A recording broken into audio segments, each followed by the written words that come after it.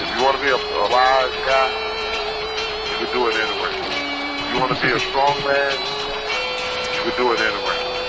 If you want to be an Indian chief, cowboy, you can do it in the ring. You can't do it in the mall.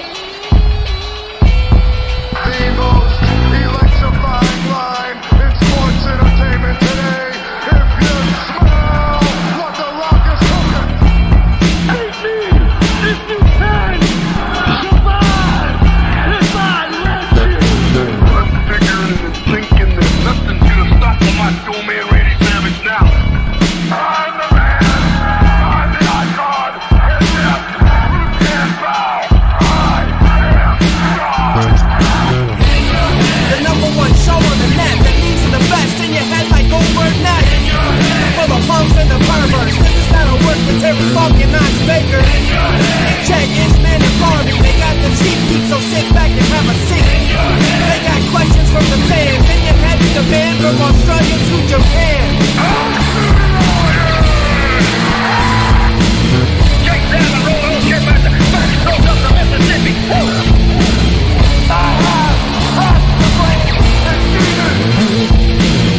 We are bigger, we are faster, and we are all night long. All you idiots, punks, perverts, and fools, be sure and tune in and listen to this show.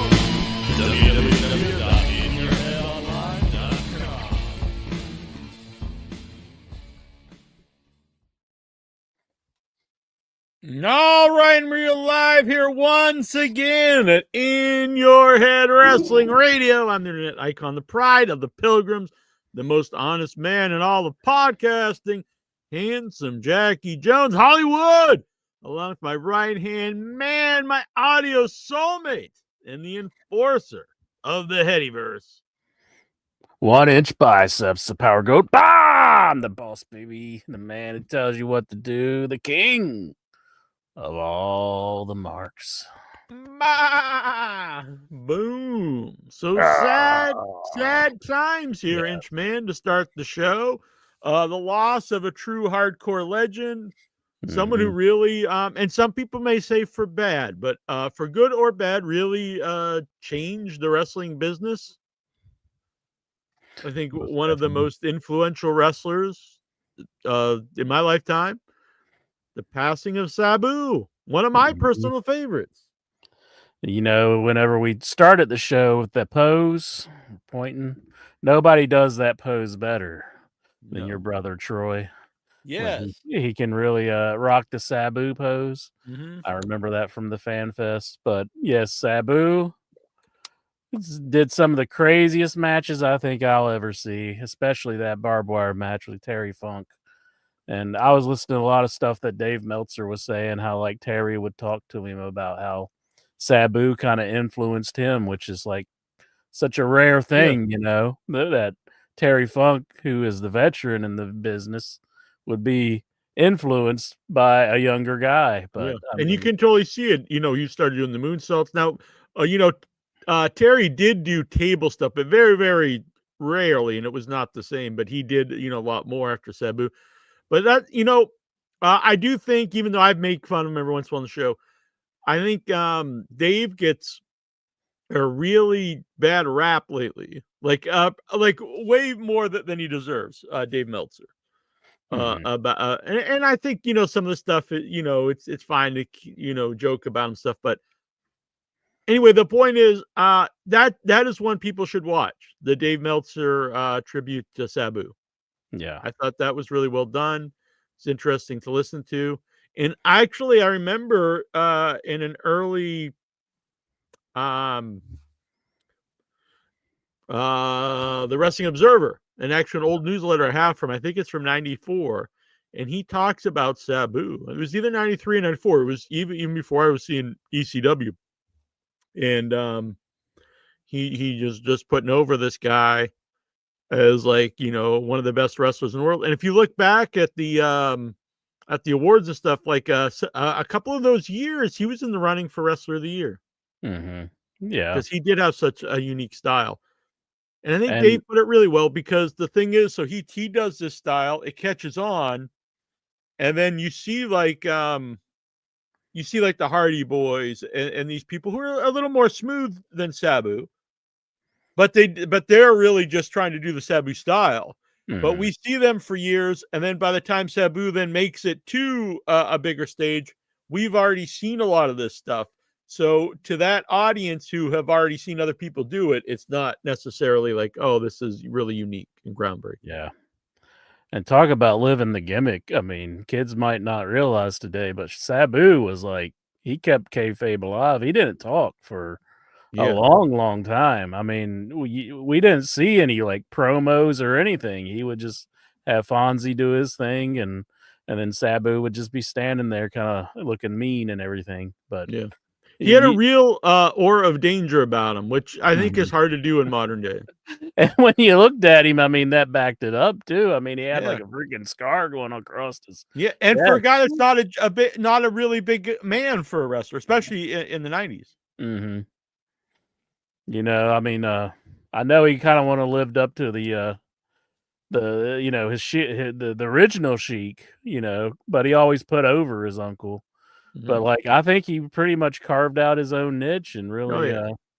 made it his own. Because Mhm. I mean, Sabu's pretty legendary. It was a real fun, not even just fun, because it did have, like, that danger. There was a guy that I really look forward to watching, because Mhm. it was so different, and you didn't know exactly what would happen in the match. And when I said the Hardys might have been more smooth, I don't even mean that in a plus, honestly, because Yeah. I think some of the Sabu has said this in interviews where he would, do stuff so it would look reckless, or it would look like maybe he's slipping stuff on purpose. So that does make something look more real, Mhm. because everyone's not going to hit everything perfectly every time, and that does. Yeah. Even though I like modern wrestling, there is sometimes where if something is completely smooth every time, it does give it an impression like it's cool to watch, but it's like these guys are working together to do cool stuff, as opposed to, wow, this is a wild man, and who knows what he's, and he's like literally hurting himself to hurt his opponent. Mhm. Mhm. I never had the privilege to see him live, I don't believe. If I did, it might have been on a WWE show, and that really probably wasn't like the Sabu that Yeah. is known today. But did you ever see him live Yeah, anywhere? we Or? saw him live at Dragon Gate. Now this was definitely not in his prime, but Mm, it was still, he still had this aura about him, and we met him. I have the picture doing the hand gesture with him, and that was the show where Troy drew a really cool caricature of him on a big poster, and Sabu signed it for free, and then Sammy Callahan ripped it up, which I know he was trying to do like the heel thing, but I mean, mhm. ripping up someone's autographed poster is a little A over the little top. much. Yeah, Yeah. I mean, you definitely like to have that today. I mean, yeah. freaking Sammy Callahan. But yeah, so just that one time did I ever see him. I never got to see an actual ECW show live. Hmm. It, I saw it was 99, or I believe it was 99, like their last year. They came to Mhm. Huntington, and I went to that show. So that was the one we live experience of ECW that I saw. And we were actually going to go see it live in Plymouth, I believe, Plymouth Memorial Hall, and then mhm. it was the last year, and then the show got canceled because the whole thing got canceled. But Well, it was probably one of my definitely highlights of seeing wrestling live was going to that ECW show. And I remember Rob Van Dam and Balls Mahoney had a match, and they just tore the house down on that match.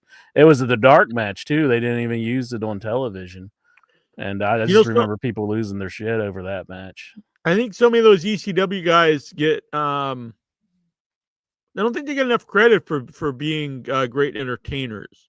Mhm. Like I think people think of Balls Mahoney and they just think of chair shots, but a really great wrestler. Honestly, I think maybe he thought that he really just needed to do nothing but chair shots, as his career went on, and then Yeah.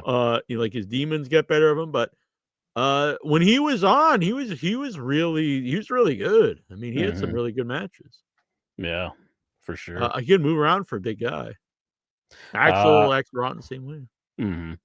I was glad I was there in person to see that one. So definitely, yeah. I know they also started throwing a bunch of stuff at Sign Guy Dudley and Just Incredible, and Just Incredible got on the mic and he's like, "If you all keep throwing that shit, we're going to end the show." And I think it settled people down for a little bit, so they would carry on. But Yeah. I agree with this. More ECW guys should be in the Hall of Fame. oh, Sabu definitely. definitely a Hall of Fame guy. I think in all of wrestling. Hmm. I always say on the show to really like argue who should be in the Hall of Fame and the WWE Hall of Fame is kind of like what's the point? Yeah. But that really is probably more for like does Tito Santana, I mean Tito Santana, but it's like uh not Terry Fun, Coco Beware. Does Coco Beware belong? Does Typhoon belong? Who really cares? They'll put they put a lot less Hmm. people in that. But if you think about, there's a lot of people that should be in the Hall of Fame, and that's Yeah. probably more of a thing to talk about as opposed to does so and so deserving. Anyone who's been in WWE has a name, I think deserves it. But a guy like Sabu, really very influential, just like Mick Foley. But Hmm. I really agreed with what Dave said because Mick Foley is a bigger known star to more people, and I do think really ushered in people in a lot of negative ways. People who thought they didn't really have to have certain talents; they could just be a guy who took really hard bumps and you could Yeah. make it. And I don't think that was true. But Sabu, even before, I mean, he like Cactus Jack was around, but that whole style of like a lot of table breaks and Hmm. chairs and stuff, that's really a Sabu thing. And we still see it today. Like Yeah. it's never gone away. You remember him talking about Paul Heyman would have him come out doing the whole Hannibal Lecter thing Yeah, I where he had personally the like that, mask but on. I could see his point that it's It where was too he much. himself is dangerous, and that's a little cartoony. Yeah. He didn't like that whenever they would bring him out on like the dolly and have Yeah, him all like strapped down and everything. But I it kind of was a like cool visual. I liked it too, but I did like him just coming out to that music and kind of looking like so he's dangerous, but at the same time when he would just come out and he's got the turban and stuff, and he pointed, Hmm. it kind of looked like prestigious, like this is something special. Yeah, for sure. Yeah, a But huge fan. I always love to watch him wrestle. mhm. I liked him, and later on he started to do more interviews, but he seemed like a guy I probably would like. Uh, I like that he was very outspoken about people. I saw someone posted like the last chapter of his book, and it was just fu shout outs. It was just people he wanted to say fuck you to at the end of his book, and I thought that was pretty funny. Just a whole chapter of it. Yeah. And then I saw, I think two people were like, "Why isn't Sabu in the Hall of Fame?" And then it was like screenshots of him on X, and it was like, um, Stephanie McMahon posted a picture of her and Triple H and talking about how much they're in love, blah blah, and Sabu just replies, "Gross." I thought it was pretty funny. Yeah, that's pretty awesome. But yeah, The guy who truly gave himself to the business, gave his body mhm. to the business, gave his well-being to the business. I mean, when you knew that Sabu was on the card, you're going to see a good match, Mhm. especially in his earlier days. I mean, before WWE got a hold of him and Yeah, just do what WWE does to a lot of people, just yeah. ruins their aura. Him and RVD, like RVD, you knew you were going to see something really spectacular, and you just knew that was Sabu too. But the Sabu had that more of a danger element to him. Hmm. Hmm. I remember they had him on that new ECW, whatever you want to call it, WWE ECW, and it just looked like they had him in like a glamour shots type of deal. They had like this big light behind him, and it was just like Yeah, this isn't right. They made him talk for. Yeah, I think the very first time he had like a promo where he started talking. I was like, holy shit, they got Sabu talking. Yeah, and it didn't add anything to the character. It took Didn't away. help. Yeah. No, they kind of said something on Monday Night Raw that pissed me off whenever they were doing the tribute to Sabu. They mentioned that Pat McAfee of all people. He said, yeah, everybody had like their own like trampoline wrestling in their Yeah, backyard. I heard and that too. I'm like, I was like, that's, you fucking asshole. ECW was not a fucking trampoline company. You yeah, got that like was major stars coming from ECW that, you can't say that for a lot of companies out there.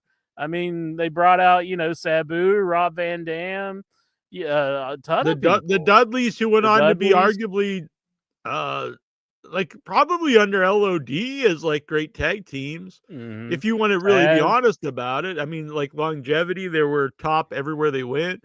Yeah, Taz, and Taz is still, commentator everywhere.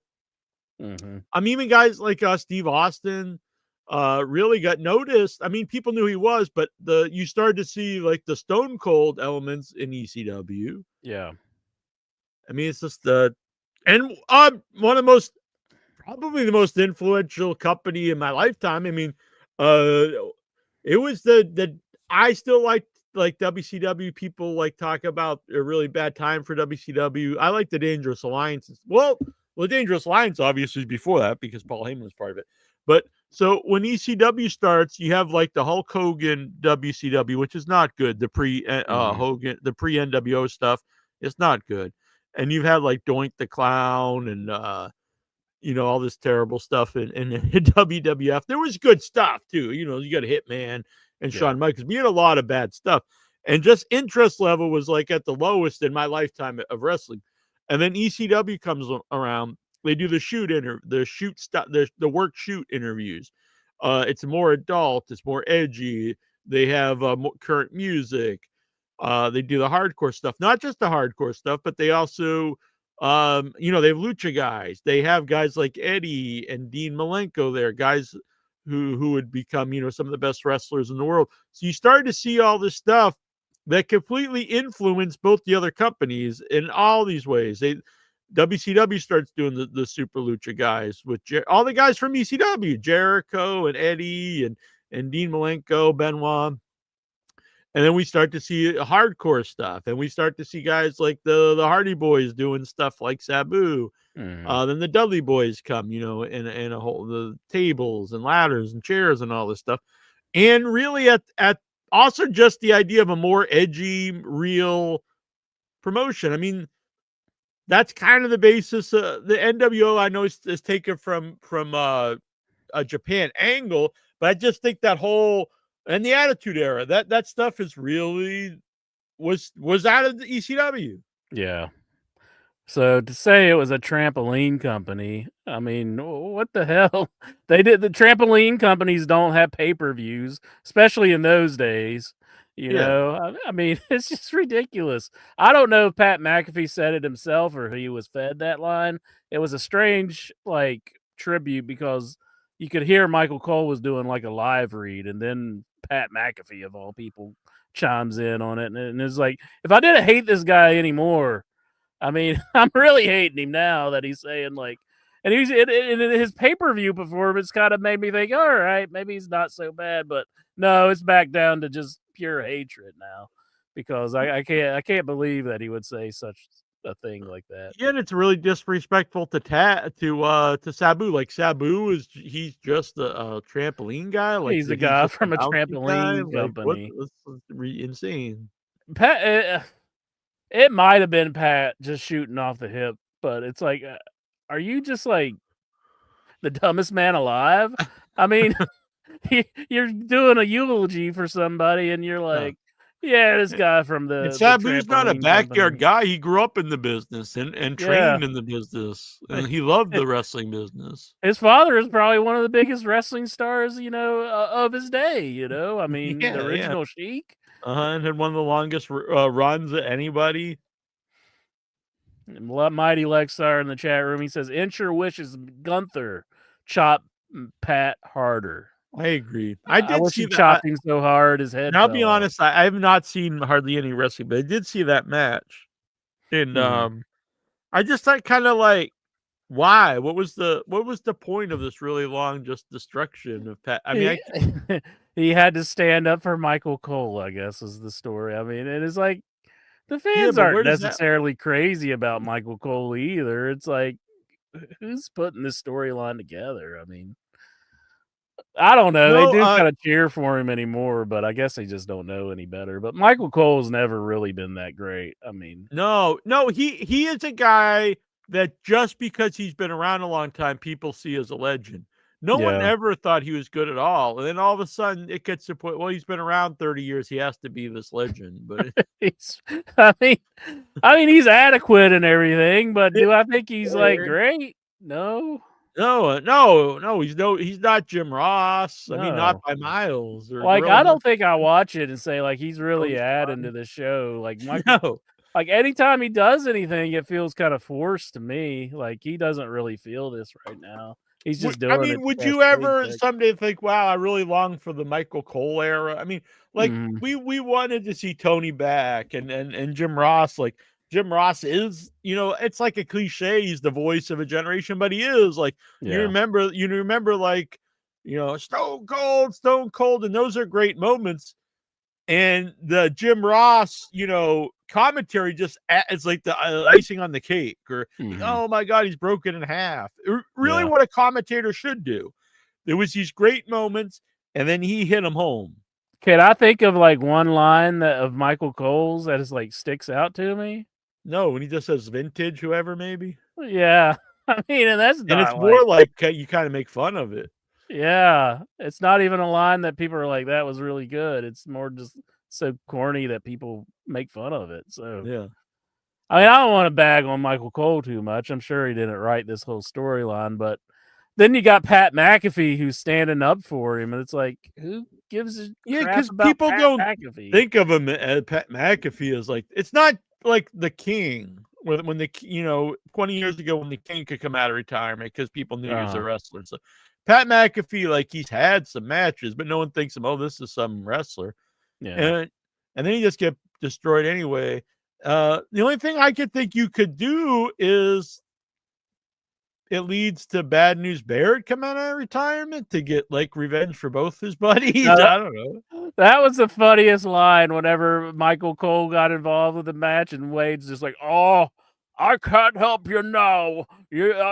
My hands are tied." It was just like he was saying, like he can't get involved with it whatsoever. It was just I laughed pretty hard whenever he did that because he was like trying to persuade Michael Cole not to get involved in any Yeah. way, but whenever Michael got to the ring, he was like, "You're on your own now. I'm afraid I've got some bad Jonathan news." Jackson, just wait till Meltzer buries Sabu. No, honestly, we were saying it was one of the best tributes, I Tributes. thought. Yeah, it Mm. was really good, honestly. Let's I see. haven't heard all of it, but I've heard some of what It Meltzer was like said a about 40-minute thing. Sabu. I thought it Was was it really 40? well done. Okay, cool. Let's see here. So I asked the group over on facebook.com/group/IYH wrestling, their favorite Sabu memories or matches. Pepe Petit, him and Terry Funk in the classic barbed wire match. Most definitely. That's one of mine. That's probably mine. Born to be Wired. Anthony Thurber, him and Terry Funk at ECW, Born to be Wired. It's a legendary match. B-Mag, him and Terry Funk in the barbed wire match. There you go. Here's a different one. Swift James, him and RVD versus Hayabusa and Janzaki at Heatwave. Sabu, that is an awesome match. That was my first time seeing Hayabusa. Yeah. Sabu, Terry Funk, Born to be Wired. And let's not forget, he's the reason a certain someone got his. That's true. Who Benoit got the name Crippler because he broke his neck. That's not a fond memory, but When it comes to Benoit, though, there's way worse. So. that's true. That's true. Beef, the tag match as well. Sean Green, anytime Sabu stepped in the ring with Taz. That's true. Mhm. Meltzer talked really about that too. The build to Barely Legal was really, even though the main event is Funk winning the title, the main match, I think, was even on the shirt and stuff, was the first time Taz and Sabu were finally facing each other. Mm-hmm. That's a good way to. They built the show with that big match, which didn't need a title. That's the time when a match didn't really need a title. And then, but they still kept the title in the main event, which I think is a smart way to do. Yeah. Christopher Call, which also he had mentioned that the Barely Legal actually had more buys than the first All In, which was really wild to me. Yeah, that's pretty crazy. Yeah. Christopher Cole, I was in the front row for Sabu Flash Funk match on Raw from June 97. That's really cool. One of my Was favorite that the matches. one when they did the invasion, I guess? Yeah. I think when he jumped off the Raw. Well, it was a match. I think when he jumped off the Raw logo, which had been shown a lot lately, I think that was, before the match. Yeah. Just on a Raw. That was a cool moment too.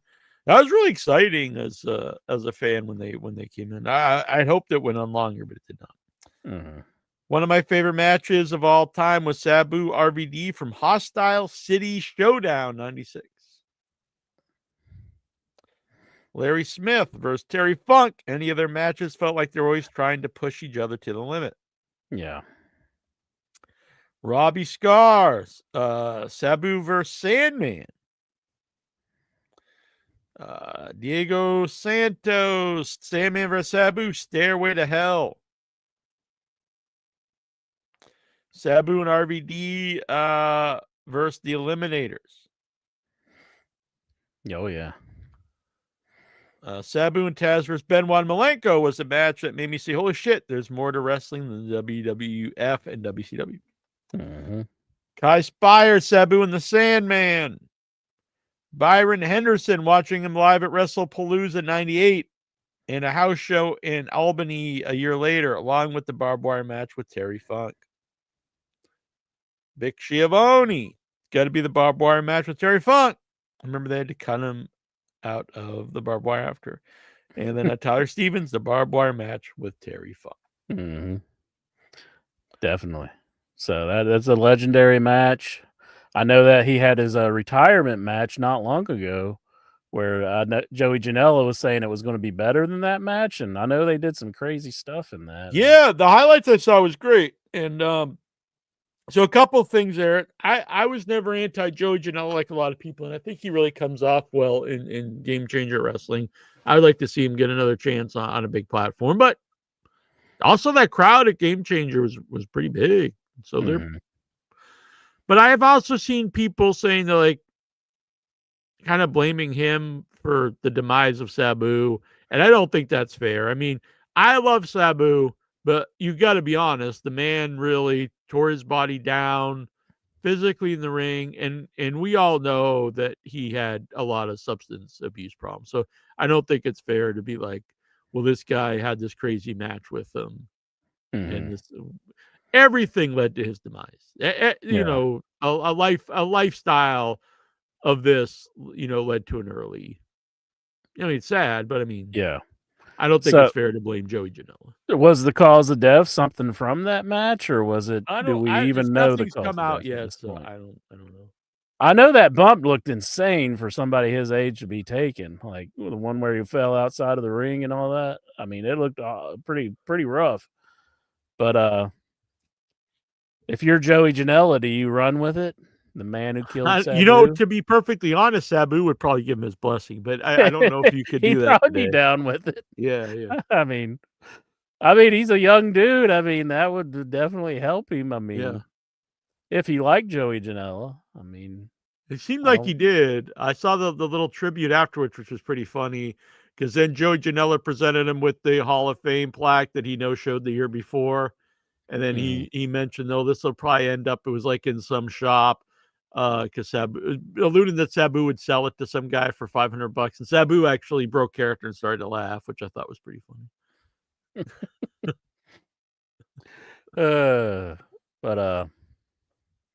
Yeah, I haven't seen the full match, and but those Game Changer wrestling guys are definitely They get quite a buzz behind their promotion, that's for sure. How Yeah, long is it honestly, before the time I've WWE watched their buys them? shows, I've quite enjoyed them, to be perfectly honest. Yeah, I mean, I like. Are they on television anywhere, or is it I just think they're like just on pay-per-view. just like an online kind of Yeah, I thing or think something? yeah, not traditional pay-per-view. I think they're I never know when they are because I might get them once in a while because the couple I got, I really did enjoy. I had a good time. Mhm. They do have the ECW feel, and I think some people talk about that and they just talk about hardcore stuff. But to me, the ECW feel was like the emotional connection to all the characters and just the feel that like very like wild that anything really could happen. You don't know who's Yeah, going to come yeah, out. for Not sure. overproduced feel, which I always prefer in my wrestling. It's why I WWE's never really been my favorite because it looks great. There's no denying that, but I like a grittier wrestling. I like the NWA, I like the ECW, and Mhm. I like AEW. Oh yeah, most definitely. But hey, I'm a little worried about WWE. They may have. This is just my thinking, but they were putting over the Bullet Club, and they had a match between AJ Styles and Finn Balor, and they mentioned like the former members, leading members of the Bullet Club. I'm like, why would they be putting over the Bullet Club? Makes me a little leery that they may have ponied up the bucks. Maybe they're working on a deal with New Japan. Hmm. I hope that ain't the case. I don't want WWE to Yeah, get. I think New Japan's really doing not well because like basically everyone's left. So and I could see, Mhm. it's funny because that was like the idea of Shane like 20 years ago or something to start like these promotions in Japan and Mexico, and they never went. Now it seems like they're kind of doing what he thought. They bought Mhm. the Mexico one. I could see AAA. him buying, a Japanese promotion, and that That would be would the be new the one one. to get, I would Yeah, say. I mean, that or I guess Noah. yeah, So but New Japan's definitely bigger. yeah, New Japan's like the wrestling. Yeah. I don't know a Well, lot about Japanese wrestling, but I do trust Dave Meltzer on that, and he did say there would just be this it would not go well with the fans. Like, I think the idea is if like WWE would purchase them, or yeah, like they'll go watch WWE there, but that's like he doesn't believe that their fans would appreciate like their company being owned Mhm. by WWE, and that Yeah. probably sounds correct. What if AEW was the people who purchased them? I wouldn't want any like an American company owning their company is what I assume.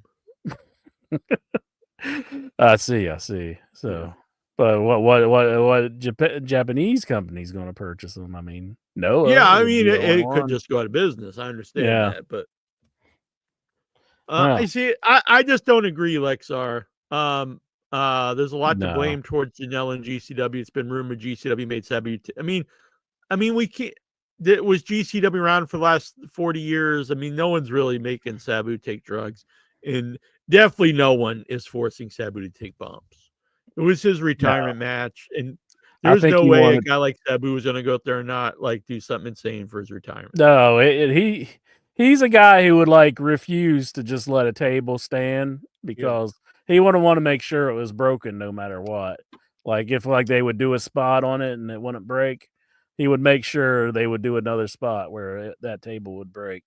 He's a person who's very dedicated to his character, and he didn't want anything to look bad. yeah. So I don't Oh yeah. I, I don't think that they were I mean, persuading the him man to literally tore do his body anything. apart and was covered in scar, not just like on his head like some old wrestlers. His whole body is covered in scars. I mean, Hmm. So yeah, he's definitely not scared to do stuff. But and I get the mentality. This is my last time.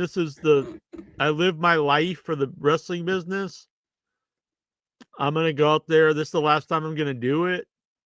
Maybe mhm, not the last time I'm in front of a crowd, which it ended up being, but the last time I'm gonna be out there as a performer. yeah, I don't need, and there's also the idea I don't need to heal up to do this again. yeah, You know what I mean? This is the last time they're going to see me. I don't want to go out there and just be like a half. I don't know the man, but everything I've ever known about him, that's the kind of guy he would be. Like he's gonna go out there and leave everything he can in the ring. And for better or worse, I mean, GCW, they own the last match of Sabu. I mean, Yeah. it's the last time we'll see him, so it's a shame.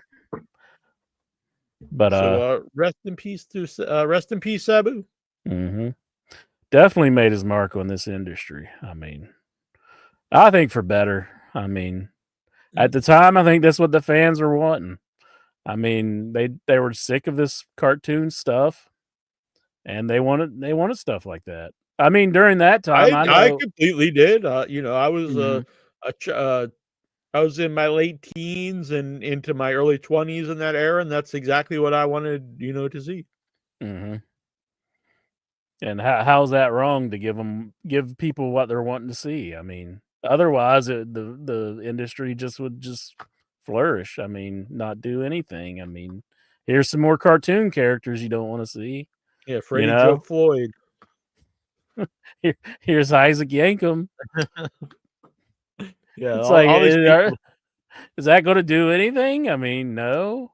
That's something Cornette had said once, and I was like, you know, I never really thought of it that way, but it's true. It's like, what does it say about the wrestling business when they're like during that era, all the wrestlers were like some other job. Like a guy had to be a plumber, and a guy, you know, was a dentist, and a guy was everyone just had jobs. Like that was all the gimmicks were based they weren't around. just a wrestler. Yeah. Hmm. Yeah, that It's is like, pretty bad. this wrestling must not pay very well, and this guy's got to be a plumber. Yeah, for There's sure. nothing wrong with being a plumber, but you think if you're on TV, you probably could, you know, you don't You'd need make to. big bucks being a plumber, Yeah, really. yeah, I especially mean, now. Actually, that's advice out there. Pursue, going to a 4-year college and a degree in something that's pretty much useless. Instead, go and get and you know get a license, become a plumber, electrician, something like that. So much. You're gonna find better work, better pay, honestly. But or at least you'll have. I think you have more potential too. Yeah. But yeah, so definitely upset with Pat McAfee. Just when I was starting to warm up to him, so he's back in the shit pile I for his believe this statements is. from the ECW.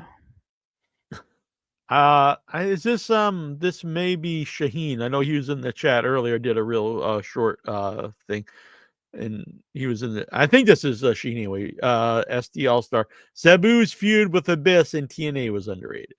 Yeah, I would agree with that. Yeah, He did some good. Abyss really did go out there and put on some good matches. Yeah, it's. And he I did some didn't stuff think you about wouldn't so much. expect. Yeah, I didn't think it's so much about the time, but like looking back, it's like, wow, this guy did a lot of good stuff. And I don't want to say it's a shame it was in unfortunate. TNA. Yeah, that's what I was gonna say. It's like I hate to say that, but it's true because, like, I mean, it was in a not even just it was there. Like, it. Where is it now? It's kind of just forgotten in time. Yeah, for sure. It really is a shame.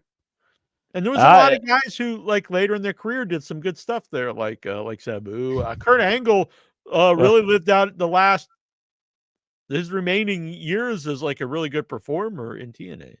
I had a thought just like that while watching Raw. You got as much as I love Penta, I'm not knocking Penta, but he does the Canadian Destroyer, and Pat McAfee goes, "Oh, it's the Mexican Destroyer," and it's like you got Petey Williams, the man who invented the move, just being like somebody who goes out there and breaks up fights, and he's standing in behind the scenes, and he's hearing his move being called the Mexican Destroyer when it was originally the Canadian Destroyer because Petey Williams came up with it. This is like golf. This is revenge for the Gulf of America. Like we're taking the they get a revenge versus wrong country though. I'm sorry, this is not Shaheen. I know Shaheen was in the chat earlier. I did a real quick live stream because I got a new phone and I wanted to test out the camera and it's very nice. Oh, I see. I got the new Samsung 25. It's pretty sweet. 25. I think mine's Mine's a Galaxy 22, I think. So Man, my got me beat. destroys you, boy.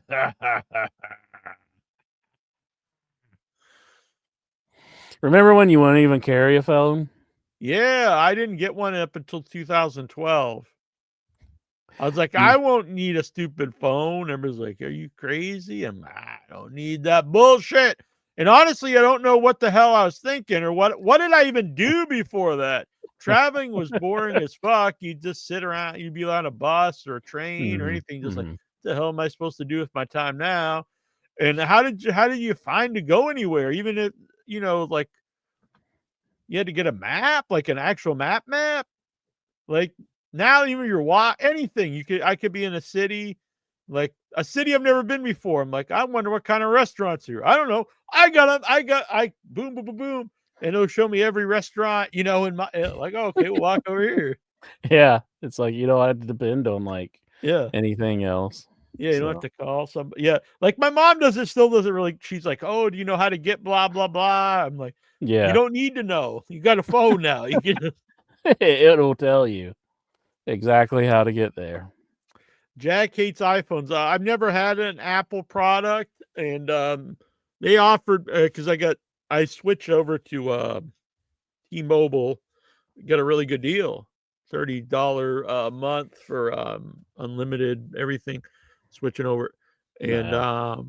and a free upgrade to this new phone. And anyway, I could have got an iPhone, but he's like, have you ever used it? I was like, no. And he's like, well, if you're used to Android, I would just stick with an Android. I said, yeah, that's what I'm Yeah. doing. I know, like, my mother has an iPhone and I have an Android. And even though I use a Mac computer, I'm currently on a Mac. Whenever I try to use her iPhone, there's just stuff I just don't understand how to do. And it's like, how am I like so stupid to this? How do I not know how to do Yeah. what she's I don't, wanting? Because she's asking me for help, but it's like I don't know how to do it on an iPhone because I'm right. so used to Android, And it's weird because Tyler, who's taught me almost every, like, any kind of like technical thing I've done, who I still talk to today, he's very anti-Apple, and so is it Michael Epstein, who I do a lot of stuff with. So he's I think that's anti-Apple. ingrained in me. Yeah, they hate Apple products. When I say Apple, I go.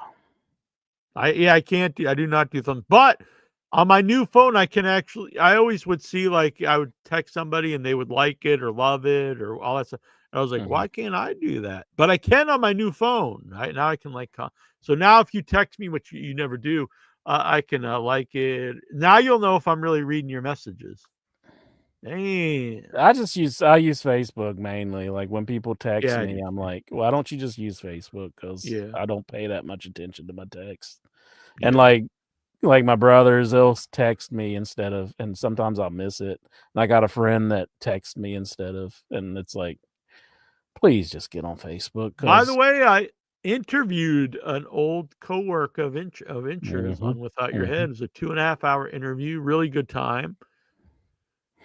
Sam Hodge and his wife Jonna Hodge, who I believe he married Jonna because her name is the female equivalent of John. And no, that can't be the case.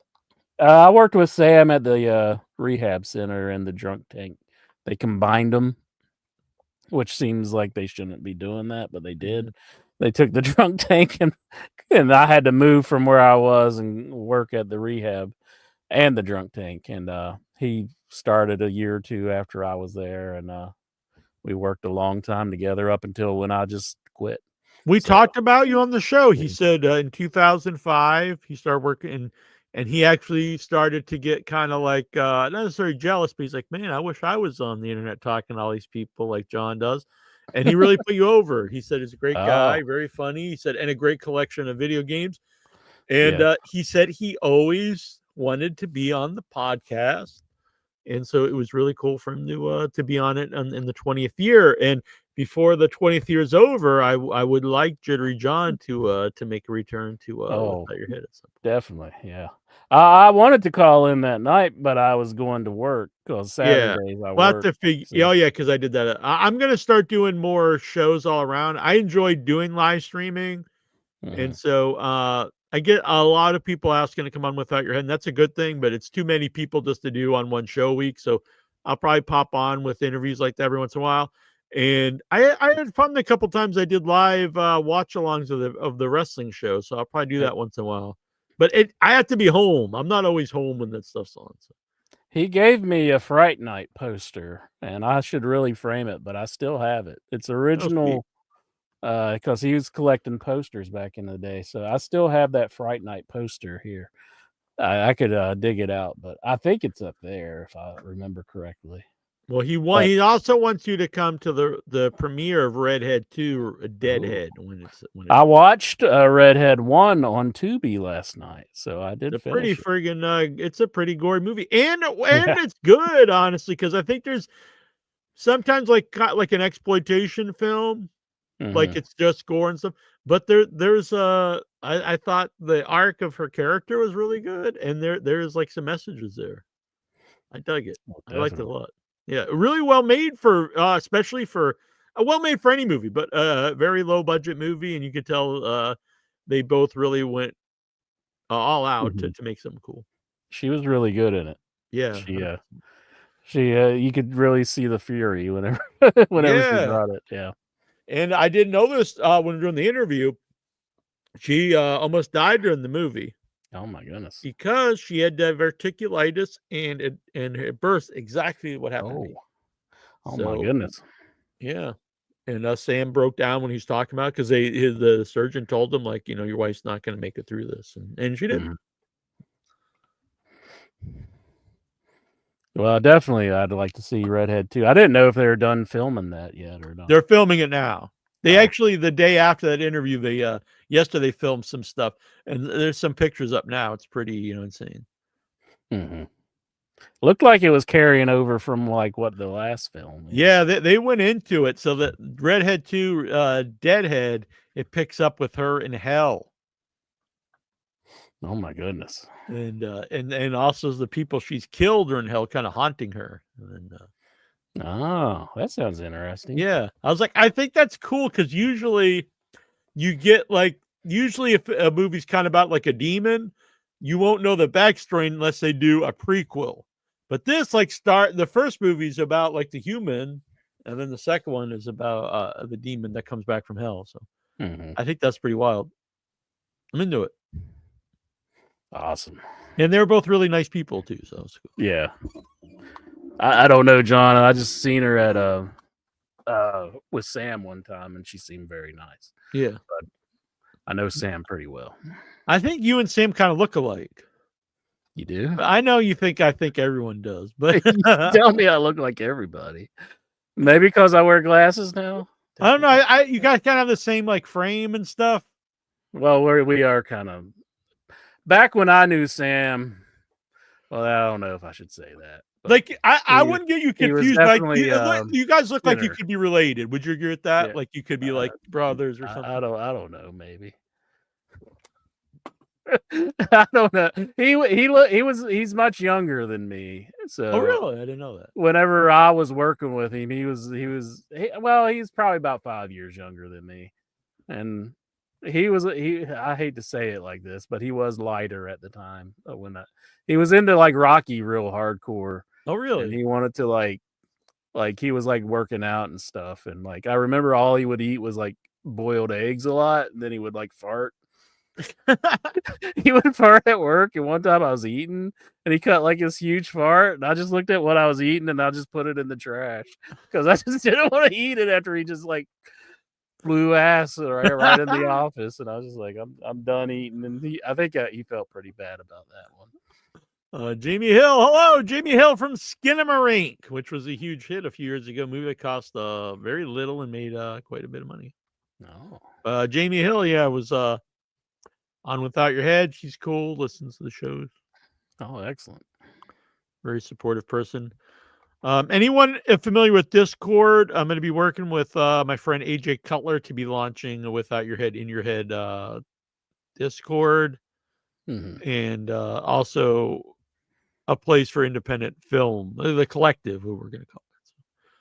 But we also want In Your Head, as In Your Head Without Your Head Discord.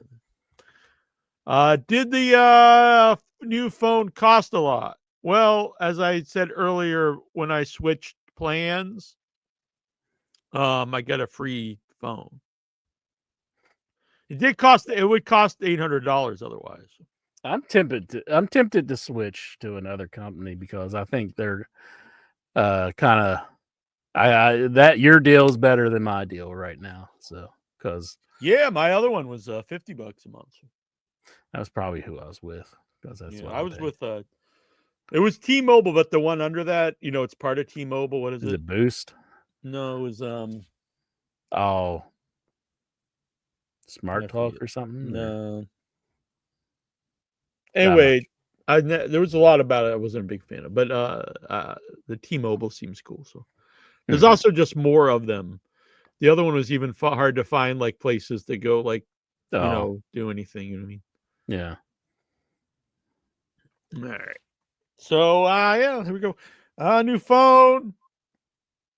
I'll be honest, I did not see a lot of wrestling. I'm still catching up on stuff. I was gone. There's a lot to catch up on when you're gone for 12 days doing the movie. So I have this not, and I really wanted to watch AEW. I was actually gonna watch it today, but I Metro, that's right, Michael. Metro PCS was what I had. And so I went out, me, my brother, and my mom.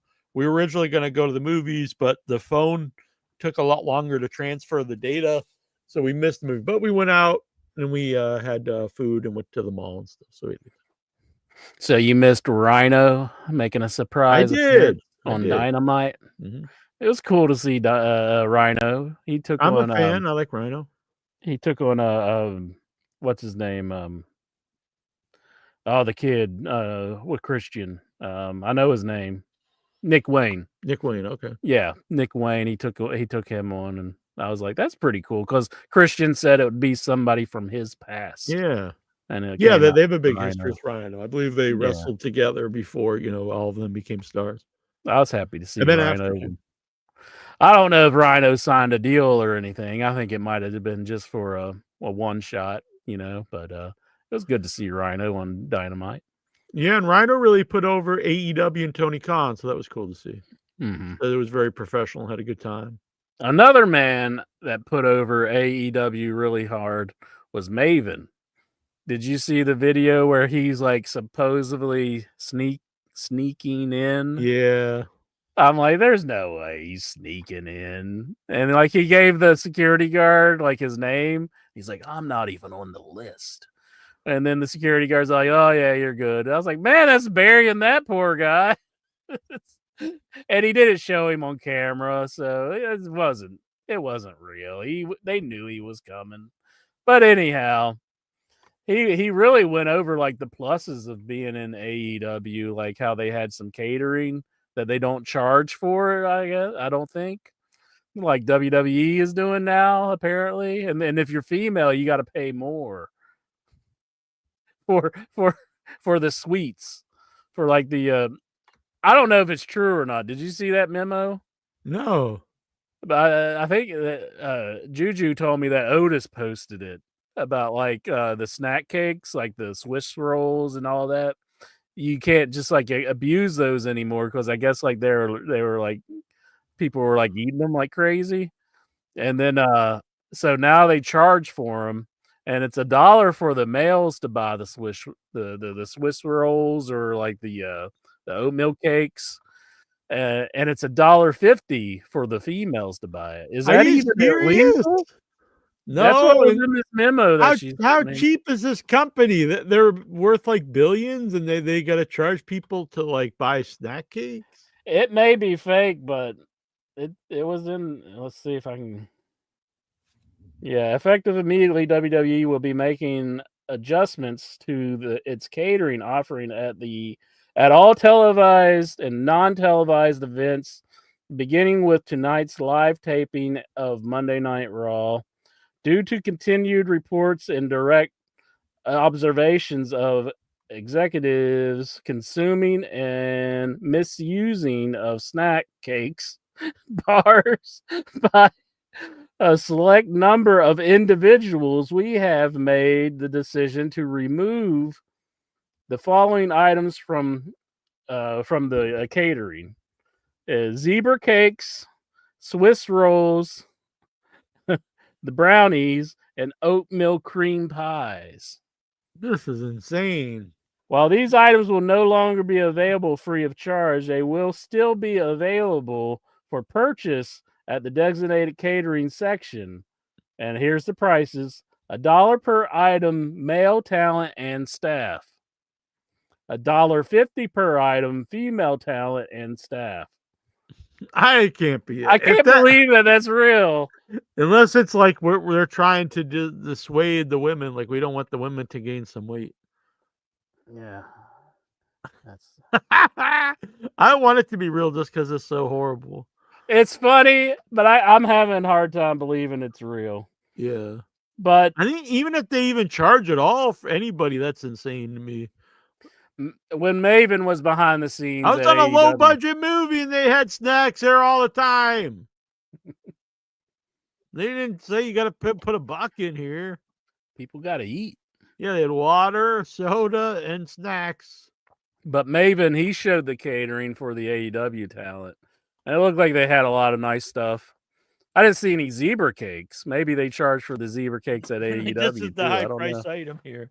You get all like the chicken breast you want, but whoa, you want a zebra cake? No. You can't have no zebra cake. But and then he stopped Daniel Garcia, and he asked him. He's like, "Is this true? Are all your rooms paid for in AEW, like your hotel rooms whenever you go somewhere?"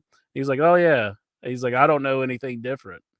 And he was like, "Man, back in my day, that just wasn't the case. When he was working with WWE, you had to pay for your rooms and everything." So yeah, that was true up until modern day, which is and apparently your zebra cakes now too. Yeah. Jonathan Jackson, did you abuse the snack cakes? So I did not eat any snack cakes, but I did. They had like granola bar kind of deals. So that's kind of my thing. And I did have a pack of some kind of like not Cheetos. What are like the little fried cheese curl things? Those are pretty good. I mostly ate the granola bar deals. Those are Cheetos, but was they a different brand than Cheetos? No, maybe it was Cheetos. And then I also I carry packs of tuna on me, but I didn't eat those on set because I didn't want to smell like tuna. But I did bring some Kind bars with me, which I like Kind bars. You didn't want to break wind and make somebody stop eating their meal? Well, it's not so much that. I just want to, because the tuna has an odor to it, so I don't want to walk around like smelling like fish. Yeah. They had apples and bananas, so I ate a lot of apples and bananas. There you go. Yeah. And I was the only one who drank the seltzer. And then the one guy's like, "Yeah, we got those specifically for you." I was like, "Oh, thanks." And he's like, "Yeah, but if we got the other drinks for the men." I was like, "What the hell?" It's like kicked him in the nuts. No, but he didn't say that, but he was just messing around. Oh, I thought you were going to throw in. He was like, "'Cause you eat like a child." He's basically saying eat like a woman. No. Or drink like a woman, I guess. Well, he should have charged you extra then. That's very true. They also had the big boxes of Joe, which is a thing they sell at Dunkin' Donuts, a great big crate of coffee, which was good by me. I tried to tell everyone to drink black coffee. After a while, AJ, the director, is like, "Neil, just stop, please." Because most people don't like the black coffee. And so they'd have muffins, a whole bunch of muffins. I don't know. They kept people fed. And since we were in North Boston, when he told you to stop, did that just make you want to do it more? Exactly. And it did really. Honestly, I did. Then the rest of the time there, I did a lot more. And also, since we were in the North Shore, not technically, North Shore is a little more north, but so if you don't know this intro, the North Shore, Boston, is known for their roast beef. Very simple. It's they cut it fresh, usually serve rare, but if you want it whatever, you can get the uncut stuff. And slice it up to order. And then if you're real local, you order 3-way. Sometimes or if you're want it real messy, you get a 3-way drown. A 3-way is mayo, barbecue sauce, and melted cheese. And the barbecue sauce is not like a thick sauce you might be used to. It's a thinner sauce because then it really permeates the meat. Kind of like Arby's sauce, right? I've never had Arby's sauce, I'm not sure. I probably had it, but I'm not really familiar with it. Arby's is probably a chain version of North Shore roast beef. You know what I mean? It very well could be. So, so you get the 3-way drown. If you get a real 3-way drown, you got to eat it with a fork and knife because it's just a big mess.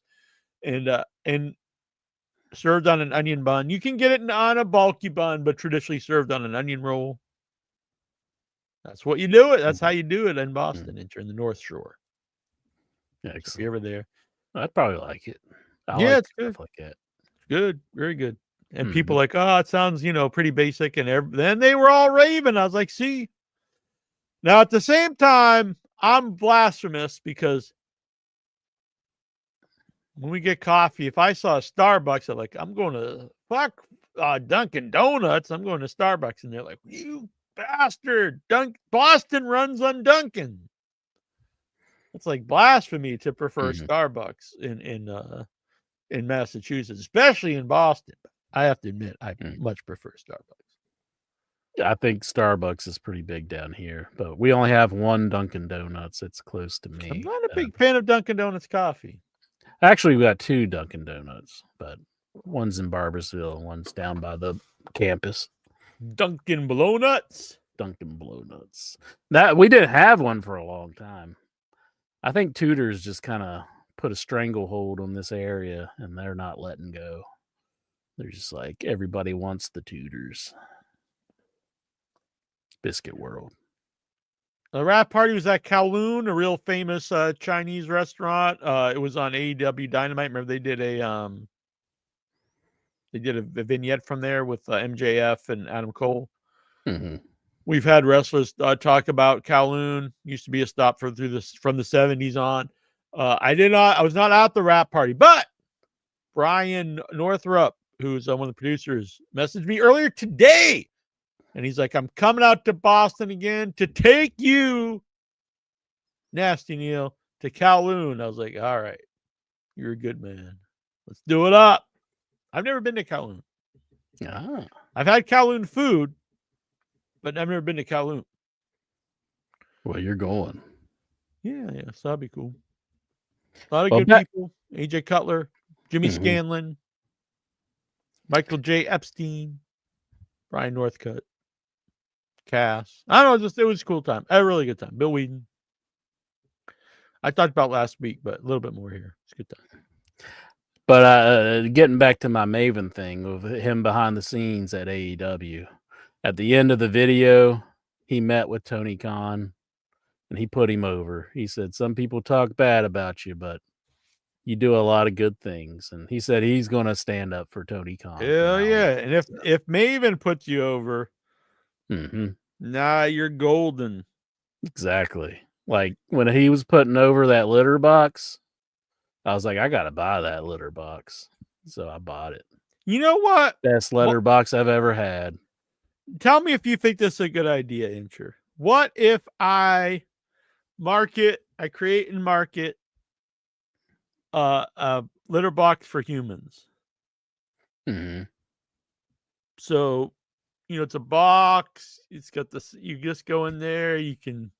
I believe we have that. It's called a toilet. Yeah, but no, fuck a toilet. You got to flush and stuff. So, and then you just you drop try. You take a dump. So or whatever. You want feces just sitting in your house in a yeah, box but with sand. It's covered in litter, so it smells nice. And then then you just take in like a shovel and you shovel it out and throw it outside. That doesn't sound very good. You throw it outside? Isn't that how like people came down with scurvy and stuff back in the day? No, that's if you don't need fruit. But Oh, that's something else. It was some sort of like they had all kinds of diseases because they were just throwing their poop in the streets. I think this is a good idea. You're telling me you wouldn't want to, you could go. This is going back a step. it's We like a have a big- sewage system, Jack. It's like a where- big box, and you could just go sit in there. No. We have waste management. We don't need no litter boxes. now Wouldn't you for have humans. fun though? Seriously, just going and sitting in a big litter box and messing around. I hate to be so blunt, but Jack, it's a dumb idea. Why the human litter box? It's a dumb idea. It's just stupid. I like it. It'll never fly. I bet it would. I'm gonna run with it. The human. Sometimes you just gotta rip the Band-Aid off.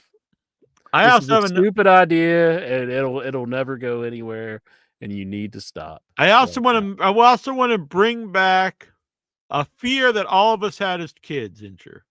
I don't think anyone fears this anymore because no one grows up with it. But when we were kids, something we all feared because it was in movies of all kinds, and you go, oh shit, I hope I never get in this quicksand. When's the last time you've seen quicksand ever even mentioned? Never mind in a movie.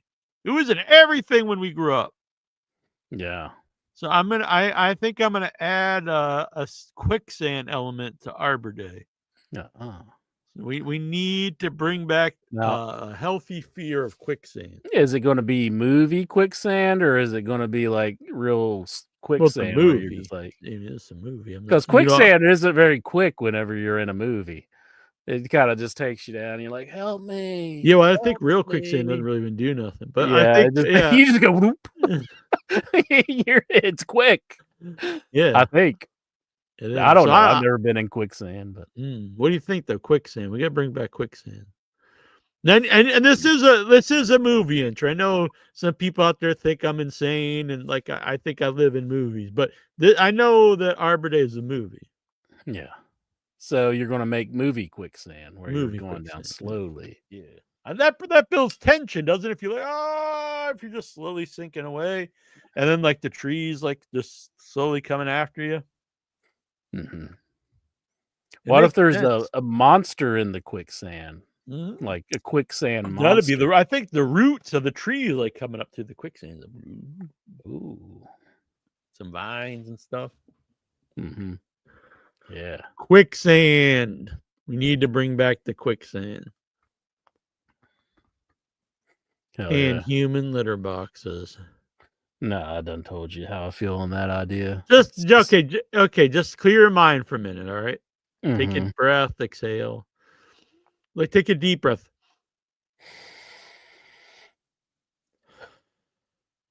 All right. Now you're rested. All right. So think of this. You really got to do number 2. You got a big box. It's almost like a bouncy house kind of thing. You go in there. The floor is like a foot of sand, like litter. Mm-hmm. It smells, pretty. You drop trowel before you go in your little bouncy house. You go and you squat. You might play like your Game Boy. And then I didn't think about like wiping and stuff. That might be an issue. But then, and then do you just pick up sand and rub in your ass? I mean, what do you do? Yeah, you can. Well, you can be like a dog or cat. You just kind of you just kind of then scoot your butt across the floor. That could be like a little section, and then and then you go about your day, and then before you go to sleep, you're like, oh, I better go clean out my litter box, and you get your shovel and. It's a horrible idea still, even after I breathe. I think you're even convincing yourself how horrible it is. You're like, I forgot about the toilet. You go over a friend's house, like, oh damn it, Sam, you haven't cleaned the litter box in days, and it's just like, it's filled with like dozens of poop, and I don't know. Yeah, maybe it's not a great idea, but you know what? It's an idea, and that's all that matters. Mm-hmm. Mm-hmm. I've got several invention ideas, but I'm not just going to let them out right here. Whoa! I'm a genius. Now, what if someone steals the human litter box? They What if very this well was like the could. big thing, and like you start watching the shows, and it's like, right after they tell you to get the Blue Chew and to shave your ball sack, they're like, and don't forget to buy your human litter box. Now, what if you catch your cat using your human litter box? Exactly, and you're like, yeah, their cat, that's mine. Well, that's another thing. You know what? Actually, you can be like the communal litter box. All your pets can use it. Now you You share and it with your pets. yeah, be like your whole family. Now, Jack, it's a famous story here on In Your Head where I described like a handicapped boy that was going down the hallway at the schools, and he just dropped trowel and took a dump in the middle of the hallway. That wasn't Sam, was it? No, that was no. He's not mentally handicapped. Okay. No, I didn't go to school with Sam. He's several years younger than me. And then in the middle of the hallway, and then like I was kind of shocked that I was seeing like this big log in the middle of the hallway. And then the smell hit me. I was like, oh, and these girls started hitting on my back because it was a cramped hallway, and like everybody was like making a like going around it, like and these girls go like, go, go. And I was like, oh, because that's when the smell hit me. And I had to go. And I said, first time I described that on this show, human shit is awful outside of water. It stinks so bad. Yeah, but that's why it's protected by the human litter box. That's got to be some heavy duty litter. And Heavy price. Just think if your school had a litter box, that wouldn't have happened. They just had a great big giant litter box where all the kids could go. The communal litter box. And think like cat litter isn't exactly cheap nowadays. So you're going to have human litter that's going to have to be even better than cat litter. Are you wanting to shell out money for the human litter? Well, then it's like, then you get like, maybe I just need to clean this every week. Every week? You want to do it like after Yes, you don't do it? actually, because you want to save money and not, use all your litter up. You need to just stop with this idea. It's awful. The smell goes away when you scoop a hand. See, yeah, exactly, Jackson. So like, you're filling up. You're like, I can, we can let it go till Wednesday. We can, it's Sunday. We can. Has he done research on this? Yeah, and you just go in there and you got your little shovel and you're just like, boop boop, put some litter over it. See, cats eat like kibble and the cans of food that you give them, but humans eat everything, just about. It's like, and that outside, that litter, I don't think that litter could control it. It couldn't control it. At HeadyCon, we're gonna have just a big communal litter box for all the Headyverse users. That'll be also known as Jack's room. That'll be a prize on the wheel. Like you can win. You can become like the human litter box cleaner for the weekend. You walk out of your bathroom and you're like, "What are you doing, Carol?" And he's like, "Ain't no telling." He's just squatted over. He squatted over the human litter box. I'm telling you, this will grow on you. Intro the human litter box. No, I don't think so. I don't know. I think you'll grow to like it. All right. Anything you want to talk about in wrestling before we take calls? I'm sorry, I didn't want. I'm going to get back to watching this normally. I enjoyed last week's episodes of Dynamite, and then they had Collision, the show, the very next night. That's kind of different. The only thing I did read, and I'm not a fan of, is like MJF just like destroyed not Private Parties, the Top Flight. I don't like that kind of stuff. I'm not a fan of.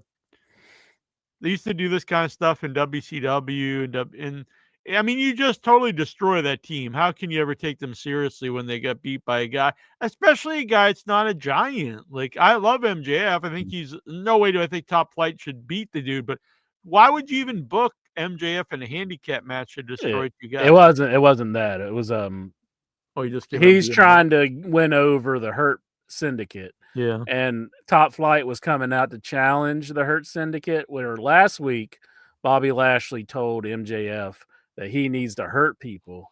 So as they were walking down the ramp, MJF came out and attacked them. And then he beat him up, and he said, and then he got them bloody, and he was like, I hurt people. And then so that's going to be on tomorrow's show, because Bobby said, I'll give you my answer tomorrow, whether it was thumbs up, thumbs down. This is going on too long. It has gone on a bit long. And it's like, you don't want to see like MJF groveling to be a part of something. Yeah, I don't like it. I just don't really like it. Yeah, I mean, it's entertaining seeing MJF play off of the role, but it's like it makes him kind of seem like a chump. Why does he even want to be part of the group? Honestly, yeah. Why would this benefit him? I mean, it has to be at some point that he's like trying to get one over on him somehow. But again, both these people are supposedly heels, but don't they get cheered all the time? MJF and Hurt Syndicate. Whenever I watch it, like Hurt Syndicate might as well be like the top baby faces. We hurt people.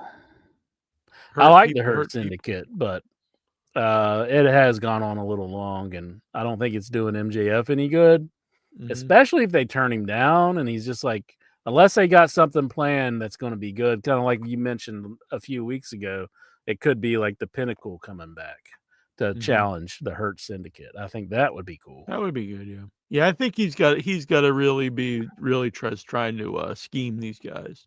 And Bobby like took his Ferrari last week or the week before, and just like, it was like it really made him look like a chump. So, but we'll have our answer on whether MJF joins the Hurt Syndicate or not. Whether Bobby gives a thumbs up or a thumbs down. Why doesn't Roderick Strong scream at him anymore? Like, really, what worth is this guy without screaming at him?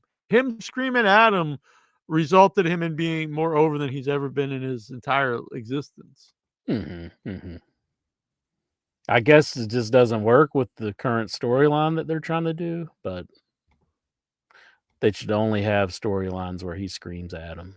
Exactly. Otherwise, like, who cares? I think he screamed somebody's name, though, a week or so ago. Okay. Forget who it was. He better. Otherwise, fuck him. Is the Beast Mortos gone? Was he a AAA guy? And now his contract be really sad. Has gone to WWE, maybe? Really squandered that dude. I guess we talked about WWE signing like all these guys, signing ADR and stuff. And Conan said that's just untrue. About Alberto Del Rio? Yeah, that WWE didn't sign any of them. He didn't sign anyone from AAA. They're under AAA contract. And he's like, I know it was like it may have been just false reports that we're reading about Alberto, but they said that they added. Yeah, everyone did, but Conan, actually works for the company. He says it's just not true. It's just all fake news. I thought I heard that he was added to the roster page. I didn't look it up for myself, but that's what I heard, anyways. I'll look it up and see if he's. Let's see, WWE. In bed, he screams O'Reilly. Whoa! Hot bam! The old whoopa whoopa whoopa. I will accept your cookies as long as you're not charging me $1. WWE. You did it all for the cookie. The cookie. Man, this is going to take forever. They used to have the roster page just They don't ask you to accept zebra cakes when you go there. Yeah, I remember when we were looking over the roster last week on the show. Yeah. Andre Chase, who's that? The fucking man. I don't know that guy. Who's Andre Chase? Who is that? Hell, fine. Let's see. Blake Howard. Am I related to him? Does he look like me, Jack? Does he Where look is like he? me? Yeah, kind of. Maybe I'm related to him. Let's see. Where are you, Alberto Del Rio? If you're on here, I thought you were asking where I am.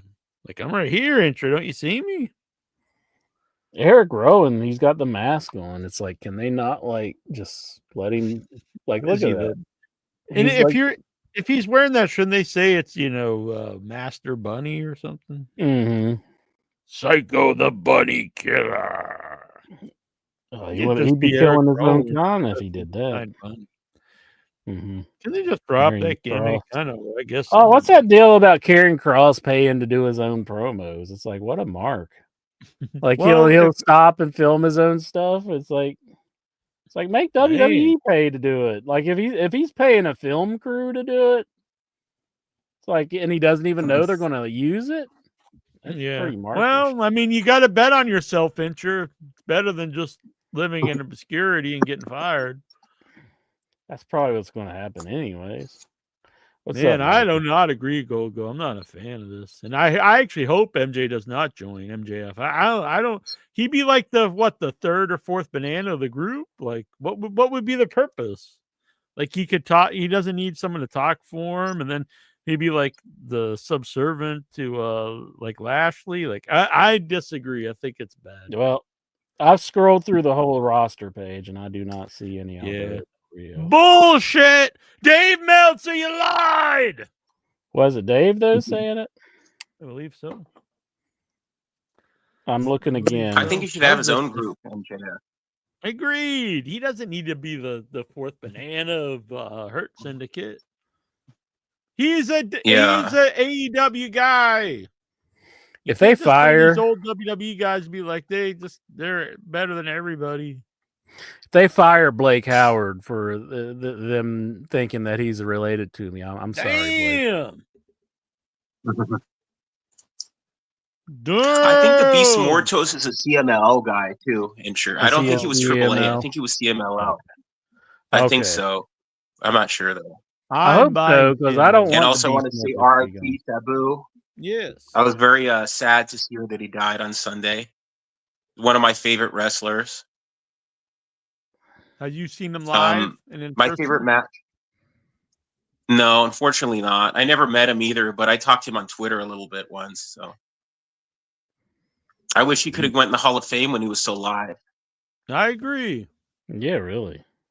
Get these people in while they're alive, WWE. Stop being a bunch of jackasses. Like, no, I'm going to talk for 2 hours. I'm the guy who owns a company. Yeah. We ain't got time. Yeah.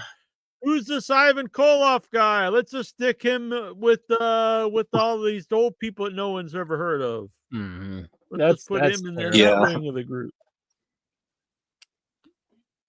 He only was former champion and had like decades, like 4 or 5 decades in the wrestling business.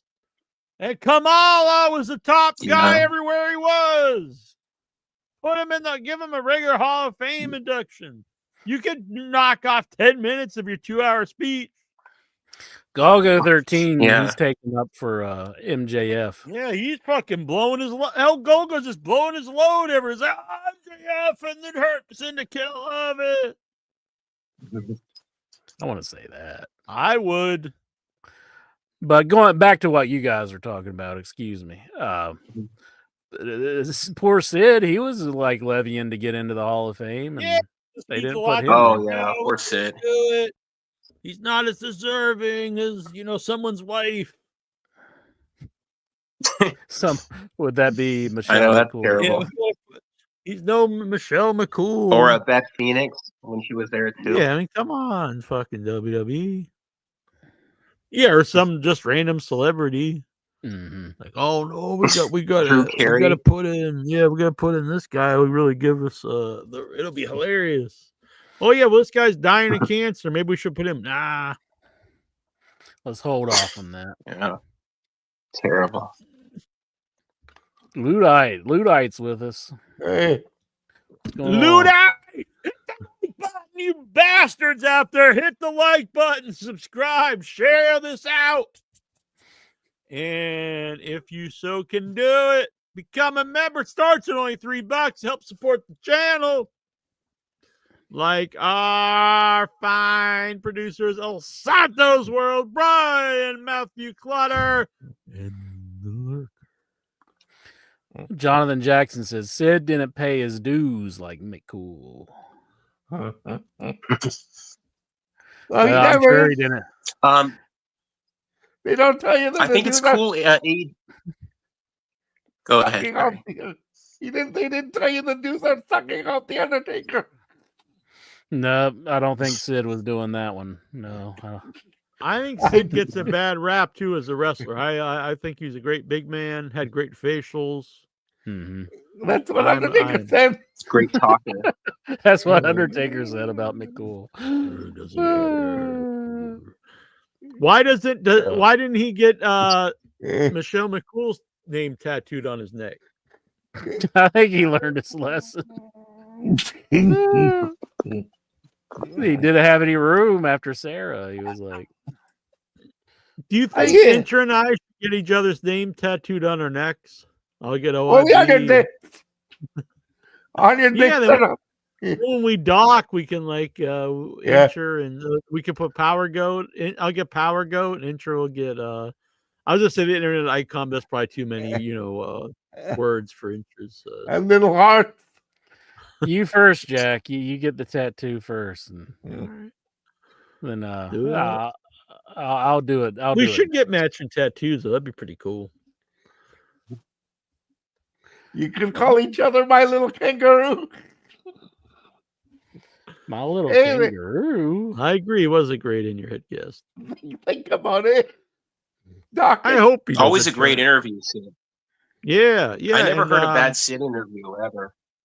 Yeah, and he he called into the show on his own. And I've mentioned this before. Razor Ramon, Scott Hall was in no condition to perform, and Sid just took his place. We didn't ask him; he just did it because it was the right thing to do. He's a good guy, and Scott Hall made up for it later on.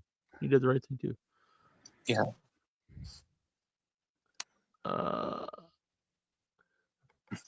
Sid, yeah, he was great. Yeah, and exactly. His idea to come back to WWE is like, I'm going to go in the Royal Rumble and I'm going to powerbomb all 29 other people.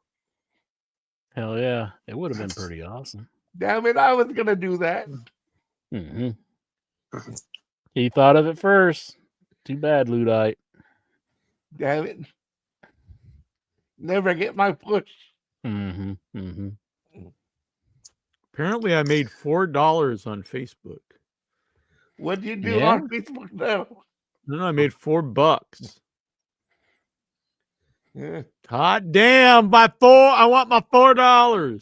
How do you make $4? Still not going to be happy. I guess these live videos made $4. Really?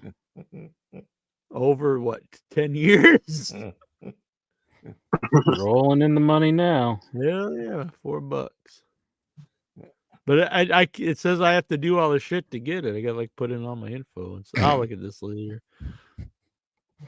You just made me remember to check my Powerball.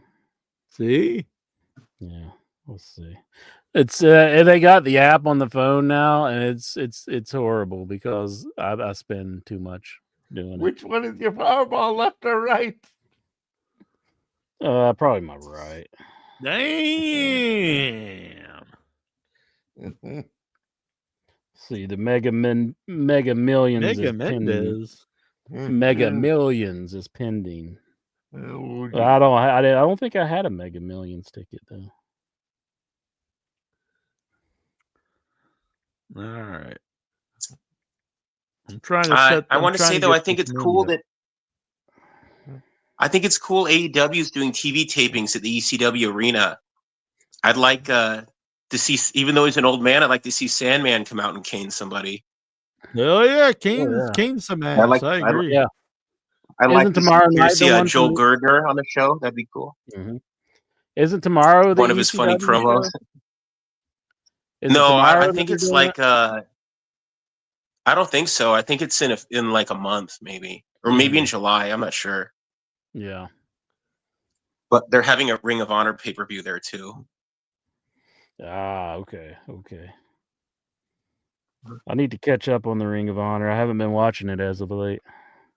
Oh. Man, aren't you the one that's always losing your shit? Like, it's the greatest thing that's ever existed. You must love it. Too much wrestling, Jack. Too much That's wrestling. what I'm saying. End the Ring of Honor. No, don't end the Ring of Honor. I'm just saying I can't get around to watching it because I watch everything else. But end that shit. There's people out there who enjoy it, and let them enjoy it. I enjoy it when I watch it. Michael likes it. You haven't watched it in like 3 years. Not 3 years. I watched it a few weeks ago. You lie. I wish you could have got a TV deal. Yeah, without TV, and they've got multiple TV championships. Like, it's insanity. You can't have TV championships and you're not even on TV. It makes no sense. Tony Khan could do what Rob Black did with XPW and just pay to be on TV, like paid programming at 1:00 in the morning. There you go. But I don't think he wants to do that though. I mean, that was a thing back in the day, like ECW did that. Yeah, I used to put on infomercials to go to sleep, and then I hear some Metallica song on XPW at 2:00 in the morning. I'm like, oh, that's not going to put me to sleep. It's like sad but true. Yeah, when I first started watching ECW, it was paid programming on the Spanish channel. Okay, cool. And so, yeah, it was Saturday night, 2 a.m. I just happened to come about it one day, literally flipping through the channels. Back when you could. Now people say you flip the channels, but they lie because you'd have to. I was flipping through, all 8,000 channels the other night. But no, when you had like 60 channels, you could flip through them. And I was on Spain, and the first thing I saw, it was actually Raven was wrestling Tommy Dreamer, and like Dreamer was like rolling down like the bleachers. I was like, what the hell is this? And I'd read about ECW in PWI, but I'd never seen it before, and I was hooked right away. But I always remember, I've said this many, many times in but so everything else was in Spanish, even the commercials, except for ECW. And then, so in between ECW and they'd be doing their own commercials on there, they watch the night and come on, I want to lay a dance on top of the ECW arena. And then it would be Sábado Gigante, football y más. I was like, I don't know what that is, but it sounds pretty cool. Did that make you want to watch the football on Saturday? I believe what they call football is what we call the soccer. Can't say I'm a big soccer fan. All my whole life since I was a kid, they tried to push soccer on us, and no one cared. But you know what? I think it finally prevailed. I think people actually starting to watch soccer in the United States. I agree. I used to like to play it. Soccer is kind of fun to play. I will give it that. We played it in high school. Yeah. When I was in high school in the 80s, in school and in high school and elementary school, in high school we did not have a football team, which was very weird for but we had a soccer team, and I always wondered why. Yeah. We had hockey, but hockey's pretty big where I am. Hello. What's up, Toronto Stevie? Can you hear me? Hear you loud and clear. I can hear you. Oh, good. Hockey is soccer perfected. So they're like, you don't want to kick it, you want to hit it with a stick. Hockey's kind of hard to watch on TV, though. It's hard to see a little hockey. I'm watching hockey since I was a little kid. And then don't they do laser stuff now to so you can follow the puck better on TV? The laser, the trail behind it. Whoa, look at that! I see that. Oh, was that when NBC had NHL and they had all those special effects on the hockey games? Yeah, so you can see what's going on. But hockey, I think, is actually starting because it was kind of dead for a long time. But I think it's grown in popularity last couple of years. Well, because the NHL wanted to be in these American markets, and so yeah. All right, now I'm gonna add stars. On now we can get stars. Stars. The movie channel. No, people can throw stars at us on Facebook. Ooh. Oh, Apparently, like a apparently, I have $2 in stars on the Without Your Head page. Hot damn! That'd bring me up to $6. Here's the Don Knotts. Here's a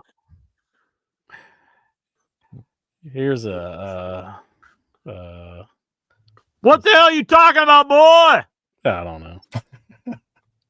Throwing stars, like here's Don Knotts, here's Jennifer Gardner. I thought I was thinking like throwing ninja stars. That's the biggest part I can think of is Don Knotts. Don Knotts. Well, he is the legend of West Virginia. Who's a bigger legend of West Virginia? Don Knotts.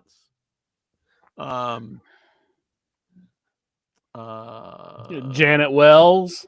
Who? That's the lady on Three's Company. Gilligan, Bob Denver from Gilligan's Bob Island. Denver's from West Virginia. That's somebody. off the top of my head. OIB. Yeah, he was. And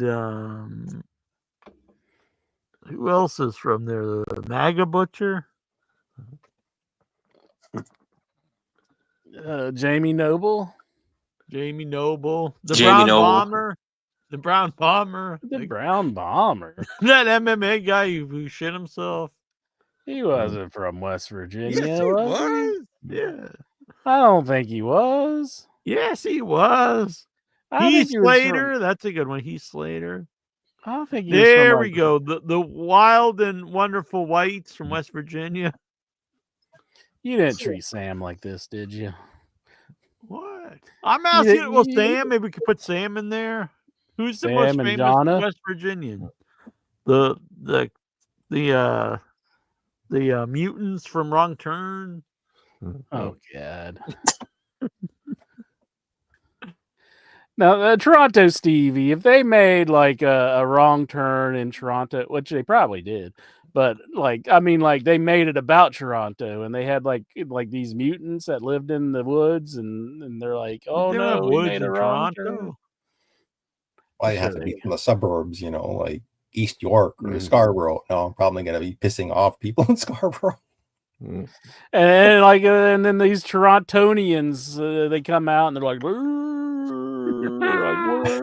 you took a wrong turn. Now we're going to eat you. Would that not be a little offensive? Well, that's why it wouldn't work because no one believe it. But they're like, oh yeah, this makes sense.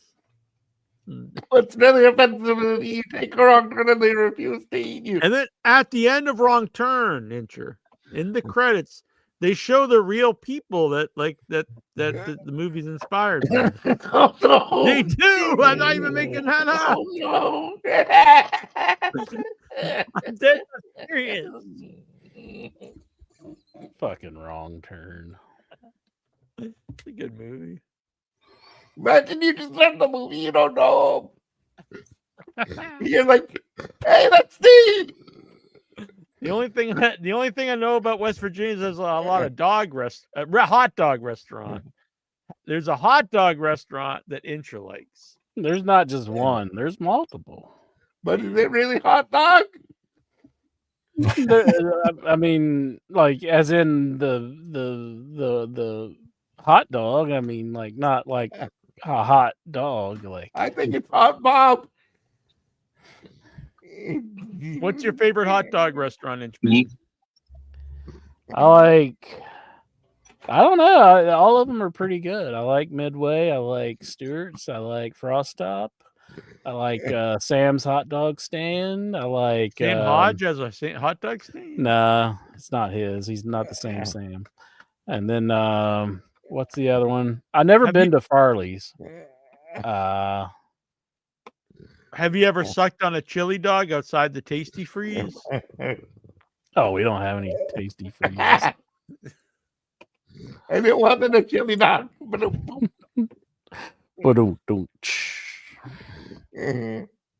I'm just messing with the intro. But who is the most famous West Virginian? Who's like the Mothman, maybe? Jennifer Gardner lived in West Virginia. I don't know if she's born here. She lived up in Charleston. Then you have Brad Dourif. He's from Huntington. Oh, that's a good. Really, he's from. He's your neighbor. Well, I think he moved away in the '60s, but let's see. The most famous, like, West Virginian? Yeah. Probably Don Knotts. The Don Knotts. Hey, Steve Harvey. He's from West Virginia. Oh, he is? I didn't know that. No, Mr. Family Feud, that guy. Oh, he's great on the Family Feud. What about that guy, Bob Denver? Bixby. Yeah, Gilligan. Who is the most famous West No, not Virginian? Bob Denver. No, John Denver. No, John Denver's not from Oh, West John Virginia. Denver. Yeah, John Denver. He said, take me home to West Virginia. So Bixby's the AI that came with my phone. Mhm. And so I asked it who the most famous West Virginian is. Number 3, Brad Paisley. Brad The Paisley. country singer. Yeah, country singer. Number 2, Jennifer Gardner. Yeah. And the most famous West Virginian is Ted Cassidy. Oh, yeah, Lurch. Yeah, he's Oh, from that's West that Virginia. is. Oh, Yeah. You rang. You rang. Pretty cool. That's pretty cool. Yeah, he is from West Virginia. I bet he's eaten a few hot dogs in his life. He's probably a hot dog fan. Michael, you're a good man. Yes. Tribute to Sabu. I'm sure you like hot dogs. Yeah, What is Sabu. on your mind, my friend, my pal, my buddy, my amigo? Well, a Backlash was on Saturday. Did you guys watch it or no? It was I pretty watched it. short. It was like 2.5 hours. But they had Yeah, a lot it of was ads, pretty just cool. like you said. Yeah, Yeah. I An fast hour, forward probably. through those. I was like, God, this is a really short show. This is like shorter than an episode of Raw, kind of.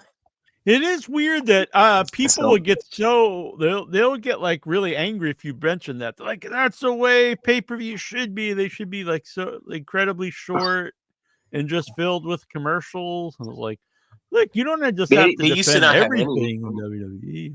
Yeah. It's like My when favorite back sign, when a guy said, I sold my car for this seat. That was a great sign on the front.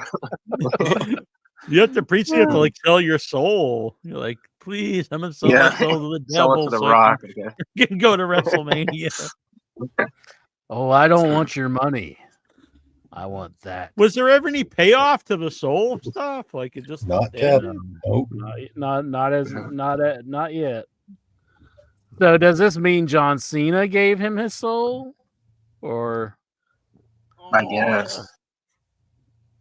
was he only wanting Cody's soul? I'm gonna take Intra's whole. And he wonders why we don't share rooms.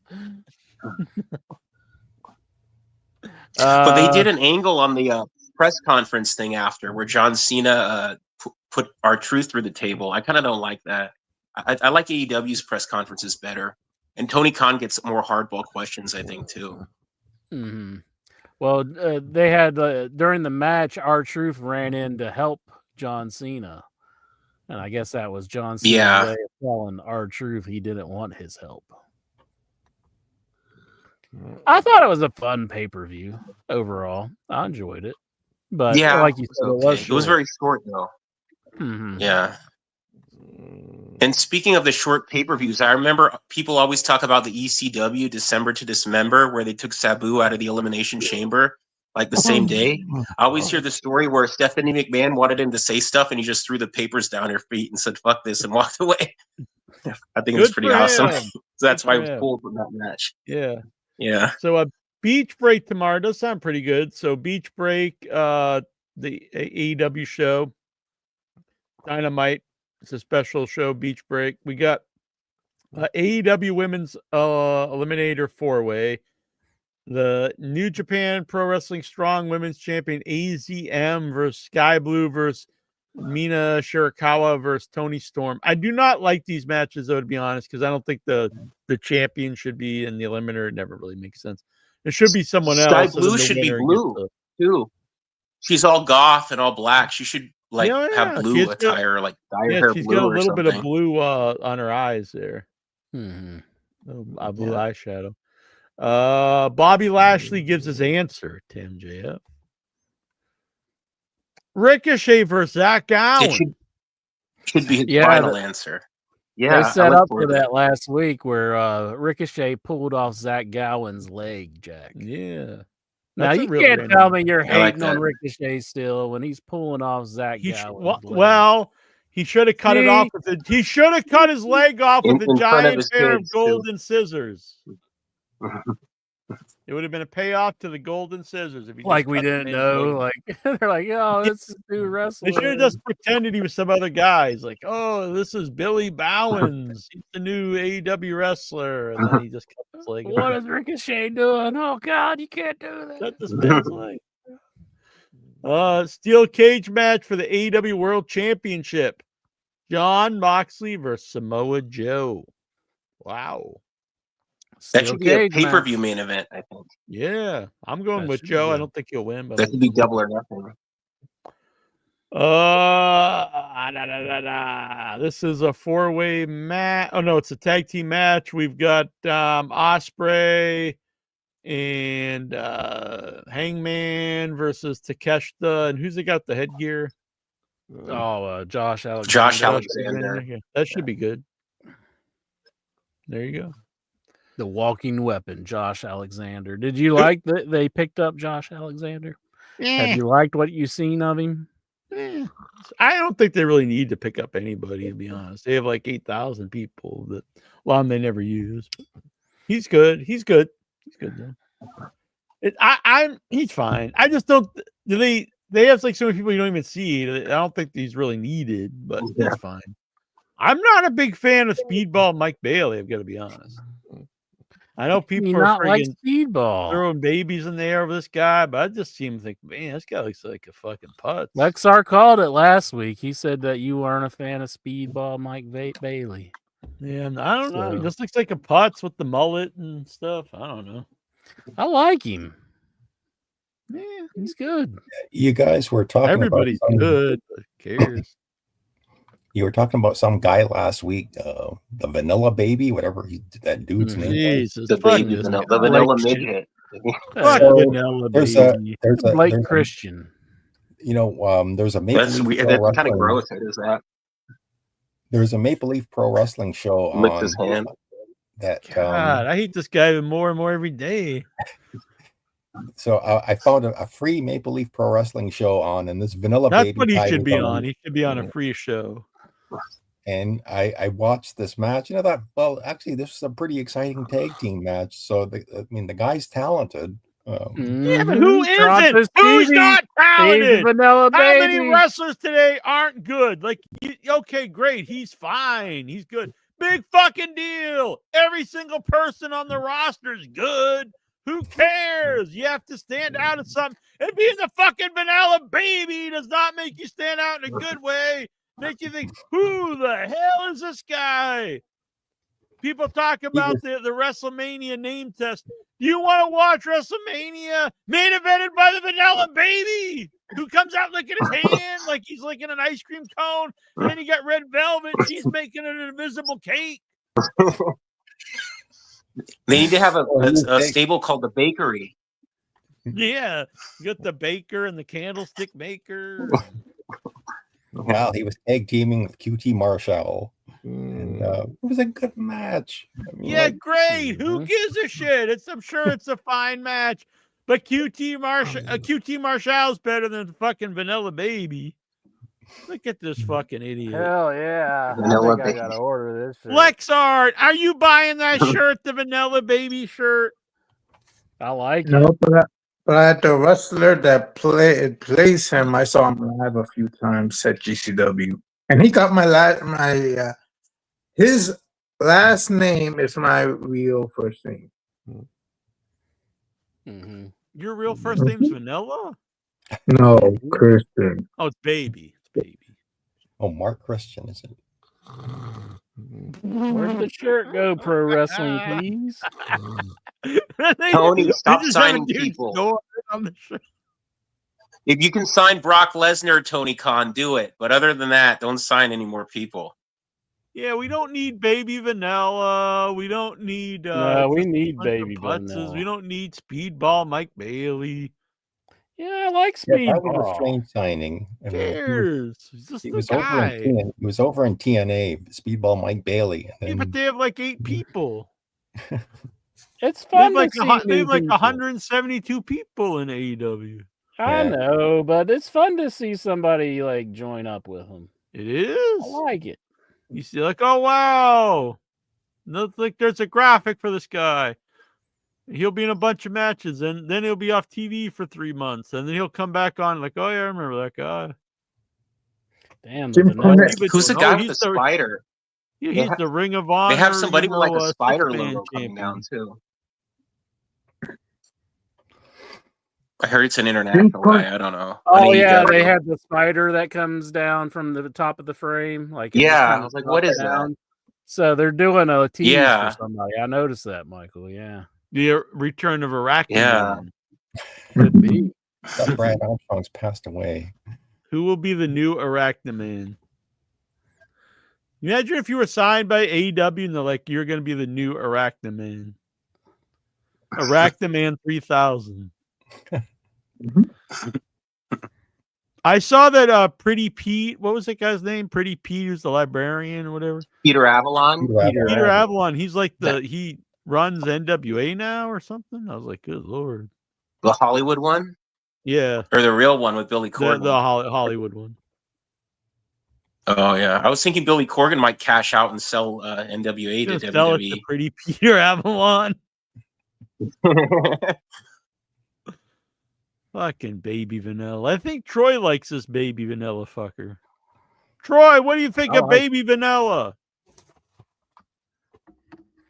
I'm sure he was happy to see Jeff Cobb in the pay-per-view, too. That's joined what up with AEW WWE. should have been like, all right, should we waste money signing these guys like fucking Mike Bailey and Pete Stanovic or whatever and then or could we get let's try to get Cobb. This is like a actual talented dude.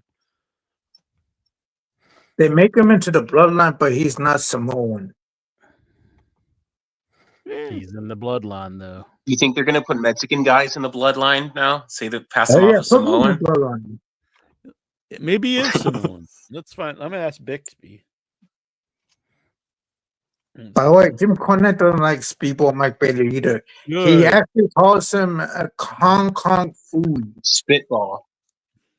And Spitball, Mike Bailey called him, Bixby too. is Yeah, Jeff Hong Kong Cobb food. Samoan. He needs to have nicknames for everybody, Cornette. From Hawaii. He's from Yeah, but you Hawaii. can be from both. According to Wikipedia. See, Bixby's too damn slow. Toronto No, Stevie Jeff already Cobb had it. is not Samoan. He is of Filipino descent on his mother's side, who was born in Guam to Filipino immigrants. Cobb's mother was born in Guam, and his parents later moved to Hawaii. Yeah.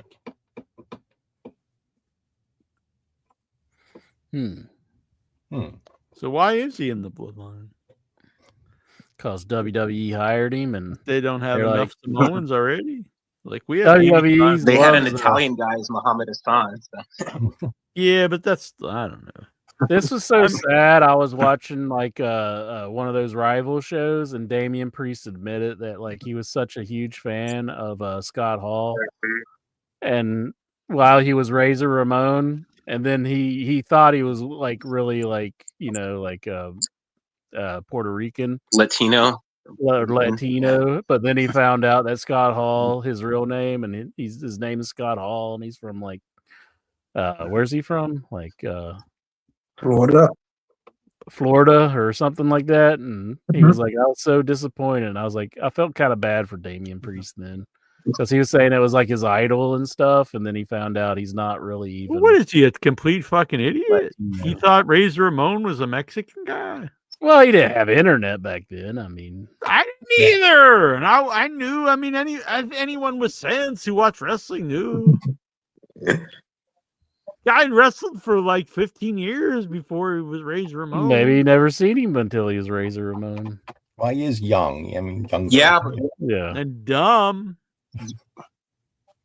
Jeez, Jack. That's He was- probably he's why not they our fired blood, him, like Sami this Zayn. idiot. He's telling us like, oh, you know, I remember Gosh. Yokozuna was, you know, the champion of Japan. He's from Japan. We got negative Neil here. All he does is like, fuck Vanilla Baby. Yeah, but that's the Damian Priest is dumb. Fucking Don't hire anybody else, Tony Khan. Destroy Ring of Honor. I'm trying to make it better, not just this big pile of shit. You're saying it's a big pile of shit now? Is that what No, you're but they saying? do have they have like a big mass of useless people. A big You don't mass of useless people. That's what Yeah. this company's These are made just up of. look, Mike Bailey, Vanilla Midget. Mike Bailey's good. These are just guys that like, yeah, he's Blake Christian's fine. good.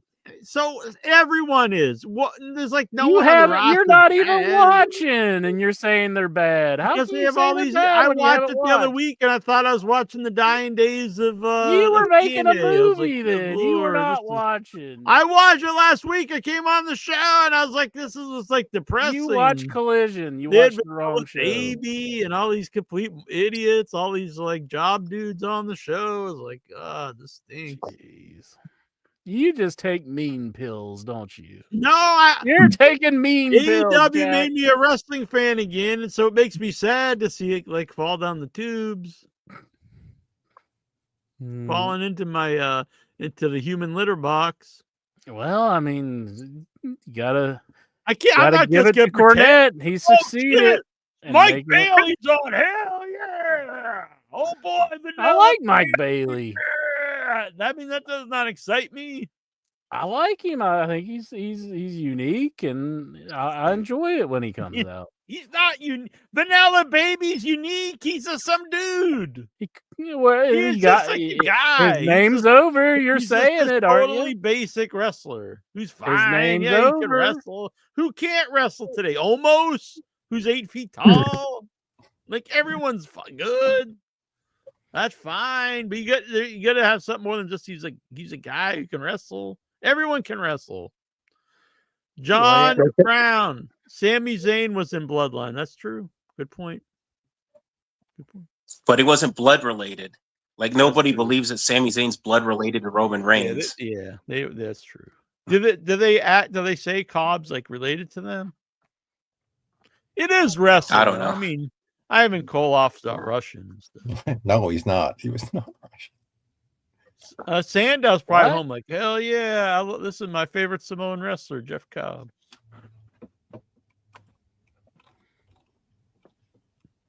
Ivan Koloff is actually. What are you sticking in your back?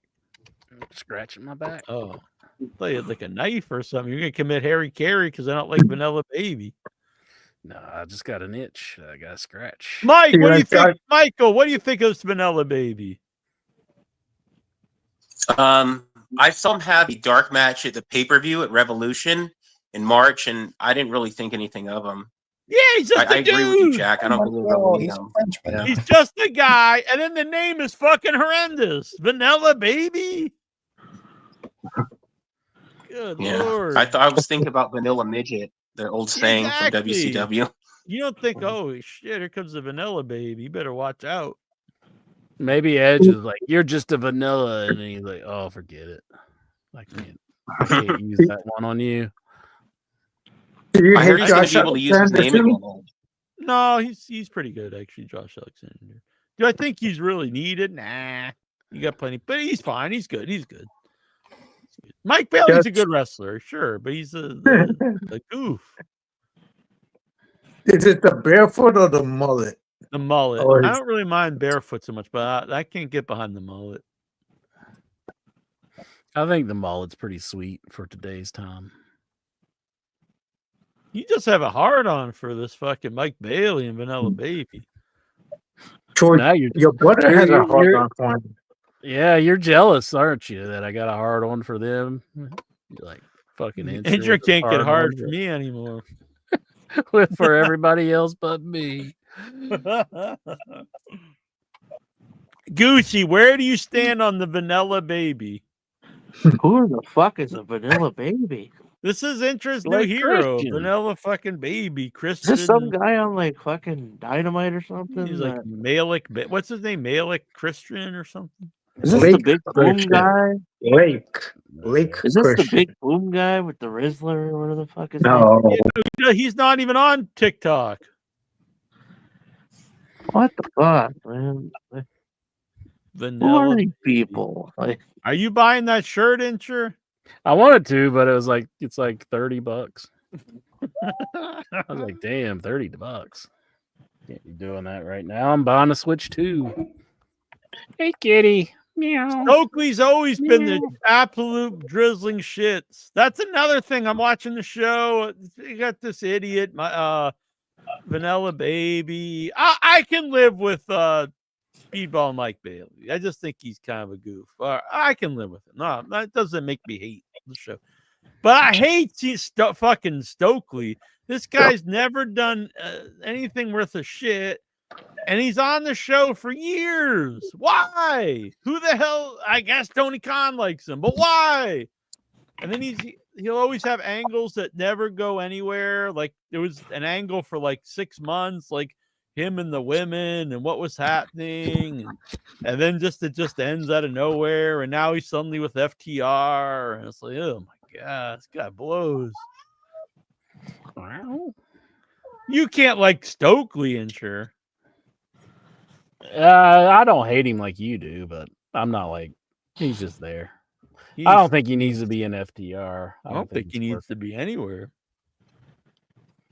You don't want him to exist? Is that what you're saying? Yeah, I want to snap my finger like Thanos and just vanish him away, turn him to dust.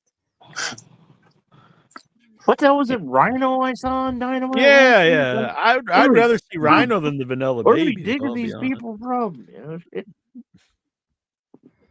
give me Rhino over Stokely and years. Vanilla Baby. I didn't see it though. I heard someone said the end was really bad. I didn't see the match. The end of the Rhino and Nick Wayne match. Yeah. I can't really remember. It's been a week, and I've watched a lot of wrestling in between. Somebody jogs my memory, I'll remember. I did see probably the funniest headline I've seen in a while. That a wrestler has shared the perfect formula for the perfect wrestling match. And it said Matt Hardy. And I'm like, Matt Hardy? Oh, my God. Maybe Matt Hardy not being in it.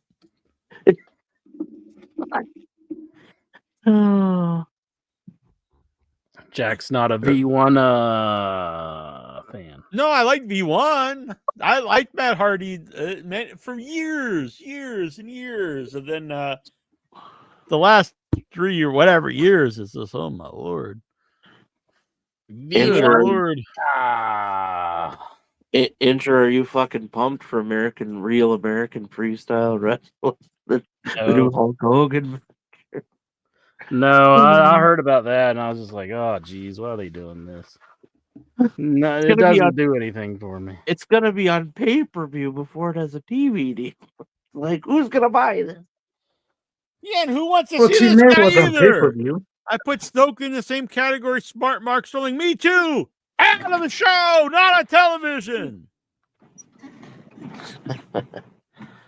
Hulk Hogan calls that new amateur wrestling promotion is going to be better than WWE and UFC. Now, come on. That's what he said. You actually want to watch this? There's a reason professional wrestling exists, and it's because collegiate wrestling's boring. Yeah, pretty much. And then if for some reason, okay, it has a following. If you like real collegiate wrestling, I would assume the last thing you want it to be associated with is Hulk Hogan, the epitome of professional wrestling. This makes no sense. Yeah, it doesn't. And Eric Bischoff. Yeah. So if you were like, I think like collegiate wrestling fans are like, some guy for like a 60-year-old dude from Minnesota. I don't know. But the last thing they'd want to see is just like someone that's really heavily associated with not just pro wrestling, but like, the really glitzy, like cartoony pro wrestling. And that would be Hulk Hogan. And I'm nothing against Hulk Hogan, but the two things are at odds. They're like the opposite polar ends. Mhm. Real collegiate wrestling and Hulk Hogan. I mean, the most famous collegiate wrestling fan ended up like killing wrestlers. Started like shooting them and stuff. The Foxcatcher guy. Yeah. Yeah. I'd hate to laugh at that, but yeah. Yeah, well, I mean, I'm not saying You bring laugh that pretty guy hard. in. Yeah, I'm not saying have that guy part of the show. Bring in like Greg Gagne or something. Well, Vern Gagne. Yeah, all right. We talked a lot about Sabu. You talk about the GCW angle on that, and Joey Janela saying he was given some sort of drug or something. Yeah, I mean, I'll be honest. I don't really. I mean, everyone knows Sabu's used drugs his whole life. Yeah, I'm not shocked about it. It's more of you would think it's actually just a legal drug anyone can buy. It's not like you give him heroin or something. I don't think that killed him. I'm sure it was. What is on your mind, sexy Lexi? Well, it's kind of ironic that Sabu passed away on the week that that Dark Side of the Ring is going to air the original Sheik episode.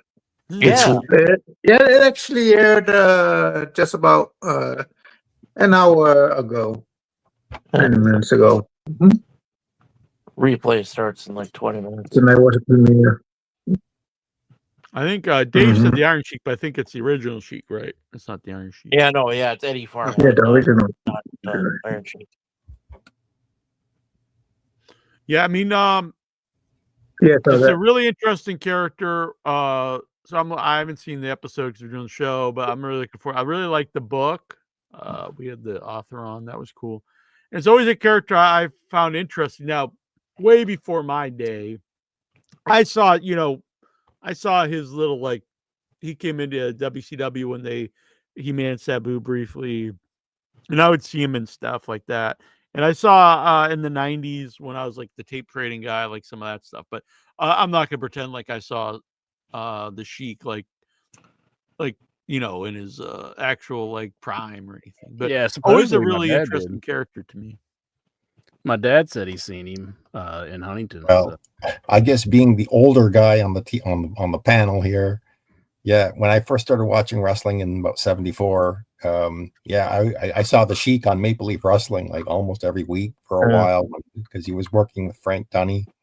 So I saw a lot of the Sheik back then, and yeah, when you're 8 years old, 9 years old, and you see this wild guy with fire and snakes. Yeah, I saw some of his Japan stuff. He's a crazy motherfucker. That was wild. Even in his 60s, but this was he's probably like in his 40s, I guess then. But he was no Baby Vanilla. No, or Big Boom fucking CJ or whatever the fuck his name is. And he never talked. The Sheik, the original Sheik, he had the Grand Wizard as his manager, and he was going by the name of Abdullah Farouk, and the manager at the time, managing the Sheik. But yeah, I'm looking forward to seeing that episode. I want to see that. I haven't seen it yet either. So the one last week, it's just there. Yeah. The one last show, week, dumbass. You can't just watch it. Billy Jack Hayes. That guy. Well, they give replays throughout the week, so I think they give a replay. I think 1 in the morning. I think. and replay throughout the week. But I think it's also on the on-demand Yeah. through the network on Vice. The TNA channel or whatever. It's on the smart TV. The smart This is TV? my on new smart phone. TV. Like, so the only thing was kind of funny to me. They asked me like what color I want. I could get less like this steel, silver, or blue. So I was like blue. But then they put on this black. And I was like, well, I guess it really didn't matter what color I got because the shock thing so it doesn't break is black.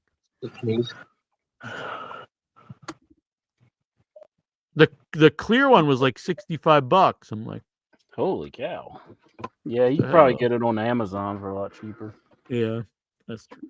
But anyway, it's good. Like just the case. Yeah. And they're like, well, this one is good for 4 feet drops. And then like this one, that's $65 is good for 12 feet. And I was like, oh, that's cool. But then I thought, when the hell am I going to drop my phone from 12 feet? On a roof, maybe, or off a bridge, or I just throw it in the air or something. Well, you do walk on your walks. You do walk. Yeah, but I'm not 12 feet tall. What if you dropped it while you were walking on the train tracks and it fell The track through is the not hole? 12 feet tall. Yeah, no, you're not listening. I'd have to be on the. You're on the bridge, and it goes through the hole like the comb in Stand By Me. These are a lot of what ifs. And if that happened anyway, it would land in the water. And how am I going to get it anyway? Falls At that through the point, it's sunk under the water and it's ruined anyway, no matter what kind of cover I had on it. Unless I bought some kind of nautical device for the phone. Mm-hmm. You know what? I actually brought home. I have it upstairs. I'll get it in a minute. Actually, I'll get it when we go to the Raw Report. It'll only take me a minute to get it. I need to show interest something. Did we ask everyone what's on their mind before we get to the Raw Report? Am I missing somebody? Goosey, did no, we got what was on my mind. Okay. You were always on my mind. Does Reddy have anything on his mind? On my mind. Yeah, well, they don't know how to scrape it off. They're quite concerned. Oh, the Headyverse is always on my mind. I love every one of you. That's where the rash came from.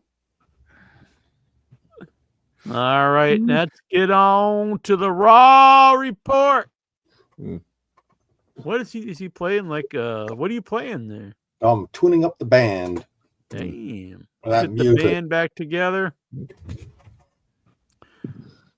You know what? I saw a clip on the group there that was Scott Hall versus Jeff Hardy in TNA. And I was like, this is actually, I kind of remember not being great, his run there, but it was kind of fun. I was like, oh, that's kind of fun. I was watching Victory Road 2004 on the Pluto TV. That was a good show, actually. Yeah, and he had like a jumpsuit, Some of those kind of looked like Elvis, but it was like with like dripping the blood Kings on of it. Wrestling. Yeah, they're called the Kings of Wrestling. Yeah, yeah, it was pretty fun. All right.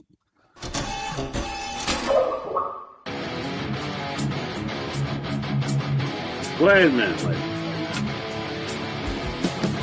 After our 2 hours, a 2-hour wait, let's get to the Raw Report. No fucking history. Raw Report.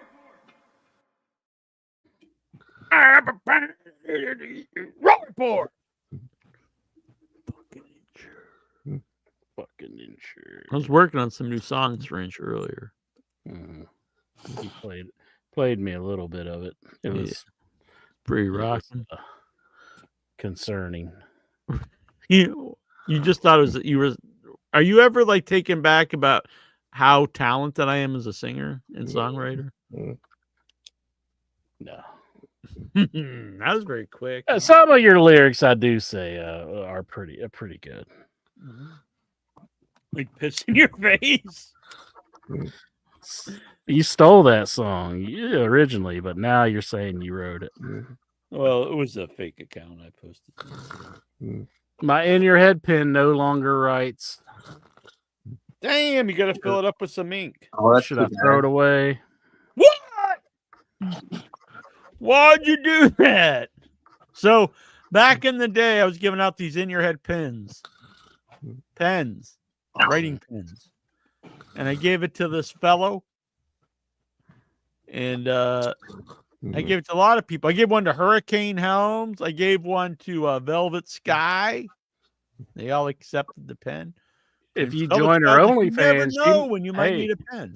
If you join her OnlyFans, she might stick it in her hoo-ha. Damn.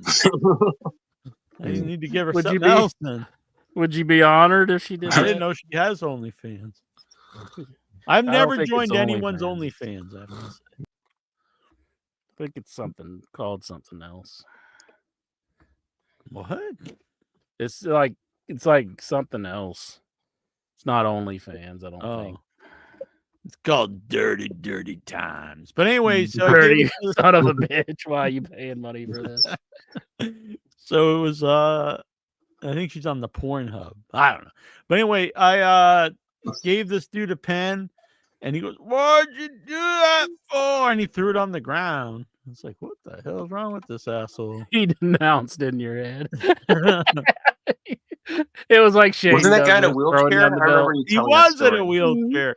And so the moral of the story I remember that story. Is just because you're in a wheelchair don't mean you have the right to just be an asshole.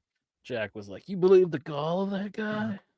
Yeah, Fuck him. Andrew's like, "I think that's the right thing to do. I think we should all throw in your head on the ground." Stomp on it. Let's see. This one looks fairly new. Let's see if it writes. It's an in your head pin. That's all Intro uses, in your head pins. I don't think I have anymore. They lasted a long time. Those were the nicer ones. And we got one after that. They were actually a little more expensive, like the mechanical ones you hit. But they kind of fell apart. Those old school pens, though. This one you're talking about. Yeah, they were actually a little more expensive, but they fell apart and stuff. But the one you're using now, I think, is just a pretty. Yeah, it's a straight up cheap. This one's pen, not right either. Yeah, but you probably sucked all the ink out of it. Thinking of me at night. Here's another one. Dry. Or maybe he stuck in somebody's hoo-ha. Whoa, that's Inch's deal. Stick it in Lexar's hoo-ha. Neil is the songbird of a generation. All right, enough lollygagging. Let's get on with the Raw report. Woo. Excuse me. I'll be right back. I'm going to grab something real quick. I'll literally be right back, but I'm listening. Your post backlash Monday Night Raw comes to you from Louisville, Kentucky, and coming out is CM Punk. Punk comes out, fans are cheering, and he welcomes them, and he says, I've got a lot of enemies. I'm kind of mad, pissed off. He says, fool me once, shame on you. Fool me twice, shame on me. And he talks about how he's pissed off. He's mad at Paul Heyman, mad at Seth Rollins, but more than anything, he's mad at himself. And just as he starts talking, Paul Heyman interrupts, comes down to the stage. And at first, I thought Heyman was going to, walk down the entire rampway and get in the ring. But then Punk threatens to beat him up. So Heyman stops, and then Seth Rollins and Braun Breaker came out. And so you had Rollins and Breaker and Heyman on the stage, and Rollins has a microphone. And basically, Punk looks at Rollins and says, "You're nothing but a song. You're nothing but a song, kid." Yeah, he is. So basically Rollins, he basically unleashes Breaker on CM Punk. He says Punk's just trying to play the victim, but if you want to die as a martyr, and that's when Breaker goes to the ring and gets in the ring, and he and Punk have a brawl, and then Rollins comes in and joins up, and then that's when Sami Zayn runs down to the ring to make the save, and so you have the baby faces and the heels, and because it was sort of Zayn. Pardon me, I've got a cat here. Because the Zayn came late, Punk couldn't help him. They beat up Sami Zayn, and so that brought out Jey Uso. And so you had like 3 baby faces and 2 heels. And it took 3 baby faces and some chairs. I think eventually they brought in some chairs, the baby faces, to beat off the heels. I thought that that seemed a little weird. Yes, that would be weird. They came out to beat off the heels. Sorry, Steven. I'm sorry. And you needed chairs. The baby CM Punk doesn't need a chair. I mean, I like it when he beats up heels with chairs, but I think it kind of looked bad when you had your world champion is one of the 3, and you've got anyway. We get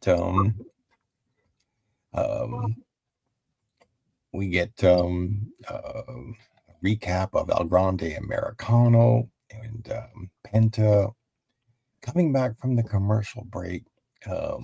Michael Cole. Oh, by the way, Michael Cole started off this opening segment by himself. I was wondering about this because I didn't hear Pat McAfee's voice, and I was wondering, maybe he's selling the injury from Backlash. But I think eventually, after the commercial break, then Pat McAfee got his own ring entrance, just coming down to the ring. And so they had Penta taking on Chad Gable. And this one, it never gets old watching Penta use the Mexican Destroyer. He used it on Chad Gable and dropped him and pinned him. I never get tired of seeing that move, the Canadian Destroyer or the Mexican Destroyer. Does it hurt you that they're calling it the Mexican Destroyer? Because Petey Williams came up with it. Yeah. I mean, this is one thing that Canada can call their own. If it's a Canadian thing. Petey Williams made the Canadian Destroyer. Now it's called the Mexican. Isn't he one of the agents for WWE? Isn't that even sadder though? The poor guys in the back listening to him call it the Mexican Destroyer, and he's the guy who invented the move. I think they're doing it as a rib to him. Yeah, maybe. And so we get a video package of Roxanne Perez and Julia. And then they announced that MetLife Stadium will host a 2-night SummerSlam, the first ever 2-night SummerSlam, August 2nd and 3rd. Special guest host Cardi B, whoever she is. Cardi B. She sings that one song about she's a worker bitch. She makes money moves. These are red bottoms. These are bloody shoes or something. I forget how it goes. Doesn't she sing that wet ass pussy song? Yeah, and whatever. Yeah. She sings that with Megan Thee Stallion. Yeah. Oh yeah. So we get a Judgment Day segment and another video package. Basically, Michael Cole and Pat McAfee ringside, and Pat talks about, and I think Pat showed off some of the injuries he had from the match. Then I think we had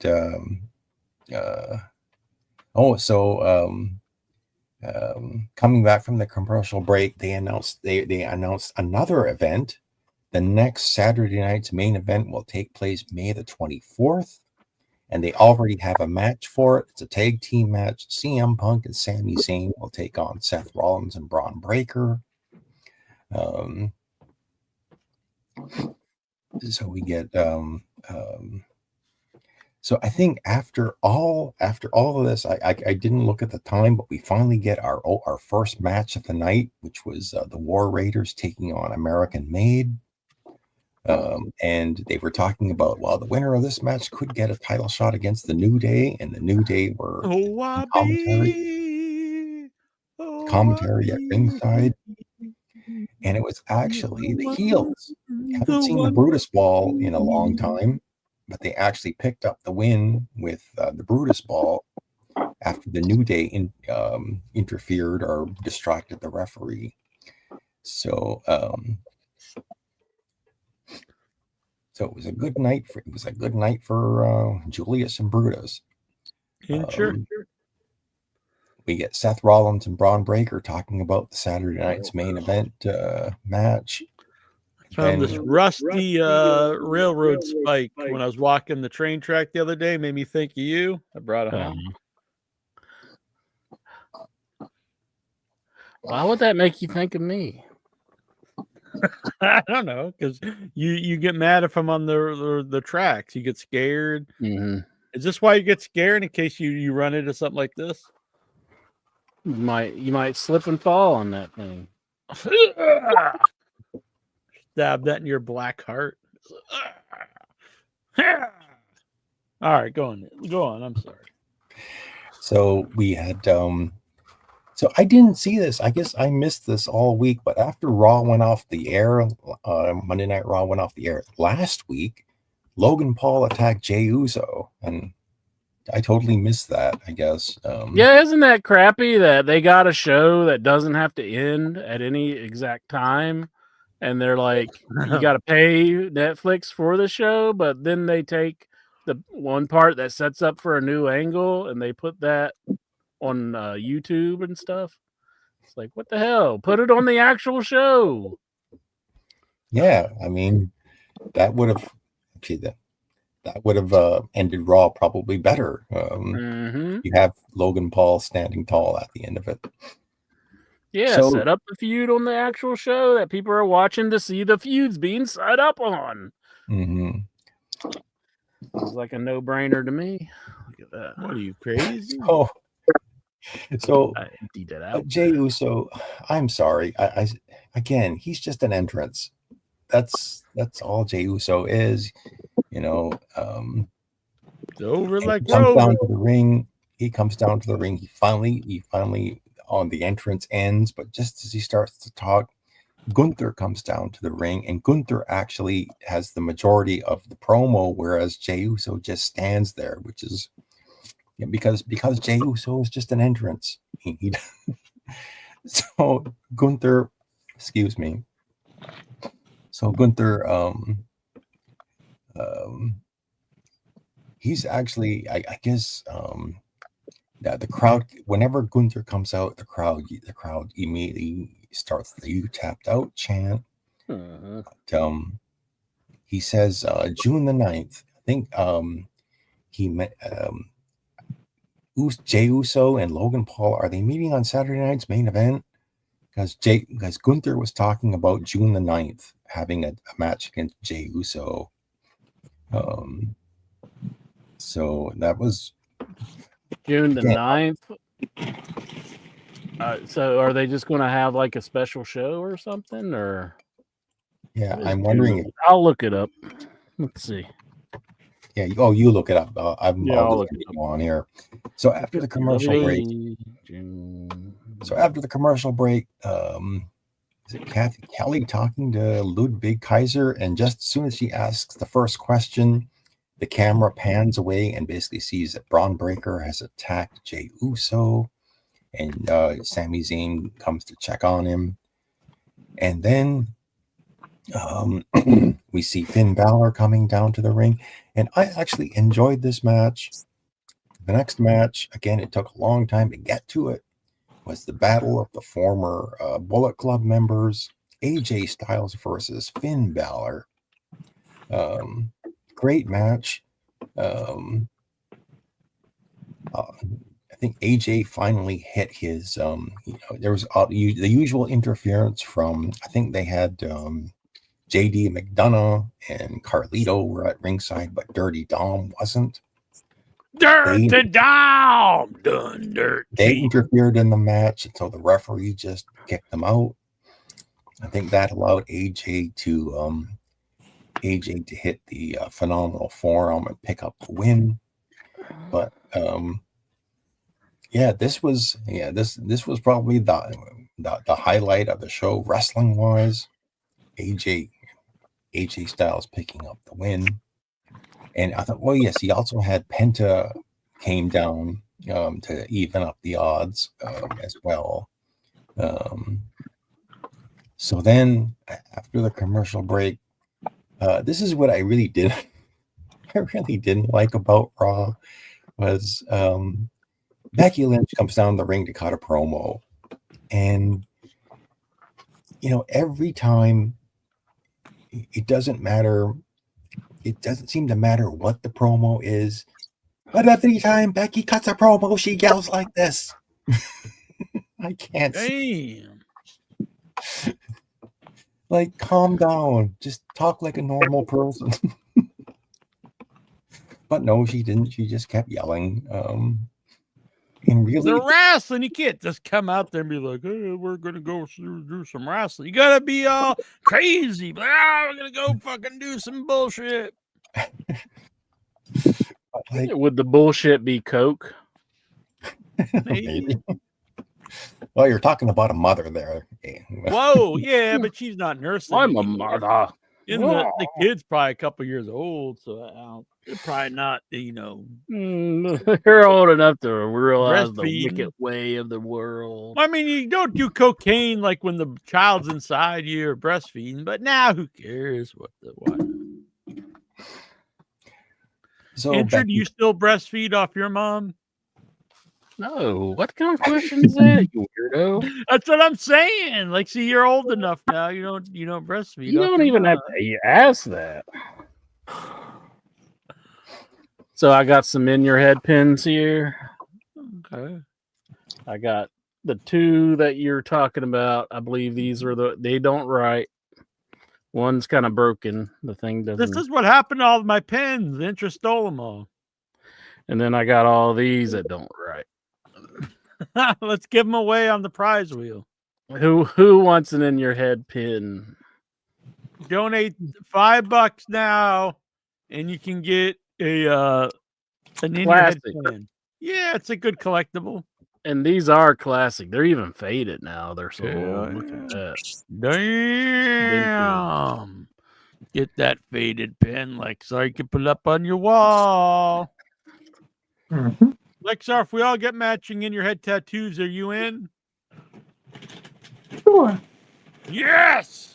Yeah, real man, unlike the OAB. I'd get an IYH tat. See? Do it all up, Heady-Con. Get it right on my forehead. Exactly. Hell yeah. We'll carve it into our foreheads like the Manson family. With a pizza cutter. All right. Nick Gage would do that. Nick Gage would do that. Yeah. William Morey probably would. All right. Raw report. Harold Sexton with his Zacto knife. Yeah, exactly. Okay, so we have Adam Pearce's office, and Akira Tozawa wants to face Rusev. Why? Because Rusev will just destroy him. You got Sheamus. I think he's going to take on Grayson Waller. And I think Pierce announced that next week there's going to be a non-title match of Jey Uso taking on Braun Breaker. So the next match after the commercial break is the main event. It's time for the main event. Main event, Michael Pettarelli. So they put the women in the main event this week. We had what are them there ladies doing in that their main event wrestling ring? So we had the World Heavyweight Champion Io Sky tag teaming with Rhea Ripley, taking on Roxanne Perez and Julia. Damn. So they're really trying to. I guess they're really trying to make Julia and Roxanne Perez main event heel stars. And they certainly did get. Not into these two actually. Wow. I didn't think the match was very good. Yeah, Oh, it's like fucking I like the fact that they're putting different people in the main events, but you know, is Roxanne Perez trying to be a mini me Rhea Ripley? Because those two, I mean, at least attire wise, those two look kind of the same. But Roxanne Perez is so tiny. But I think you know, mercifully, I think that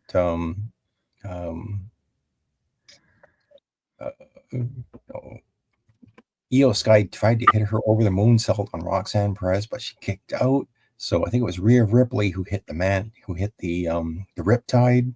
Oh, she went on the other girl and pinned her.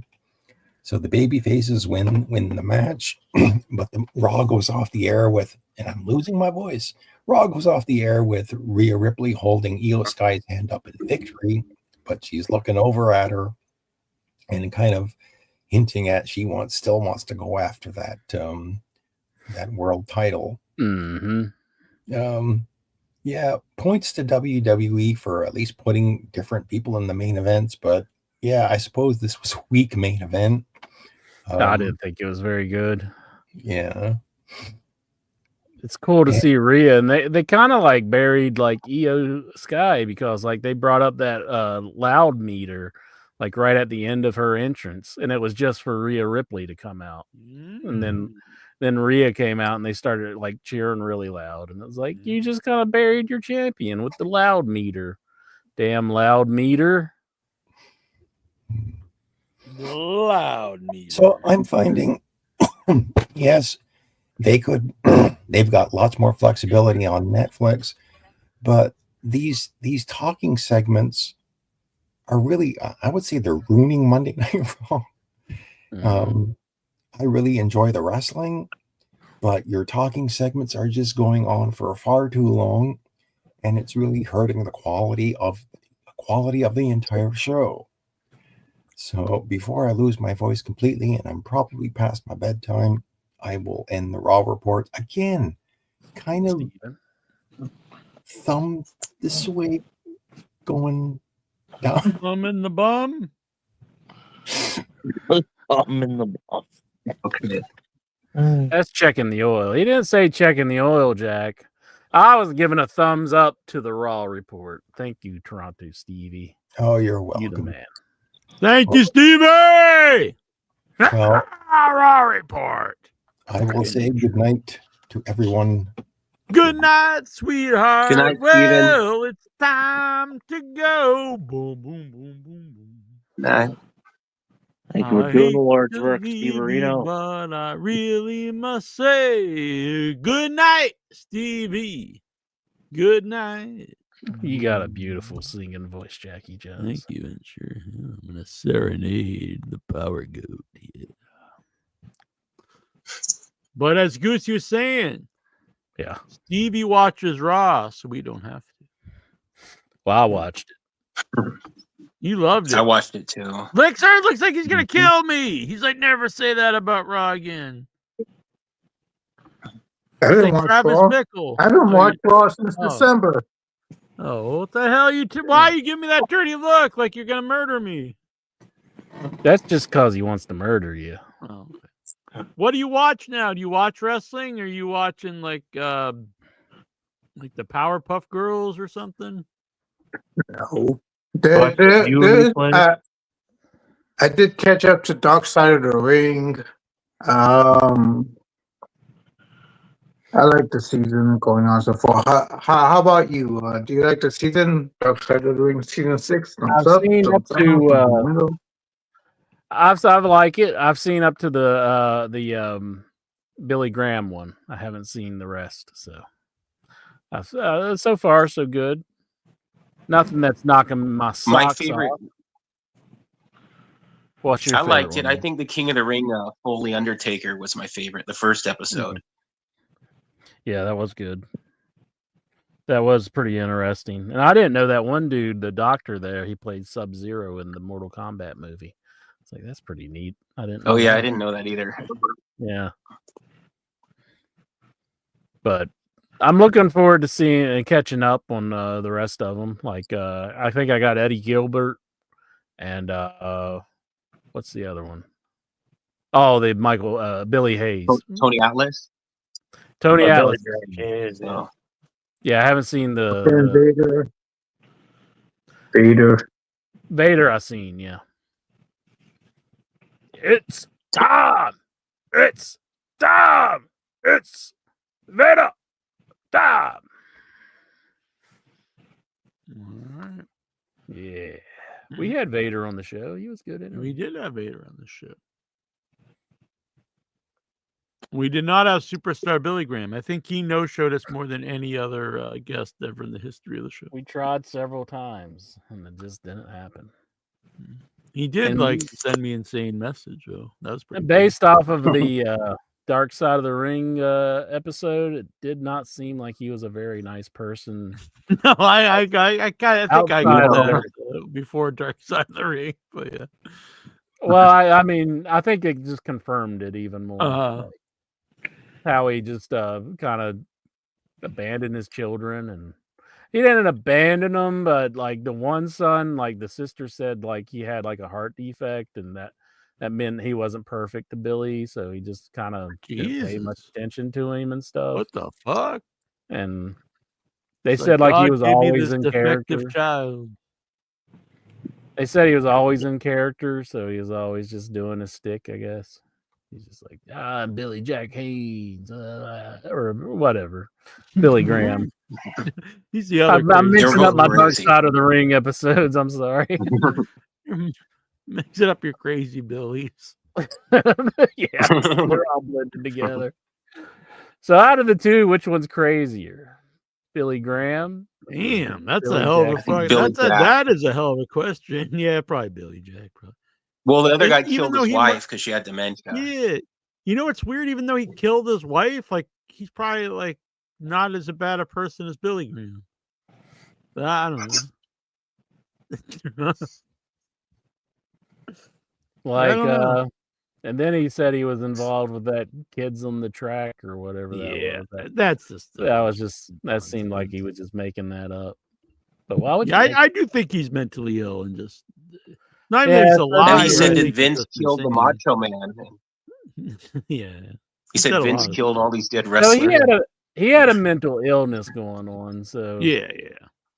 What was Billy? So I can't really be like he's lying. I think he believes all this insane stuff. You know what I mean? He's kind of like, I won't go into it. Tyler Steven wants to know. I know what you're going to say. I'm just going to say this. We Top agree 3 wrestlers to disagree. alive. Top 3 wrestlers alive or dead in their prime. Would you like to back you up in a bar fight? Top 3 wrestlers in their prime. I would like them to back me up in a bar fight. I'm going to go with Haku. Just rip someone's eyes out. I want people to get murdered if they challenge me to a fight. Haku's good. I'm going to go with Paul Orndorff. Okay. I'll go with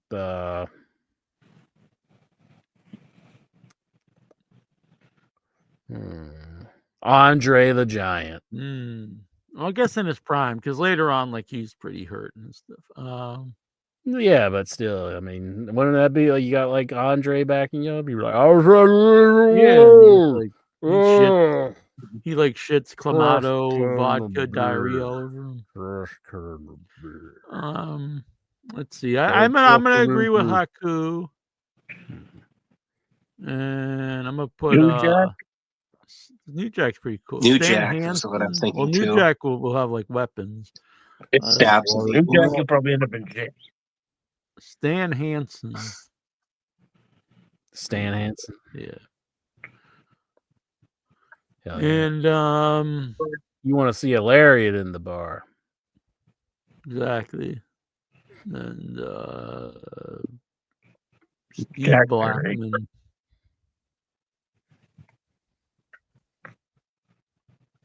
I went first, so I got better picks. Fucking beat your ass. What do you think about that? Not if I got Andre the Giant, Paul Orndorff, and I'm backing me up. I'm like, get him, guys. Like MJF, you're gonna be hiding behind the muscle. Mhm. I hurt people too. Are there any wrestlers you think couldn't beat you up, Incher? I mean, could beat you up because you think you're pretty tough. I don't know why you think that. I've never said like there's no wrestler that can beat me up.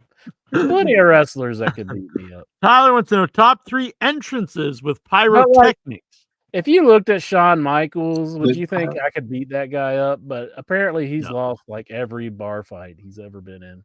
I'd pick you in a like fight 8 with guys and stuff. I don't know. Yeah, What but do you say you I probably did? lose all your bar fights too, though.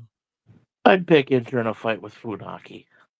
With I don't know. Funaki. He probably knows kung fu. I mean, he's more Or like Akira Puppet the Psycho Tozawa or Dwarf. something. Hornswoggle. Who was Dominic that guy and who Sherry. like?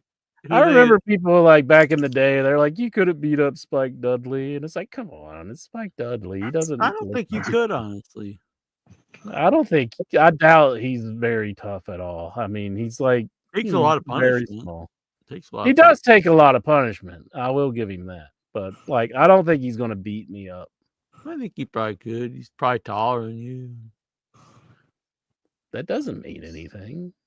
Well, it does. He has more reach. I think Incher could take him. Nah. See, Jack just wants to say anybody. Who is that guy? Who's James that? Ellsworth, Jack. Could I take James Ellsworth? No, probably not. See, I told you he's just going to disagree with everybody. What about Hornswoggle? Can I take Hornswoggle, Jack? Nah, honestly, I really doubt that. He's pretty like wide. See, What about superstar Billy Graham when he was on hospice and in the hospital bed? You think Incher could take him then? It would be pretty sweet if he did beat up it. Not like hurt you, Incher, but wouldn't that be funny if like you went in to fight a guy in hospice and he just beat you up? Or not you personally, but anybody. I can't imagine just going into hospice to fight somebody. You're like insane. You deserve it then at that point, I guess. When you say, if you're picking a fight and a guy in hospice, you can deserve to get beat up. Can't we agree on that? No, I'm not even talking about you. I mean anybody. If someone goes in, I'm going to beat this man up in hospice. They deserve to get beat up. Yeah. Well, I'll agree to that. Yeah, that's what I'm saying. Who is the guy with the Jurassic group there that like? Jack Perry.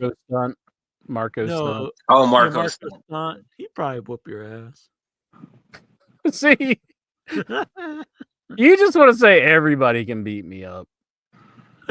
That's why you brought this up. You just want to have this conversation. This is what does it for you. Realistically, I'm sure there's a majority of the wrestlers could beat me up. I would say the majority of them could, but there are some that I don't think. Yeah, the ones that have passed away.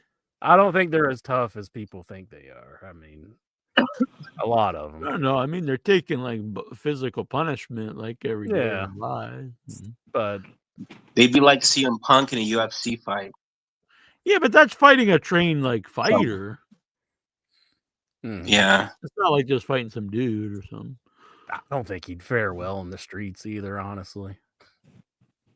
Maybe not street, but I mean, if you do actually train for combat, I mean, you'd probably beat someone who has in a thing like that. I think training can only take you so far. I don't think like you gotta have the mentality. Well, street fight's different, but if you actually have training in mixed martial arts, you're going to beat someone with no training in mixed martial arts in a mixed martial arts match. Mm-hmm. I don't think like the lowest level NBA player would beat just some schmo off the street in a game of basketball. But Punk took on the lowest level, like MMA guys. Yeah, but it was the lowest level MMA guy. It wasn't just some dude. Still, I mean, he still should have like fared well against at least Why? somebody in the division, but he got Why? beat both times because he didn't go to training and he didn't. He was Yeah, delusional but about he could do it. other people have not won their first 2 matches. It's just we don't ever hear about them because they have there would be no reason to hear about. Well, yeah, but I mean, he was famous and he Yeah, probably well, that's shouldn't why have we know bothered. about it, is what I'm saying. Yeah, so I mean, that just puts him on a different level. So it's like people are going to pay attention to his stuff, and he Well, I went out there and he know. embarrassed The himself. fact like he's just like this, that doesn't prove that he has no, like, he has just nothing. I to don't him. think he's very tough, honestly. I doubt he is. Did he win his fight with Teddy Hart when he got in a fight with Teddy Hart? Eddie Hart beat his ass. Apparently, Okay. according to Sabu. I heard interviews where Sabu said like he had to pull him off, like beating Punk's ass. So Teddy Hart up beat all his your ass. boys in the elite, and then they went and cried to Meltzer.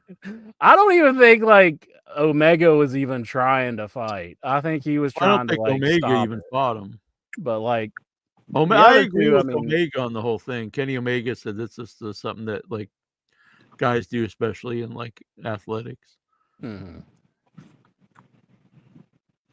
But in those other guys' defense, no one's like the Young Bucks are never like we can go beat up people. Yeah. Tyler Stevens, the top 3 entrances with pyrotechnics. Now, since they add the pyrotechnics, you know that eliminates people I was going to think about, like Undertaker and Sandman. I'm going to put Batista in there. Mm-hmm. If you're going to include pyrotechnics, Sandman. I mean not Sandman. Batista. Shawn Michaels. Shawn, yeah. Edge. Did he have big pyrotechnics? Oh yeah. So we're Came saying with the people flames without was cool. pyrotechnics? With the coolest entrance with the pyrotechnics. Yeah. Well, Penta is pretty cool. I do like his, where they have the deal going around and all that. I think that is pretty cool. You got to put Goldberg in there. Yeah, Goldberg. Goldberg's definitely cool. Goldberg, yeah. Gilbert. Butler. Ric Flair, when he was in WCW, he always getting pyro. He had some pretty good pyro. Kane.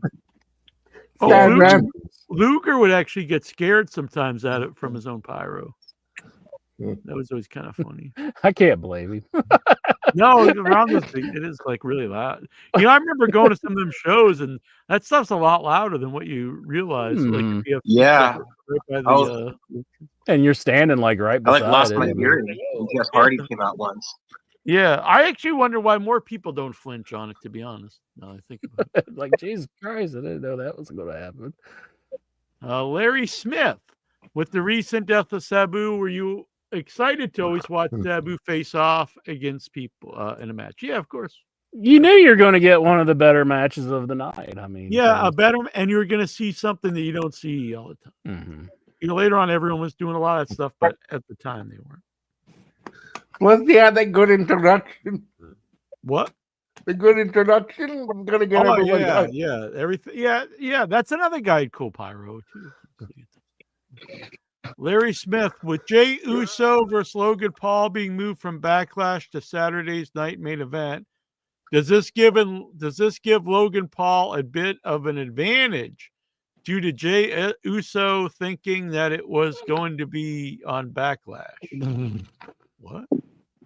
Read that again. I didn't understand.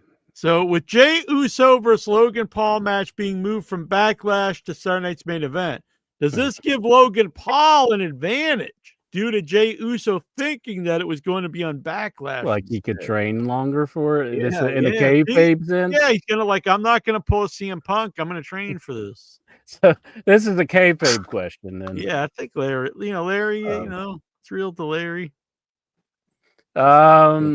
Yeah, I guess that would affect him. That Logan Paul has set his sights on Jey Uso, and he knows that's what he's going for. And then Jey Uso would be caught off because he didn't know that's what was going to happen. See, Logan Paul should have even waited a little longer before he attacked him, just so he would even be even more off.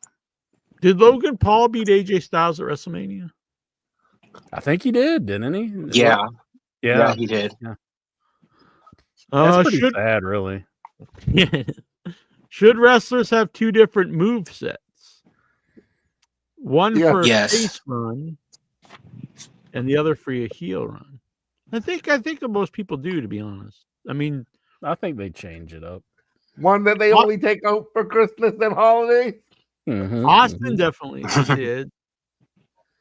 Well, I mean, not necessarily heel and face, but he really changed his move setup when he became Stone Cold over, Yeah. which I think actually, fit the character better. That's an interest because there are sometimes, there are certain moves people do and it just doesn't really work one way or the like the senton bomb. If you're a heel, I don't know. I guess it's fine, but it's really like a babyface move, Yeah, that's true. Austin went on too pissed off to remember old screw.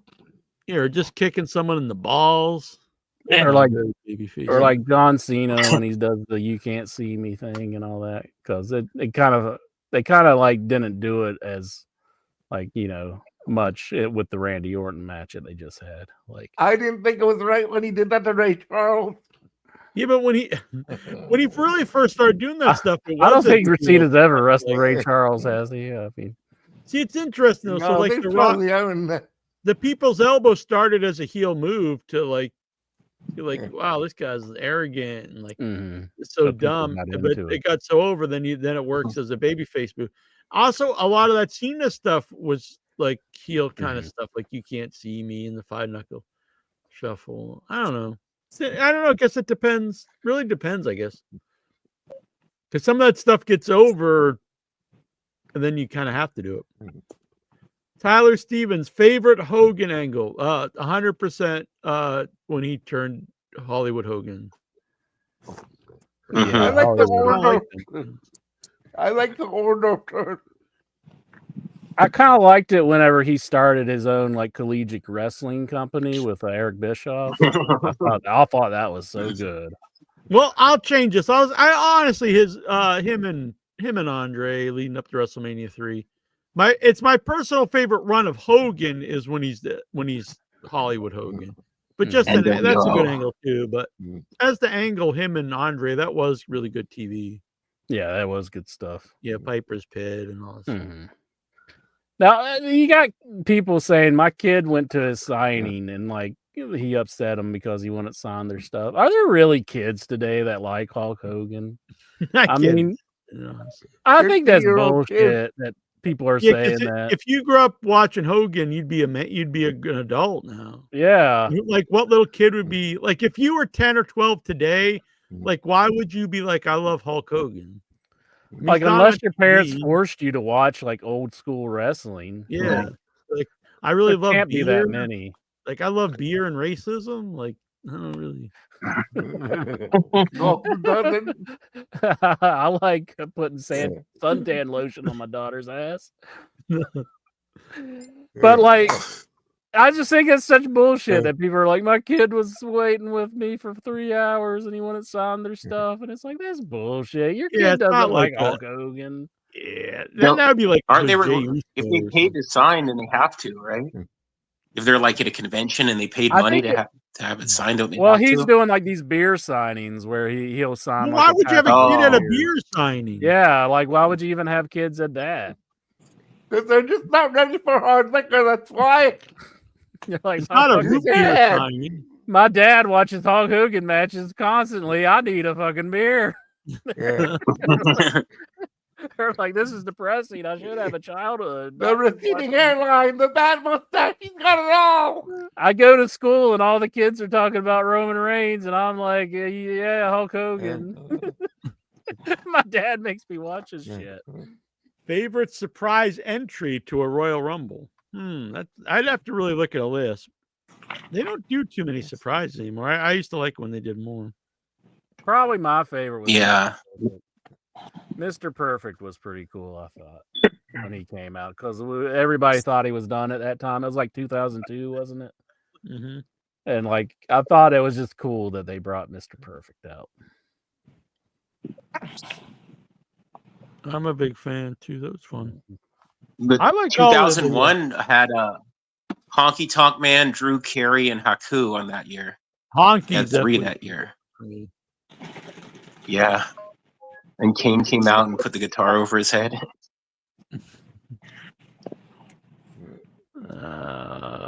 Who's like the worst like surprise? I think Dr. some recent ones Kabuki. were great, but I don't remember offhand. That one guy, Logan Paul's lackey, when Tozawa got beat up this year, and he's like, Oh, "Oh, yeah, you're in the Oscar Rumble. Get out Speed. there." I'll the be worst. Yeah. honest. I know I might have been the. I like that. I thought it was pretty funny. Honestly. I didn't know who he was, but I thought the angle was pretty funny.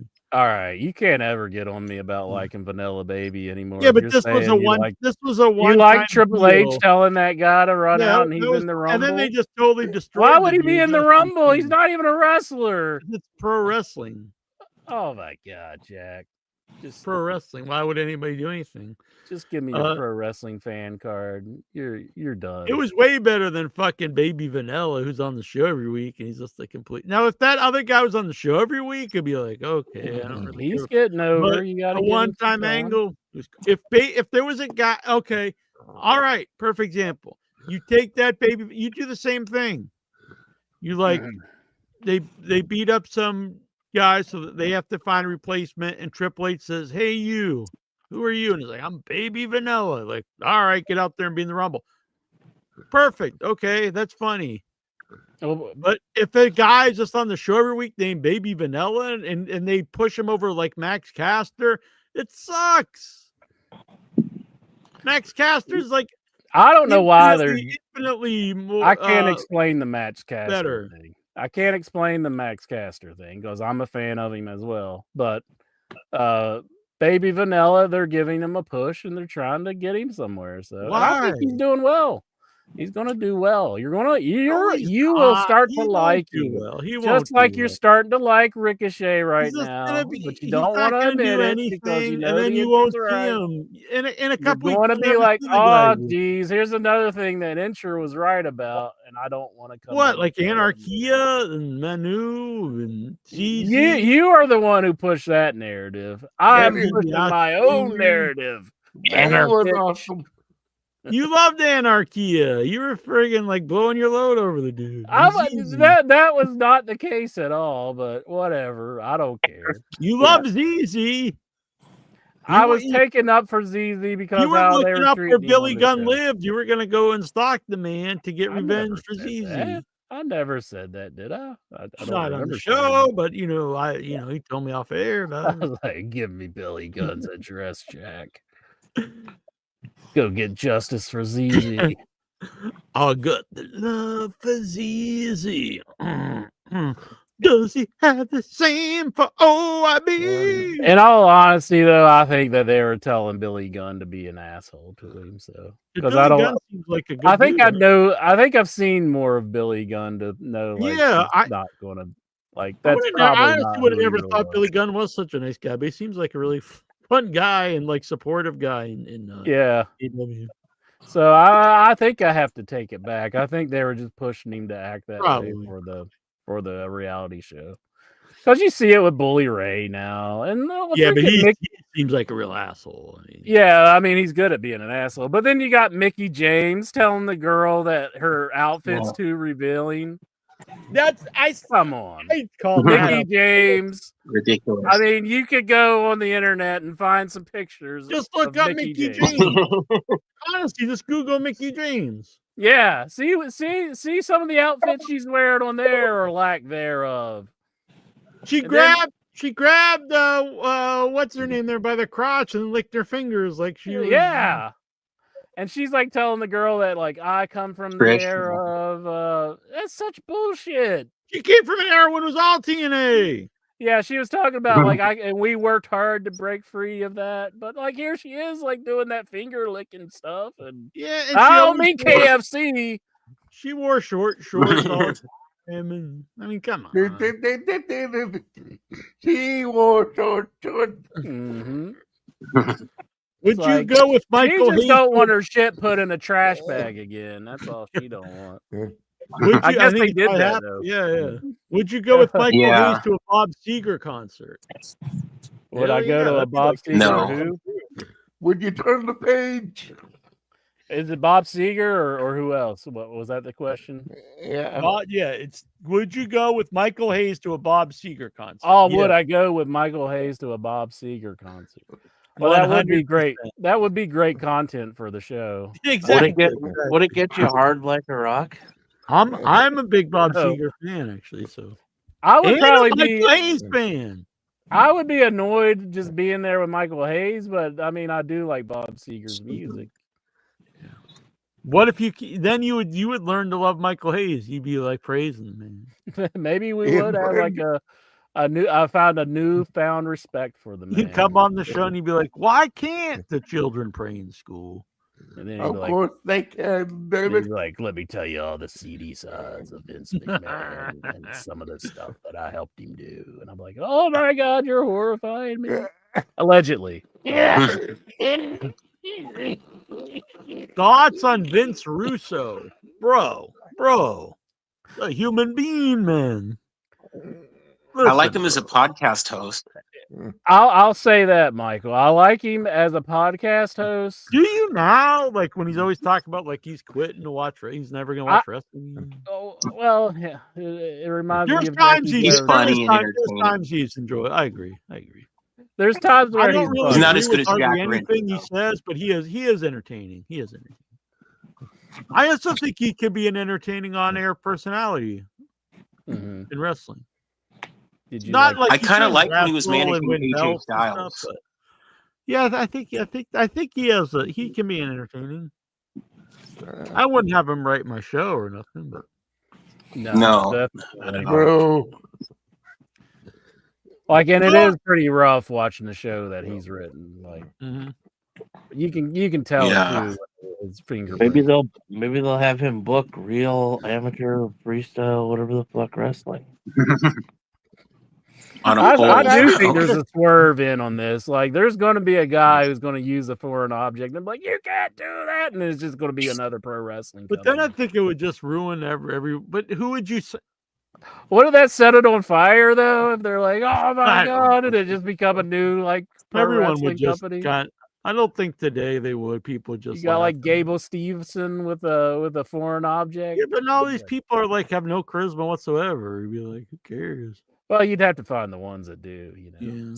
Yeah.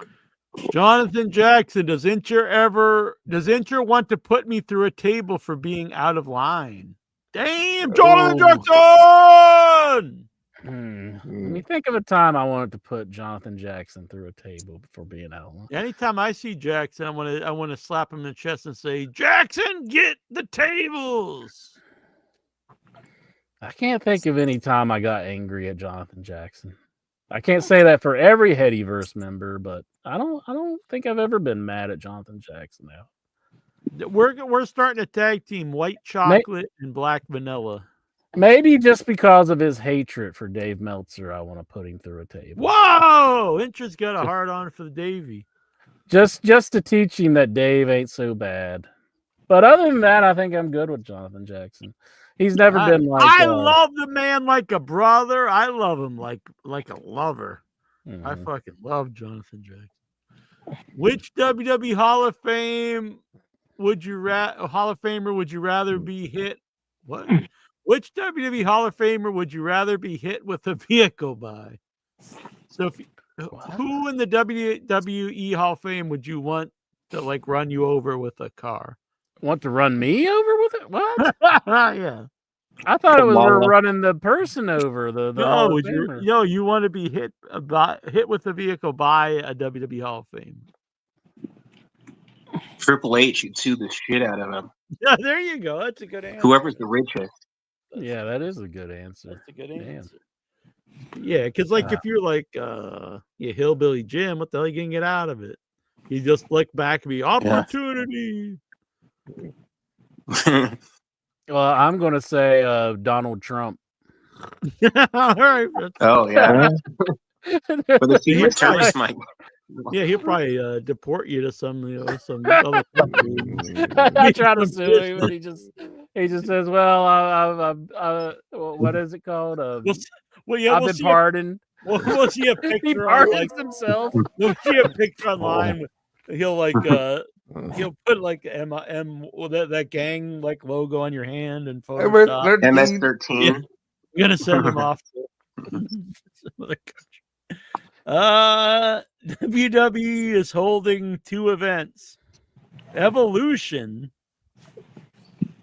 This is Lexar. And Saturday night's main event on the same day as come on. Now, people, come on. The same day as AEW's All In Texas. Can anyone like really pretend that's not like on purpose? That they're just being assholes. They just happen to have 2 like giant special shows on the same day that Yeah. AEW's doing their big pay-per-view. Yeah, that's no coincidence. And I know people on our board, so they're like, that's just good business. But is it? Why is that good business? Because you're also splitting up your own like fan base. Like, AEW just needs. But to I'm not start going to having watch the NXT show that's going shows. against Double or Nothing Yeah, I'd rather watch Double or Nothing. on the 25th. I'll watch them all, but like, no, I'm gonna watch All In. Is it All In or Double or Nothing? Which one Both. was it? They're running NXT against Double or Nothing also on the 25th. Yeah, it's just lame. And I don't really see how WWE's business doesn't do better if they hurt some other company. I mean, it's just it's not like they're the ones putting it on at the same time. It's not like both, honestly, you can't, and then the people can't pretend like they don't care about AEW. I mean, obviously they do. Yeah, they do. And they really don't even need to, especially at this You point. got Nick Khan trying to lure them over to WWE already with those comments about like we don't bench our talent and all that. We don't sign people to bench them. Yeah, you get enough. He was talking about him. Where's LEO? He's talking about Tony Khan like he's a teenager. Yeah. Yeah, they just talk about the dad and like the other guy doesn't really exist. Oh yeah, I respect the dad and the kid. He's like 43 years old. They talk about him like he's a teenager. Where's Vikingo? They had a big push for him. Unlike Stephanie, who got the company from her father, and Triple H married into the company, and their father got it from his father. WWE is also holding NXT Battleground the same night as Double or Nothing. Are you intrigued? Nah, I really don't like that kind of stuff. I didn't like it back in the day. I don't like it now. Former NXT superstar Velveteen Dream is urging fans to rally for him to return to WWE. He also criticized the internet wrestling community for having him fired from WWE. I'll be honest, I always thought he's very talented. I don't really know what really happened. If he really was, creepy and stuff, then no. But if he wasn't, he was saying like no charges have been filed against him. Yeah, and like that, like. I don't know if that proves his innocence, so it doesn't. But it's innocent to prove it guilty. You don't have to prove you're innocent. You know what I'm saying? Like, if nothing happened, you can't just be accused of something and then you're blackballed. But the accusation, it just makes it automatic anymore, though. Which is right. That's not a good defense. No, that's what I'm saying. If he didn't do anything, I think he deserves another shot. I'm saying if they're going to bring back Del Rio, like what was rumored, but apparently that's not true. Yeah, I know. I'm just saying if that was true, then why not bring that? Oh yeah, 100%. Yeah. I mean, I've been accused of bad things in the past that weren't true. So I don't think you should, then you're just blackballed from life. WWE really doesn't have very good morals when you look at them. I mean, they don't care. No, really? Breaking news. Alexa, Bailey. Yeah, they want to act like they're the big friendly company, but they're really not. WWE Hall of Famer Goldberg could be turning to the ring to face Gunther. Are you intrigued? Part of me is, honestly, the last Goldberg match was very sad, but I don't know. I can't lie. I'd like to see it. I do like Goldberg. It's just such a contrast when you got Goldberg like going up against like some of the current stars because like he's so different, Yeah, but he was always different. I think him and Gunther could work though, because Gunther's a big badass. Mm-hmm. I think he's a guy that can work around. But Gunther's known for like technical kind of wrestling. Yeah, but he's also known for really just beating people up and stuff too. Mm-hmm. Like he just destroyed Pat McAfee. I thought that match was fun for what it was, and the people really were. My mom was watching the show, and I happened to see that match. Just thought it seemed like it went on for like 40 minutes. But the people did get into it. Had a more competitive match than the TNA World Champion had with Randy Orton. Yeah, that's true. Hello, everybody. Hi, Anthony. Yes. What's up? I'm good. I'm good. You still on a break from Facebook? Yes, unfortunately. All right, you gotta get back there soon. Lexar's been looking for you.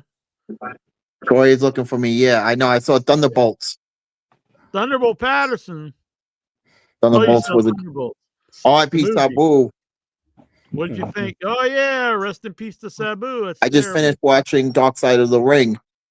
Oh yeah, how was it? It was good. The Sheik. They show the original Sheik. Yeah. I was wondering if they'd go ahead with that with Sabu. It was good. It was good. Good one. Next week is Daphne. I reviewed it on my YouTube channel. Oh, nice. Yeah. I'm good. I'm good. What is this, dude? This is over on Twitch. Yeah. So I'm good. I'm doing good. Everything. I finally talked to my favorite actress. No, who's that? Getha. Who? Getha Flux. I talked to her. Oh, where'd you talk to her? On Video Tasty's YouTube channel. Oh, cool. What did you ask her? I asked her what's her favorite movie, and I voted for her. What was her favorite movie? Japanese movies. Okay. Like Godzilla? Well, it's a horror. It's Japanese horror, like Junon Oh. Oh, okay. Yeah, like the original Ring, that kind of stuff. Yeah. So I'm good. I'm good and everything. I gained weight and everything. I had a sandwich tonight. Sandwiches are good. Yeah, sandwiches with Coke in it. Jack I'm good. With cocaine? No, Coca-Cola. Oh, Coca-Cola. All right. I love that. You know. Yeah, you gotta stay away from the cocaine. No, I don't knock it. So I'm good and everything. We've been friends for 13 years. Coming up in next month. Wow, that's quite a milestone. Yeah, I'm gonna write about you in the book. Sweet. Soon. All right. Yeah. Looking forward to that. I'm good. Thank you. What's on your shirt? I think he's out. He said thank you. You don't get to know what's on his shirt. Damn. I knew that was coming. He goes in and out quick. Yeah, if I knew you were coming, I would bake the cake.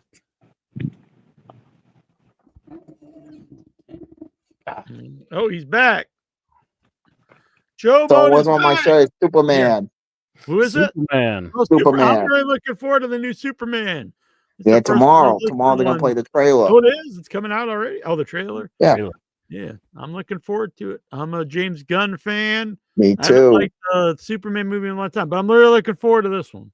NXT was okay tonight. I did not watch Raw because of my Knicks, last night. Can Jack fix a StreamYard? Mine's got glitches. I think Superman. that's your end and not our end. So I watched NXT. It was not okay. So good. That's so good. Raw was interesting last night. The SmackDown a couple weeks ago, I trashed it. It was not that great. Really? Man. Yeah. SmackDown's been tough with that 3 hours. Yeah, it's going back to 2 in June. Hell yeah. I think you should go to 4. No. Yeah.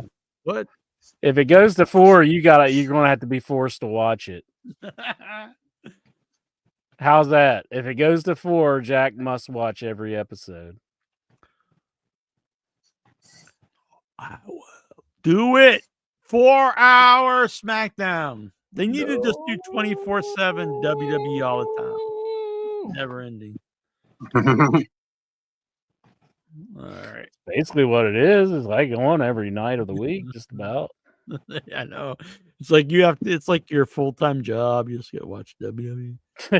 You really do gotta watch a lot. Yeah, it's got to pay better so you can buy tickets to the shows. Oh yeah. Lexar Bailey recently commentated that why she wasn't in any premium live event posters and features on the shows.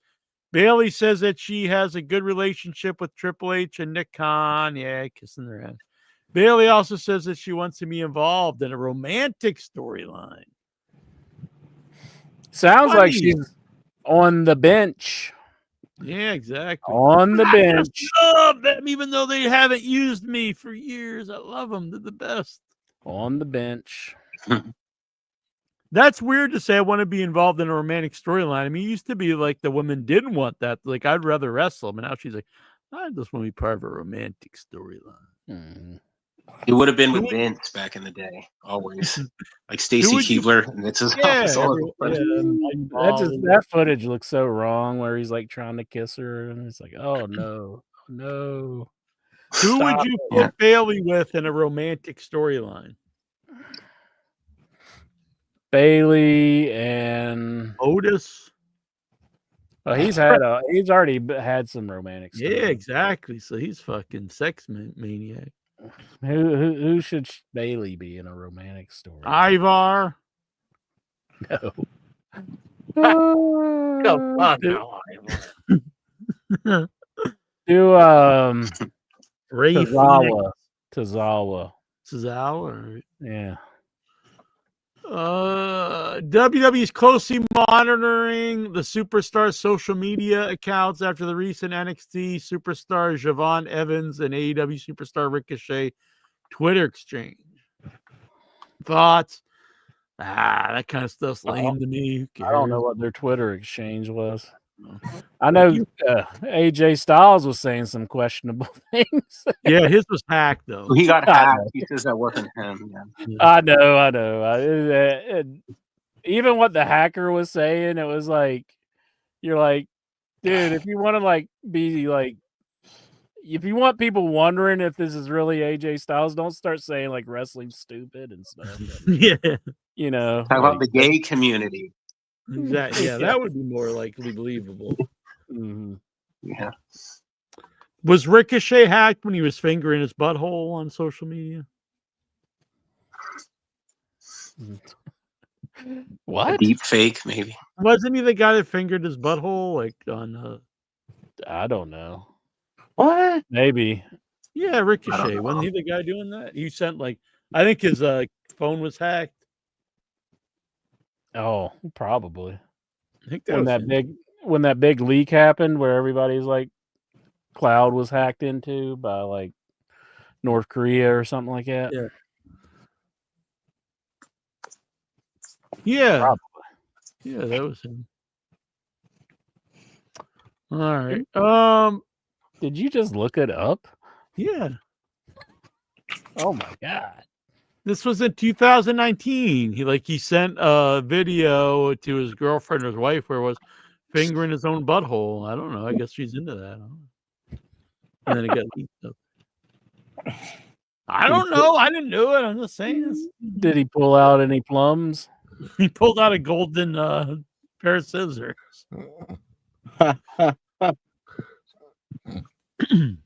They were brown. He's so disgusting. Adam Copeland says that's such a fucking terrible name. Says that it takes a week to walk normally after match. Thoughts? Retire. Yeah, fucking hanging up. Or soon it will I read take WWE forever to walk again. I read they gave up on the copyright for Edge, so he can be Edge again when he comes back. He just keeps changing his name every time he comes back. I think you got to take Edge if they're going to. Yeah. Definitely not Cope. That's horrendous. There's a report going on that TNA has banned excessive bleeding and blading from their shows. Thoughts? I mean, I think you can have a good show with or without it, but I mean, I like it. I'm with you, Mike. I like the blue. I like when I was there last week. Eric Young had a great dog collar match with this guy Steve Macklin that was really bloody. This Steve Macklin guy was even bleeding on his legs, and it was a really bloody match. And I thought it was great. And then when I get home, I read, that was the last bloody TNA match. Yeah, it got a no blood policy. Damn. I made Incher bleed from So all that's- his It's just- orifices. It's just like one of those hidden WWE rules. They're like, yeah, we don't own you, but no more blood. Oh, in your good show. point. Good point. That's actually probably more the reason, to be honest. No Well, more bleeding. Alexa, there's going to be a pro wrestling season of Power Slap. Oh boy. Featuring wrestlers from WWE, AEW, TNA, MLW, and NWA. Are you intrigued? Nope. If anybody was looking at my Facebook when on April 1st, when I said I was training to be in the Power Slap League and I was going to win the whole thing, it was an April Fool's joke. I could see you doing that, though, honestly. Especially if you're in it. You slapping my ass.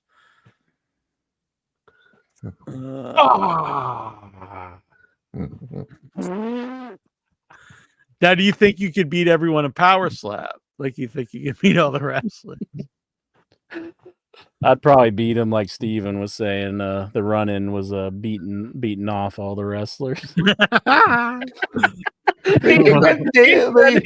He came out to beat off the wrestlers. Yeah, I think you're God on that part. It was pretty funny. Who's gonna win the Super J Cup? Who's in it? Jushin Thunder Liger. It's hard to think Nick know Wayne. now. I mean, who's in New Japan anymore? The Good Brothers.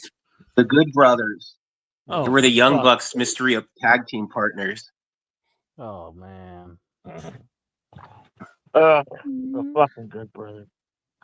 They got the danglies out, Jack. Fuck those fucks. I don't even see anything about this. Did he just make up?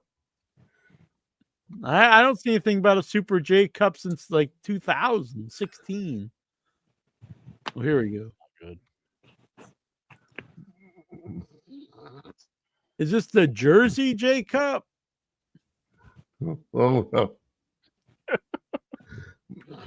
You've stumped us here, Troy. Tony Soprano's gonna win the Slamovich.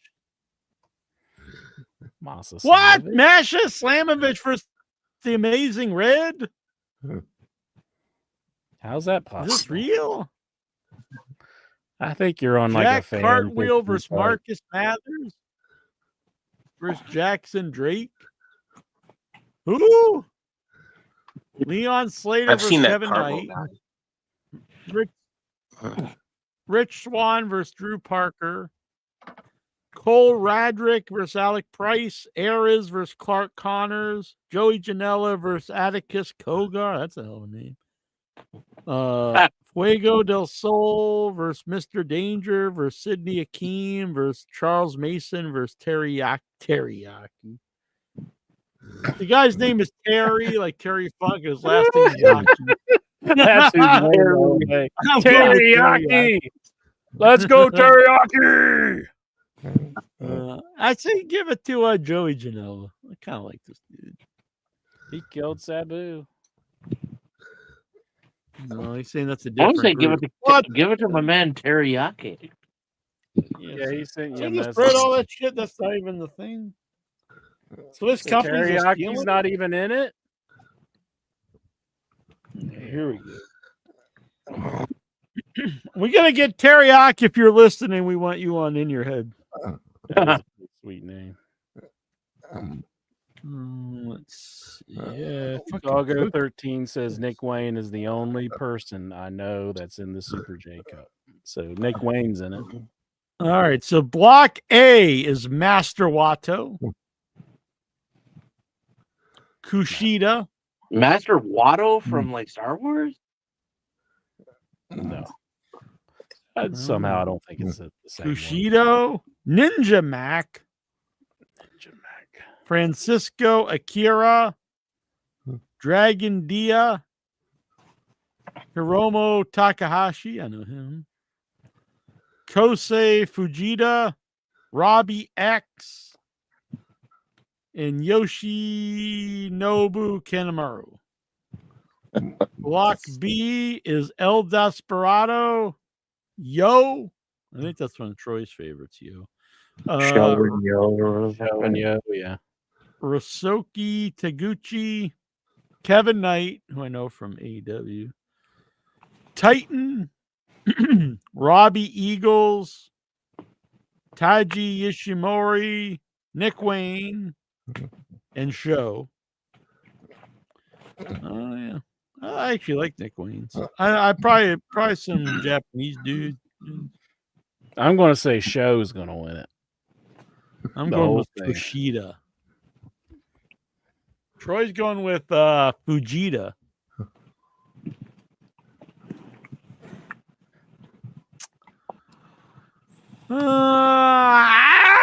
Recent release WWE superstar Braun Strowman is going to have a show on the Cock later this fall called Everything on the Menu with Braun Strowman, a show that is Braun eat everything while he's on the road for WWE.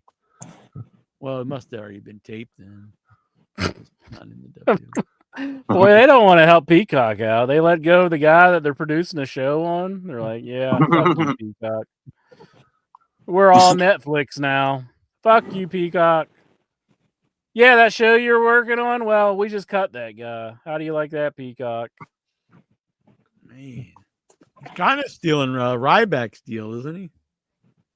Mm-hmm. Yeah. When they played the gore at the beginning of Rhino's theme, I thought it was Ryback for a minute. I was like, "Oh, is that Ryback? They really bring her?" And then it was like Rhino. No one's giving Ryback a shot. He was Yeah, really I am over. surprised. Like the voice, I thought it sounded like that "Feed Me More" thing or something, but it was. I would give Ryback a shot before I would Baby Vanilla. See, you're just trying to trigger me, Jack. No, I I'm see being what you're serious. doing. I'm seeing what you're doing. You're And trying I to think trigger Ryback me. would whoop your ass. See, you're definitely trying to trigger me right now. Well, what you think you could be up Ryback now? I never said that. I'm just saying you're trying to make me walk into a trap right now, and I'm not taking the bait. We're caught in a trap. No, we can't get out because I love you too much, baby.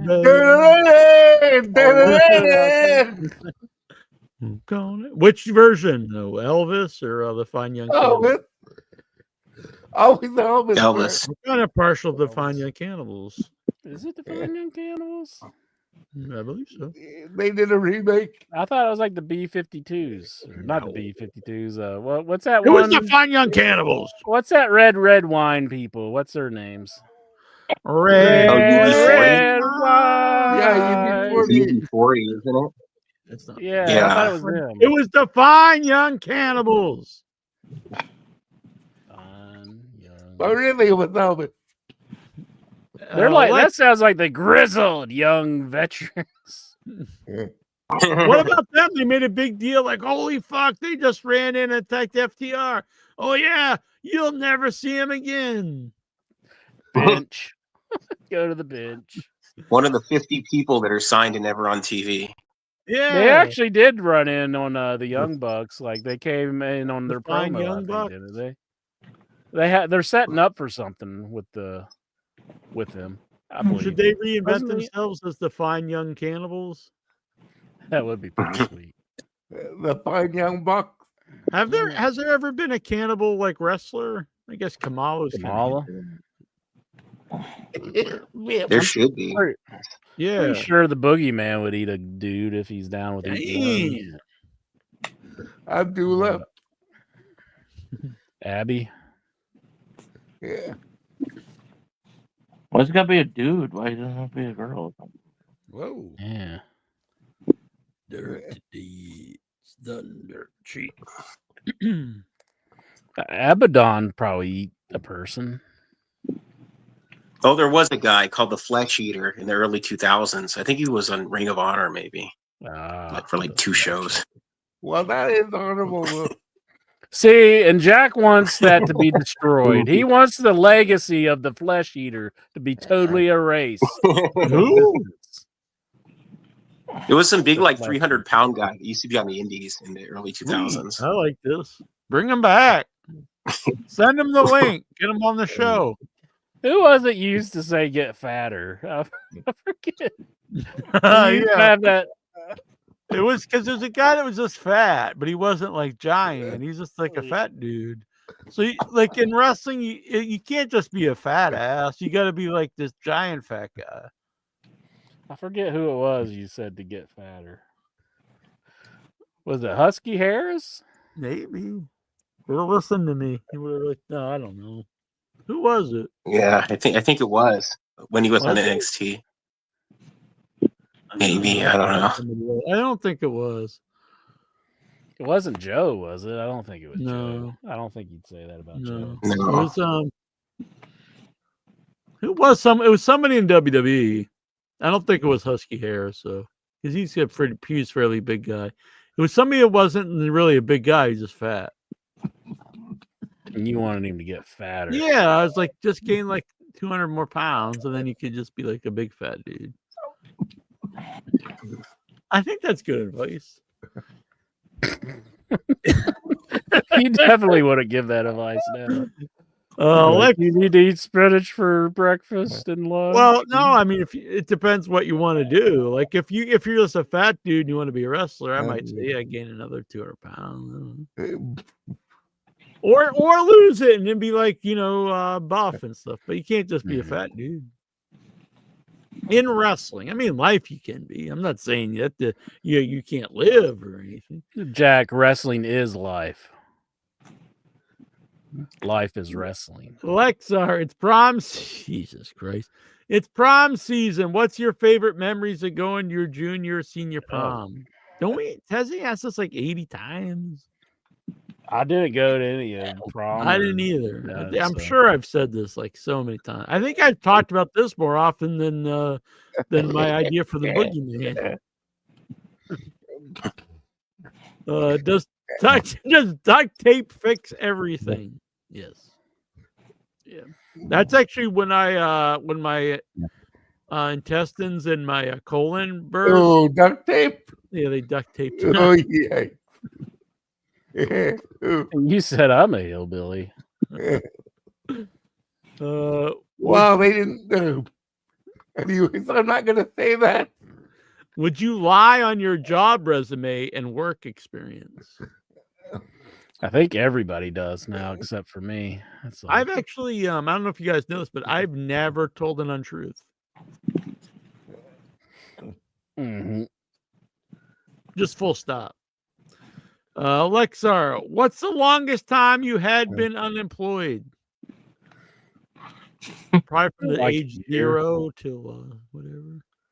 I was unemployed for a year when I started working. So you started working when you were 1? No, I started working after I graduated high school. Yeah, so you were unemployed then for 27 years.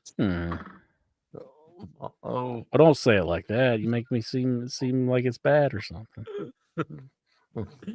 There's more of a joke. Scratch off lottery tickets or a day at the casino. Oh, a day at the casino. More fun.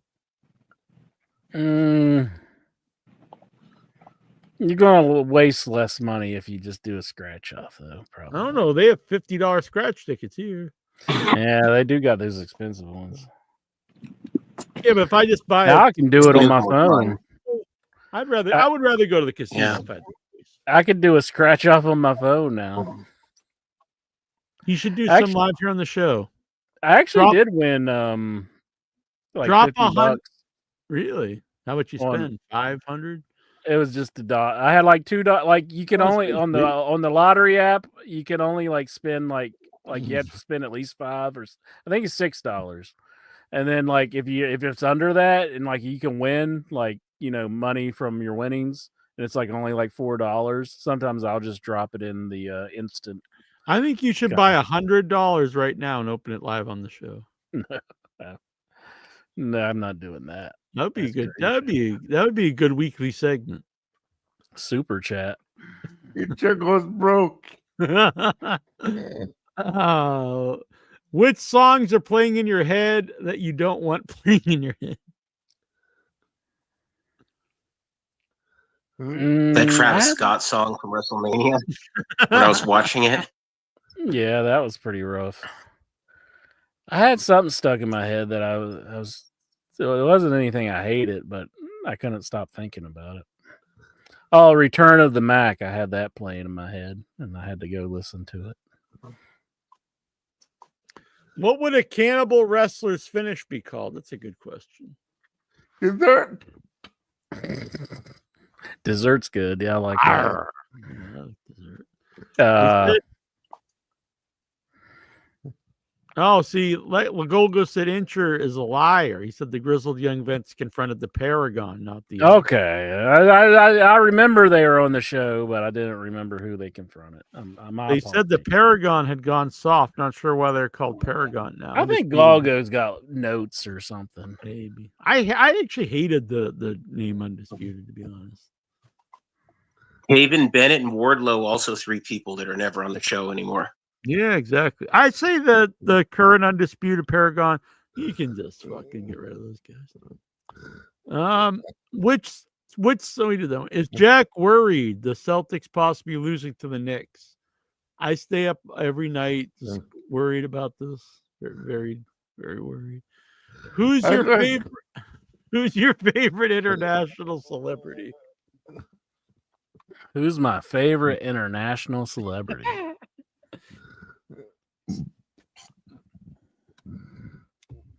I'm going to say Stephanie Valkyrie. Really? Yes, she's the only. I don't know. I'm just keeping it wrestling related. How about you? Anybody else here? That lady that used to wear the fruit on her head in the cartoons.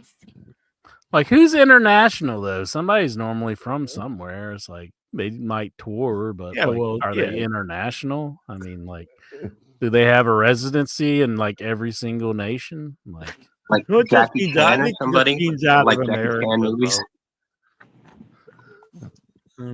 Kim Jong-un. You can't say him. Good God, Jack.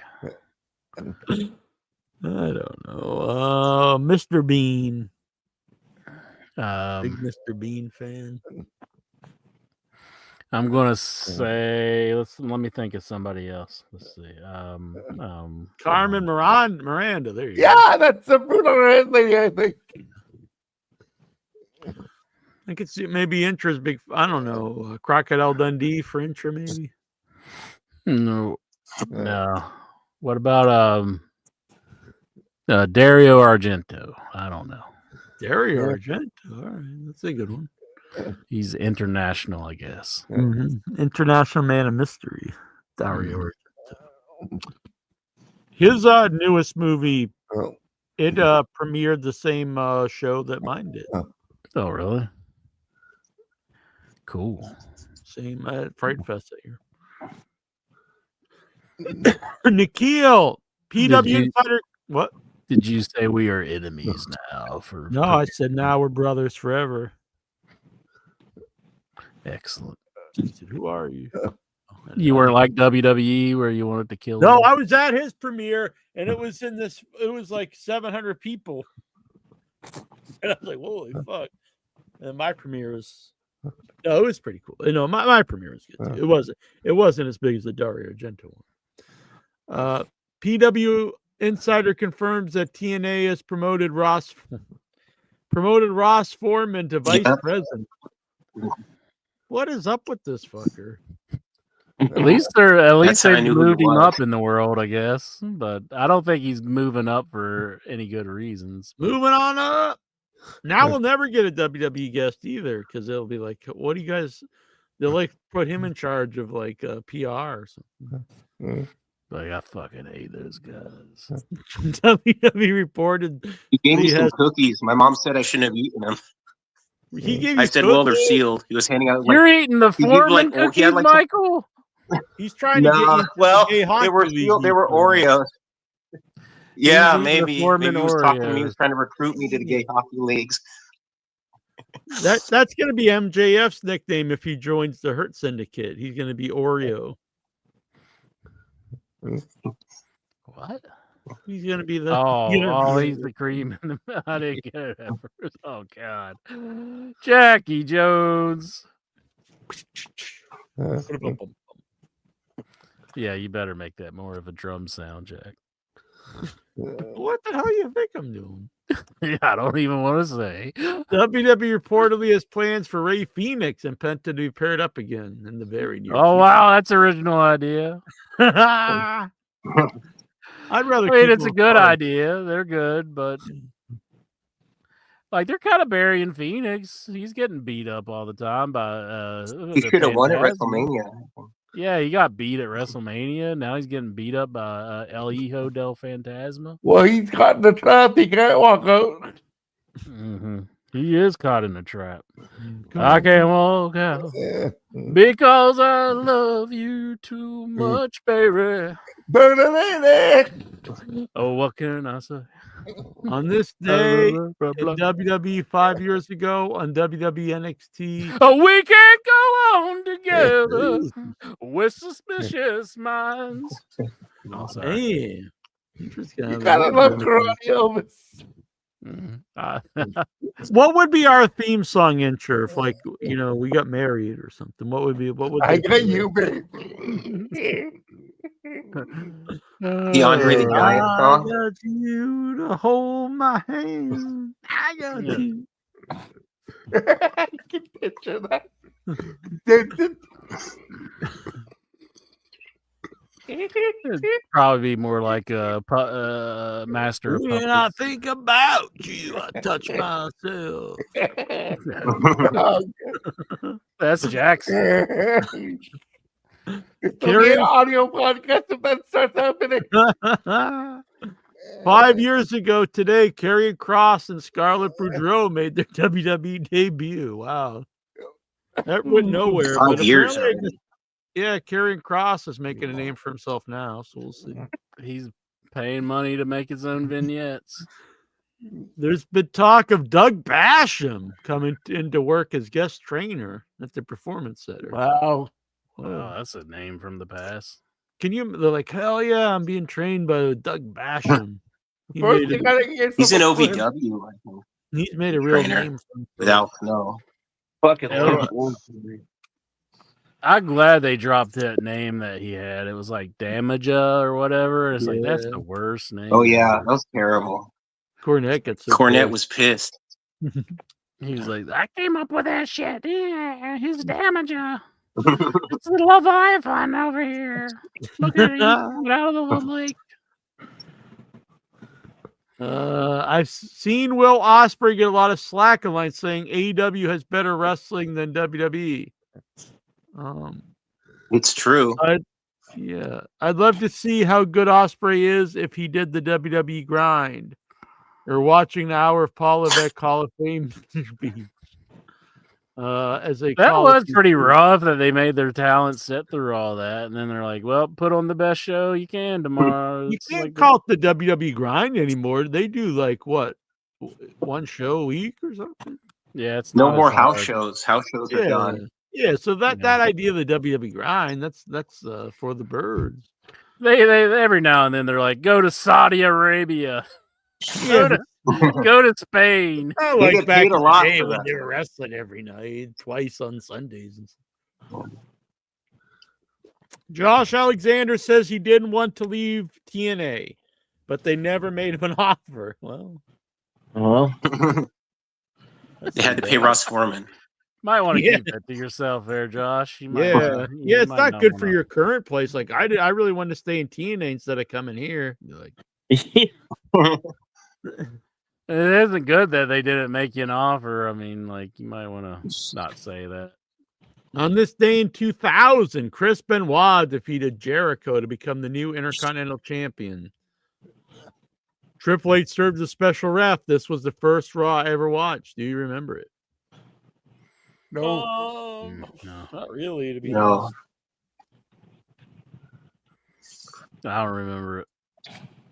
Yeah, I don't. I'm not a guy who really wants to have fond memories of Ben. No, I don't know. Yeah, no offense. Didn't he win the belt though at Child killer. WrestleMania 20? Yeah, it was like He must have been multiple time champ, maybe. So Yeah. that must have been 90 another or time that 80. he won. I guess. Yeah, I didn't realize he had it multiple times. Yeah. Well, he was set to win the ECW belt, wasn't he? And that's when he was like, he went off the deep edge. Yeah. People everywhere want to put him in the WWE Hall of Fame, and I'm like, you cannot separate the wrestler from what he did. I'm I sorry. mean, it's insanity. I mean, he's. Not that. I mean, like, could you imagine if they put him in? Like, how bad that would look. There's a lot of things to be outraged at WWE about. I mean, this one isn't one of them, you know? Yeah. Like, pick something else, like, Vince raping multiple Yeah, women and just use allegedly. Well, it kind of shocks me Yeah. that he's not in the Hall of Fame because I mean it's Vince. He doesn't, you know. Yeah. The thing. He'll Some of the probably fans be that in want the there. child Just his killer. wife and his kid, pal. Well, No even problem. to Vince, it's like, yeah, this is crossing the line here. Yeah. Yeah. He's like, I can't get behind that. Way to Pal. bring down the room, let's hard. That was Nikhil, actually. Way to bring down the room, Nikhil. On this day in 2021, the Pinnacle defeated the Inner Circle in a blood and guts match. Oh boy. I like The the blood and guts match. Fucking Pinnacle. I saw that in the movie theater. Oh, really? Their pay-per-views used to be in the movie That. theater. Yeah, it was fun. They were fun. I missed them. Yeah. So they don't do those anymore? No, Never since did. I used to see it 2023 for some reason. Oh, well, weird, because I guess it stopped during the. No, that would have been after the pandemic, wouldn't it? Yeah. Yeah. They did it 21, 22, and 23. You could go to a Select Dave and Buster's. Yeah, it's not the same. You No. gotta keep buying apps. More fun than theater, I think. They I get did- pegged in the face by the dude playing the baseball game. I saw a show in Chicago in not a Dave and Buster's. TNA has retooled its knockouts division in recent weeks. They have signed Maggie Lee, Indy Hartwell, Harley Hudson, and Mila Grace. Who in the hell are three of those four girls? Harley Hudson was good when I saw her. I've heard of Indy Hartwell's Hartwell. good too. I know who Indy is. Yeah. On this day in 2012, TNA presented Sacrifice, including Bad Influence defeating Magnus and Samoa Joe. Who the hell's Bad Influence? Christopher Who was Daniels, it? Kazarian and Daniels. Yeah, I remember that. Daniels and Kazarian. We're the Bad Influence. I think I was actually watching at the time. Do you remember that? The Bad Influence? Not it. Vaguely, I guess, but not really. I don't know. I'm just acting like I remembered, okay? I don't want Nikhil like always feeling like we don't remember anything he talks about.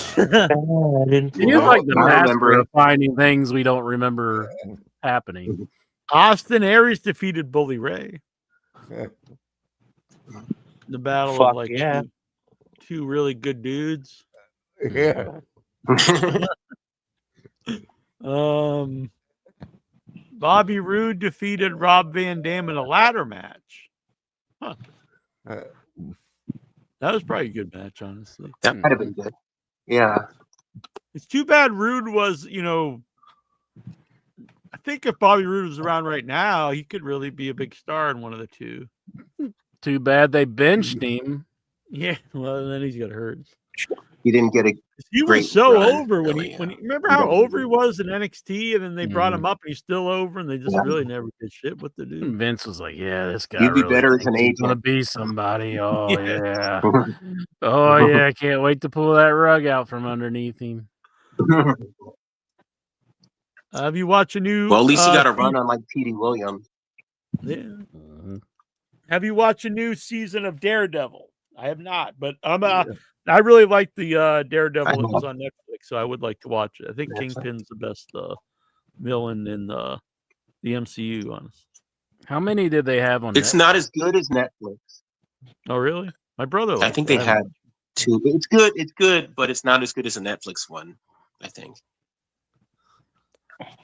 Josh Alexander reveals the Young Bucks essentially turned down his original request to join AEW in 2019. Well, first of all, he said he didn't want to leave. Now he's saying he wanted to go there. Oh, geez. They I turned think the him young man down. doesn't know what he wants. Damn. He sounds very complex. Yeah. During Saturday night's WWE Backlash St. Louis pay-per-view event, a promotional video aired for WWE's upcoming pay-per-view, Night of Champions, set to take place in Saudi Arabia. Yeah, I seen that. A keen eye noticed CM Punk in the video.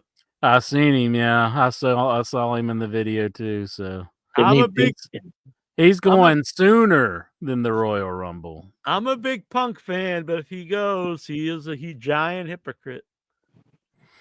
The Miz isn't even in there, who we criticized. Yeah. No Miz. He's doing a American Gladiator remake. Yeah, he's going to start hosting the American Gladiators and stuff. Will he be able to refuse not to go? Cause he could get by with it in the past, but they're pretty ingrained into the whole Saudi Arabia thing. They're screwed now. The Miz got everything. That's what he wants. I mean, you should be able to refuse to go somewhere. I think Cena will refuse to go, right? You can refuse, but you're probably just supposedly going to be part of the. I don't think you get fired, but you could probably wouldn't.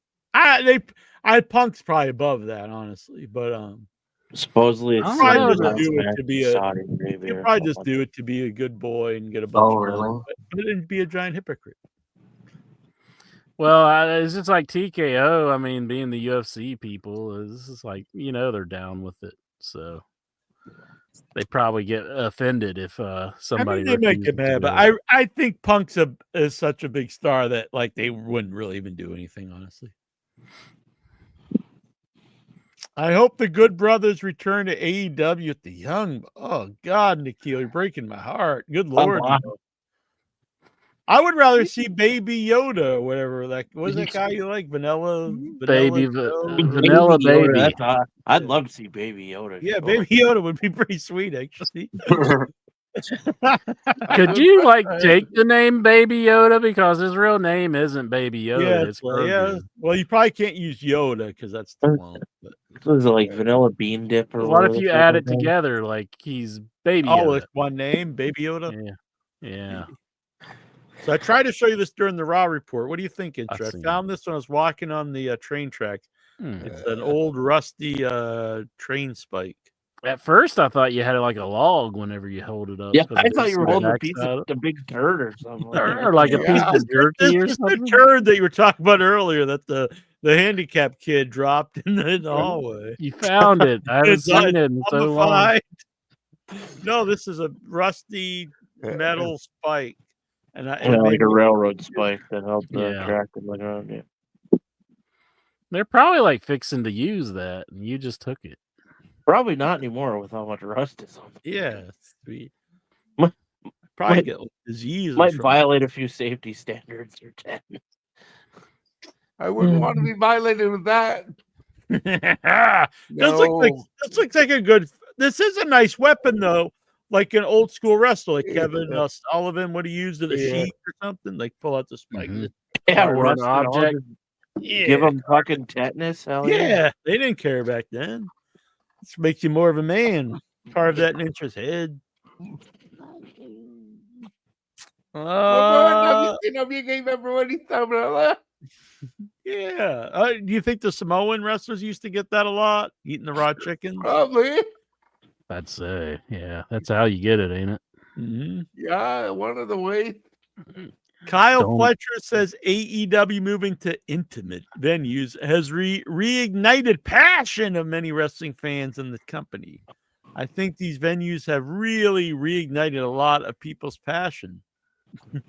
When you have these weird, wacky balconies and theaters, it brings a different feeling. I mean, I like that kind of stuff. I like it. I think as long as you have a lively crowd, wherever it is, they're not dead. Yeah. When I watched that Collision the other week, it was a tiny theater, and they were dead as could be, and it was just Probably because they just got done watching Dynamite, and then they're there for Collision. It's like you can film like was it 2 days, or did they just film it all in one day? I think they just filmed it all in one day. Maybe. I think all in one night. Plus, it was like all these just told job guys on the show.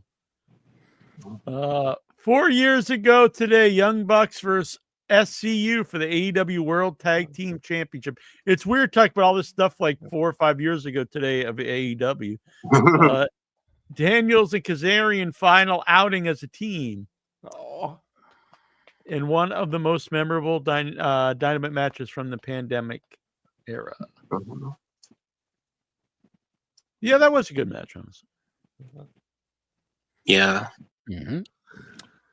I have no idea why I see so many replies. You know what? They should have really did something for the retirement of the Fallen Angel. Yeah. On a pay-per-view or something. That's a big name to this audience in particular. You know, this is Well, they had the match Ring of Honor audience and stuff. Yeah, but they could have been in like a big pay-per-view match, not just some random match on Ring of Honor. Or something.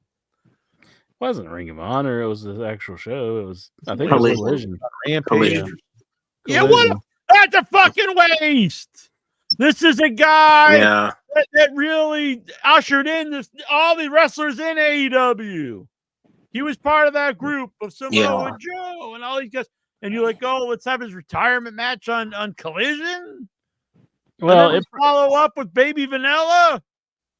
It probably wouldn't have been a waste if they would have had Baby Vanilla go over. Pay-per-view. Pay-per-view. You get one a month. Build up a big match. Maybe he goes for the title one last time. Title versus career. He loses, retires, has a nice moment at the end. I don't know. Anything. Well, Jeff Jarrett's last run sucked, huh? He just had that promo with MJF, and he's on the pre-show again. Yeah, it's like, I'm going to go for the title one last time. No, you're not. You're just going to get beat, and that's the end of you. Like, what the hell? Mm-hmm. Yeah. I had no idea why I see so many replies online saying it's The Rock's fault Cena's heel turn is so terrible. Really? How was it The Rock's fault? He wasn't because he took the man's soul. He owns his soul. They never confirmed if he took Cena's soul. Cena has no soul. He's John Cena. Donnie No Soul Simmons. Tie a yellow ribbon round the old oak tree. I used to think that one of those ladies was named Dawn, and then they didn't just mention the other one. Eric Bischoff's confident real American Eric Bischoff is confident Real American Freestyle will land a streaming deal. These are two idiots who went into TNA and turned a profitable company that had major TV that was creatively suspect into a small-time TV company riddled with debt and killed whatever stars they had. He was I wouldn't trust. Yeah, I wouldn't. I don't see this going anywhere. I don't think it ever goes anywhere at all. I'm amazed that Bischoff is doing this stuff. He's like made himself into like this like credible podcaster, but now he's just shooting that all to shit. Like it's going to remind people of like his failures, like by doing this stuff. And he was also very confident that WCW would be going forward successfully into the 2000s. Yeah, that's what I'm saying. It's like people have forgotten about that stuff, you know, and like they take him serious, like he knows like what he's talking about when he's all bitching about AEW. He looks but now he's going to bring up how he wasn't successful. So I did hear him talk about like, oh well, he's trying to talk about like the AEW TV deal. I'm like, you realize that like you were dealing with TV deals from 30 years ago, like. Mm-hmm. They didn't have these right-free fees. You know, it's a completely different world. Yeah. With the Cena heel turn, they should have never turned him heel. Business isn't up. Business isn't down. The promos aren't good. The angles aren't inspired. The matches on the table aren't exactly anything out of the norm. Well, I think everybody thought they had something better planned than this. Like, yeah. That was honestly was kind of like the Cody run, like the run for him getting the belt was great, and then like he was just in a lot of matches that really no one really cared that much about. Mm. And so I think the idea of a big heel turn, finally you turn the guy heel, is a big deal, but yeah, they've really not done anything to light the world on fire. And I know you and some of the chat were throwing babies in the air over, seeing him versus Kane and Mark Henry. When you get those Orton, babies anyway? Yeah, I could not care less about seeing these matches that I saw like 300 times. They said they were in the ring 92 times together. Cena and Orton 92 times. All I said was I thought it was nice to see the roles reversed. That was interesting, I thought. Was it? Was it really? You didn't even watch it, bitch. What do you know? Because I didn't give a flying fuck. If you watch it, you got to try it out. You don't know until you try it out. No, you make matches to draw someone in. If that's a match they made, but you're not even watching the thing to draw you in. You're not even watching what it is to draw you in. Because it's Randy Orton and Cena. These guys have wrestled 97 times. Kind of why I stopped watching. I like seeing the roles being reversed. I'd seen these guys wrestled a million times, and I didn't care anymore. Now I'm supposed to care again. All right, Mister, I don't care about anything. No, if you bring back someone from the past, one of the biggest wrestlers of the last 20 years, the idea is you match them up with people of today, so you give them dream matches, not match them up with other old fucks. Well, I would imagine that they wanted to finish off his run with one last match with Randy Orton and then on to other things. Because that's like one of his major rivals. Who cares? Isn't it? He is. People who are John Cena fans. Can anybody? If I think what is your favorite?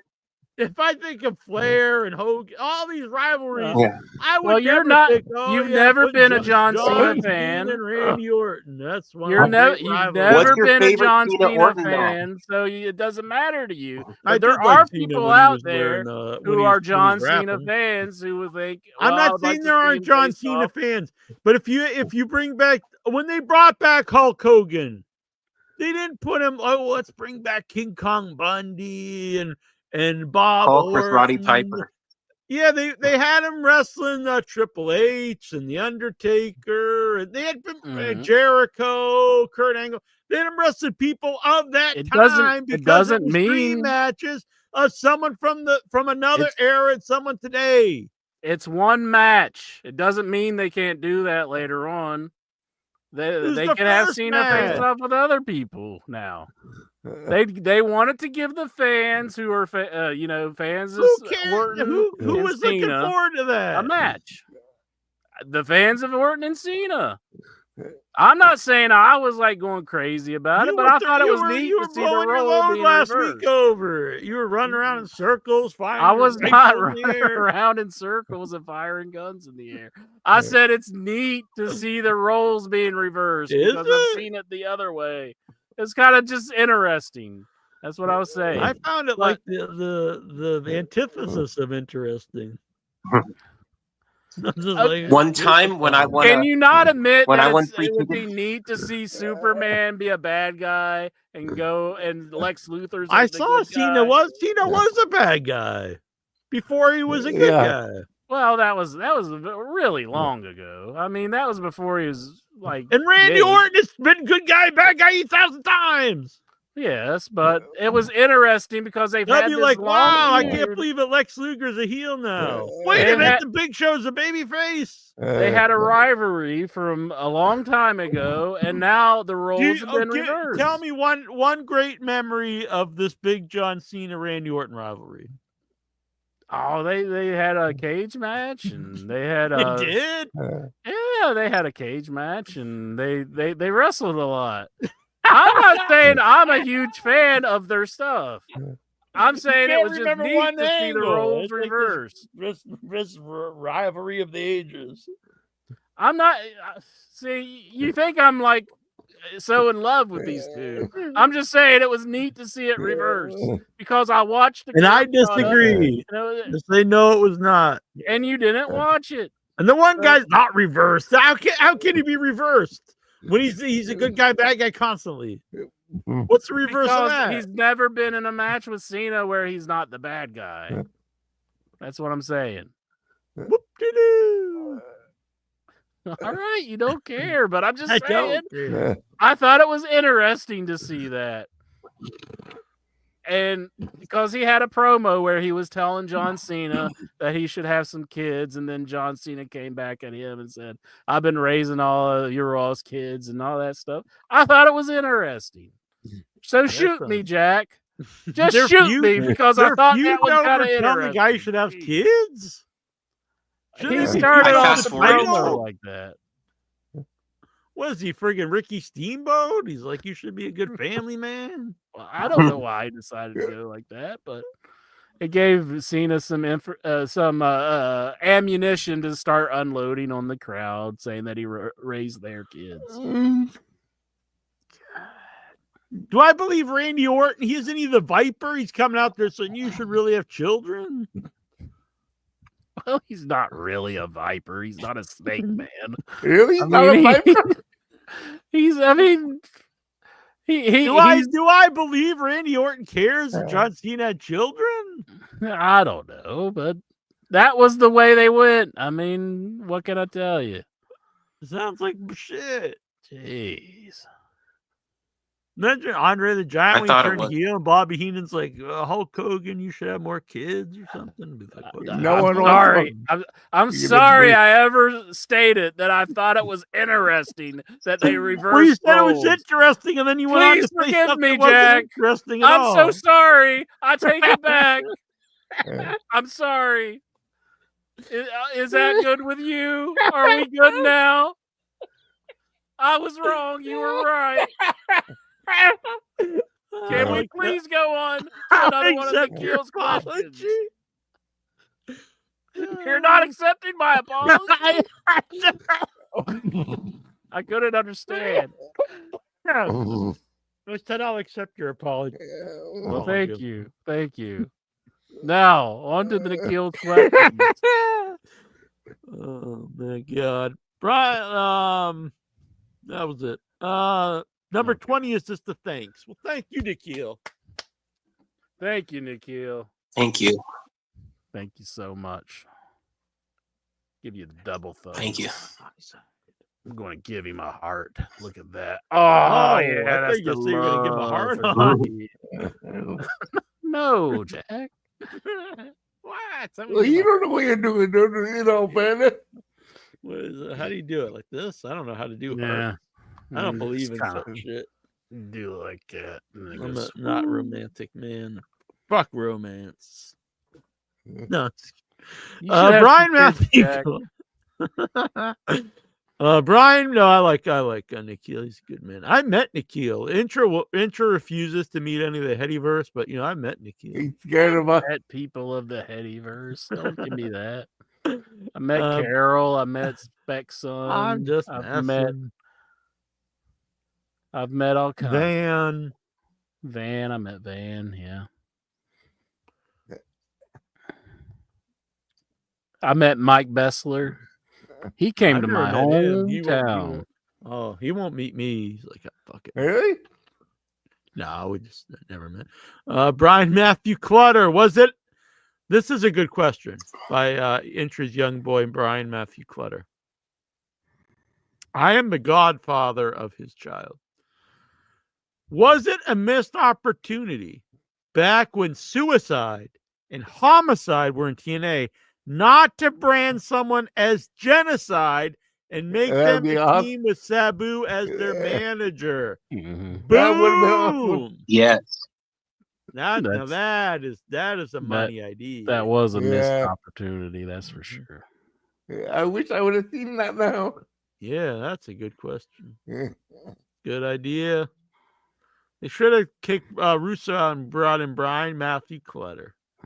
But Hulk Hogan came in with that flying leg drop, and he's like, "No, brother, he ain't suicide. He's manic, brother." To be fair, I'm not going to say I like most of Hogan's ideas. I don't think naming a wrestler suicide is probably the greatest idea. Did you see him on that interview with his bloodshot eyes? He was just like, he looked like he was like, I don't know. It looked like he was like one of those eye popping people or That's something. why the kids love him today, Incher. I guess so. They're like Mr. Googly Eyes with those bloodshot eyes of his. He's like, yeah, brother, let me tell you about the freestyle wrestling, brother. Put you in a hammerlock, brother. Brother, let me tell you, brother. Lexar. Why are you orange, Uncle Hogan? I'm orange, brother, because I have jaundice and I drink a lot of alcohol now, brother. I can't stop drinking The alcohol. sexual assault trial of Sean Diddy Combs is underway. Are you intrigued? Yes, we are. We are so intrigued.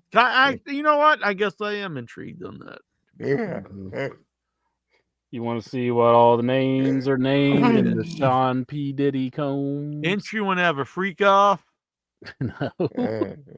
The in your head freak off. Yeah. There was that'll happen at the HeadyCon. This is a true story. When I was filming the movie in Truett's Lair in the office, one of the things is we had this big bottle of baby oil, and it was named Daddy's sauce. Oh God. Daddy's sauce. Because I make the punks call me Daddy. In honor, just like I make Intric. That's why I make Intric call me off there. Yeah. Tyler Stevens, in honor of Sabu's in honor of Sabu's iconic pose, pointing to the sky. What are some of your other favorite wrestling poses? That's interesting. Hand gestures or tops. Yeah. The Raven cross. Yeah, let's see. The Ravens is pretty good. CM Punk, Hulk Hogan. Yeah, honestly, Hogan, that's very iconic. Yeah, Hogan. Yeah, you got a couple of them. You got this. I like and Mikey then also Whipwreck when he's doing the two guns. Yeah, that's a good one too, honestly. The Punk is one I always think of. Cactus Jack. Yeah, Bang Bang. That's Yeah, a good one. Honestly, Randy Orton's little thing when he goes to do the RKO. Really? When Joe Henry you turns like around, that? it's kind of funny too. No, I you don't like that really, promo? but I just How wanted dare to throw you it out like there. that stance? I wanted to put it out there to help to make Intra feel good. No, okay, thank you. Now Jack Perry's copying Raven too. Yeah, the Raven pose. Has he People been back? copying it years later. Did he come back? I don't think so. No, he hasn't. Doesn't he have a title or something? He needs drop it. No, not anymore. You know, a new one is Jacob Fatu, like when he's doing the little head shake thing. That's a good one. It's a little more involved, but Jackie Jones Spike. The Rusty Spike. Rusty Spike Dudley. If he came back now, would he be Rusty Spike Dudley? Maybe. You still got Yes, it. ring run. What would you do if you were walking down the street and Spike Dudley just comes out and he said, "So I heard you think you can beat me," and he just boom and knocked you out with one punch. I'd say, well, what's the deal with the sucker punch there, Spike? And then he just unzipped his pants and just took a leak all over you.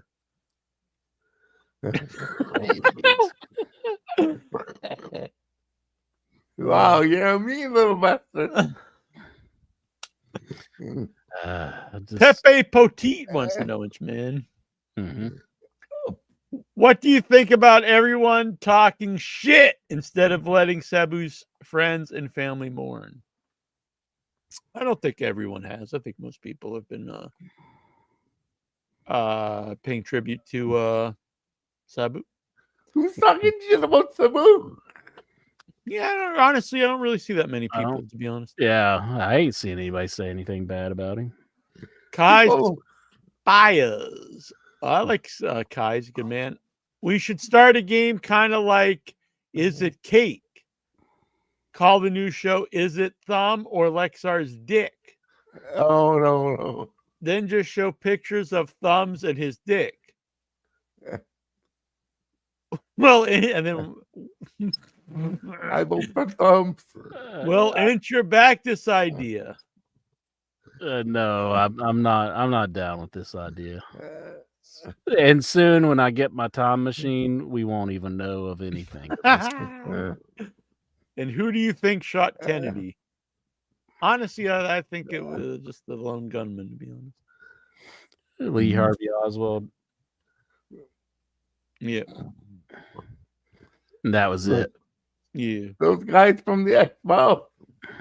But Jack, you see the head go forward and back. Back and to the left. Back to the left. I remember when we went to Dallas, me, Jason, and Jason's friend Jeff, and Jeff's like a gun guy, and he went up to where the shot was, and he was like, you always hear it's this impossible shot. He's like, no, it's Yeah, not necessarily easy, but it wasn't anything that special. Modern day version of that was people saying Austin hitting the guardrail, knocking the lady over. And a lot of people are acting like the lady should have just fell over immediately. If you're taken out at the legs, you don't just go down immediately. You kind of come down like a tree, you don't. Timber.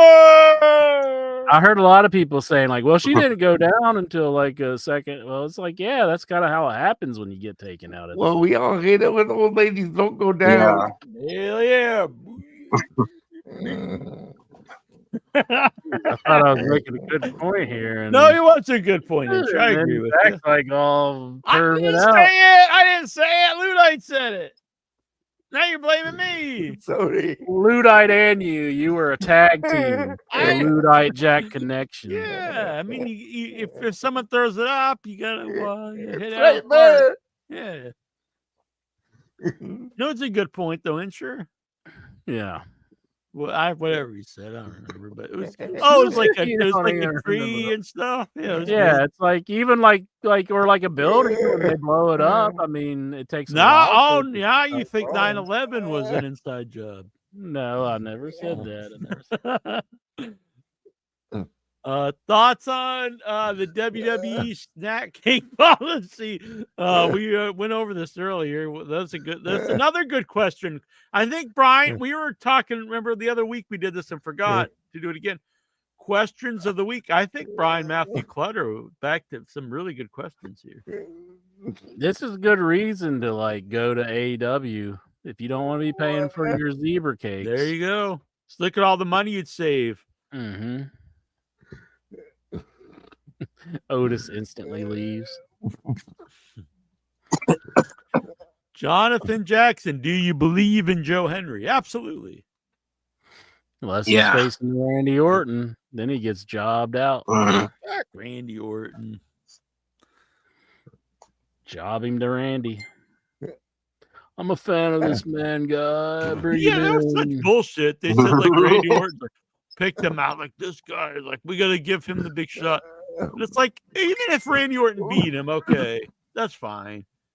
But in the shortest match on both nights, how is that supposed to, is it just the idea that he's even in the ring with this guy? Mm-hmm. Is just I bet his wife said big honor. I bet his wife said he was cute or something, and Randy's like, yeah, I'll show you. I'll beat him in the ring real quick. When he was in the Rumble, he got thrown out right away, too. Mm-hmm. They're just jobbing out anybody from TNA. Moose, he was totally jobbed out to freaking Obafemi. It was just come on, guys. Yeah. I was excited to see Moose. I thought he was going to have a competitive match. I didn't expect him to beat him, but I didn't expect him to just get jobbed like that. But yeah. The Once and Future Smash was licensed to Apple TV, so it'll be up there soon. Excellent. I can watch it on my laptop here. Yeah. Go rent it if it's a rental. Someone has a back end deal and gets out of the back. Oh yeah. You like those back end deals? I do. That's how me and Inter met. Brian Matthew Clutter, I found this in a storage room at work. Are you intrigued? What is it?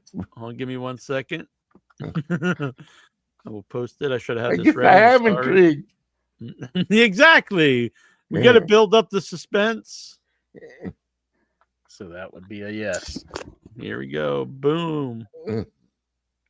Oh, What's he holding there?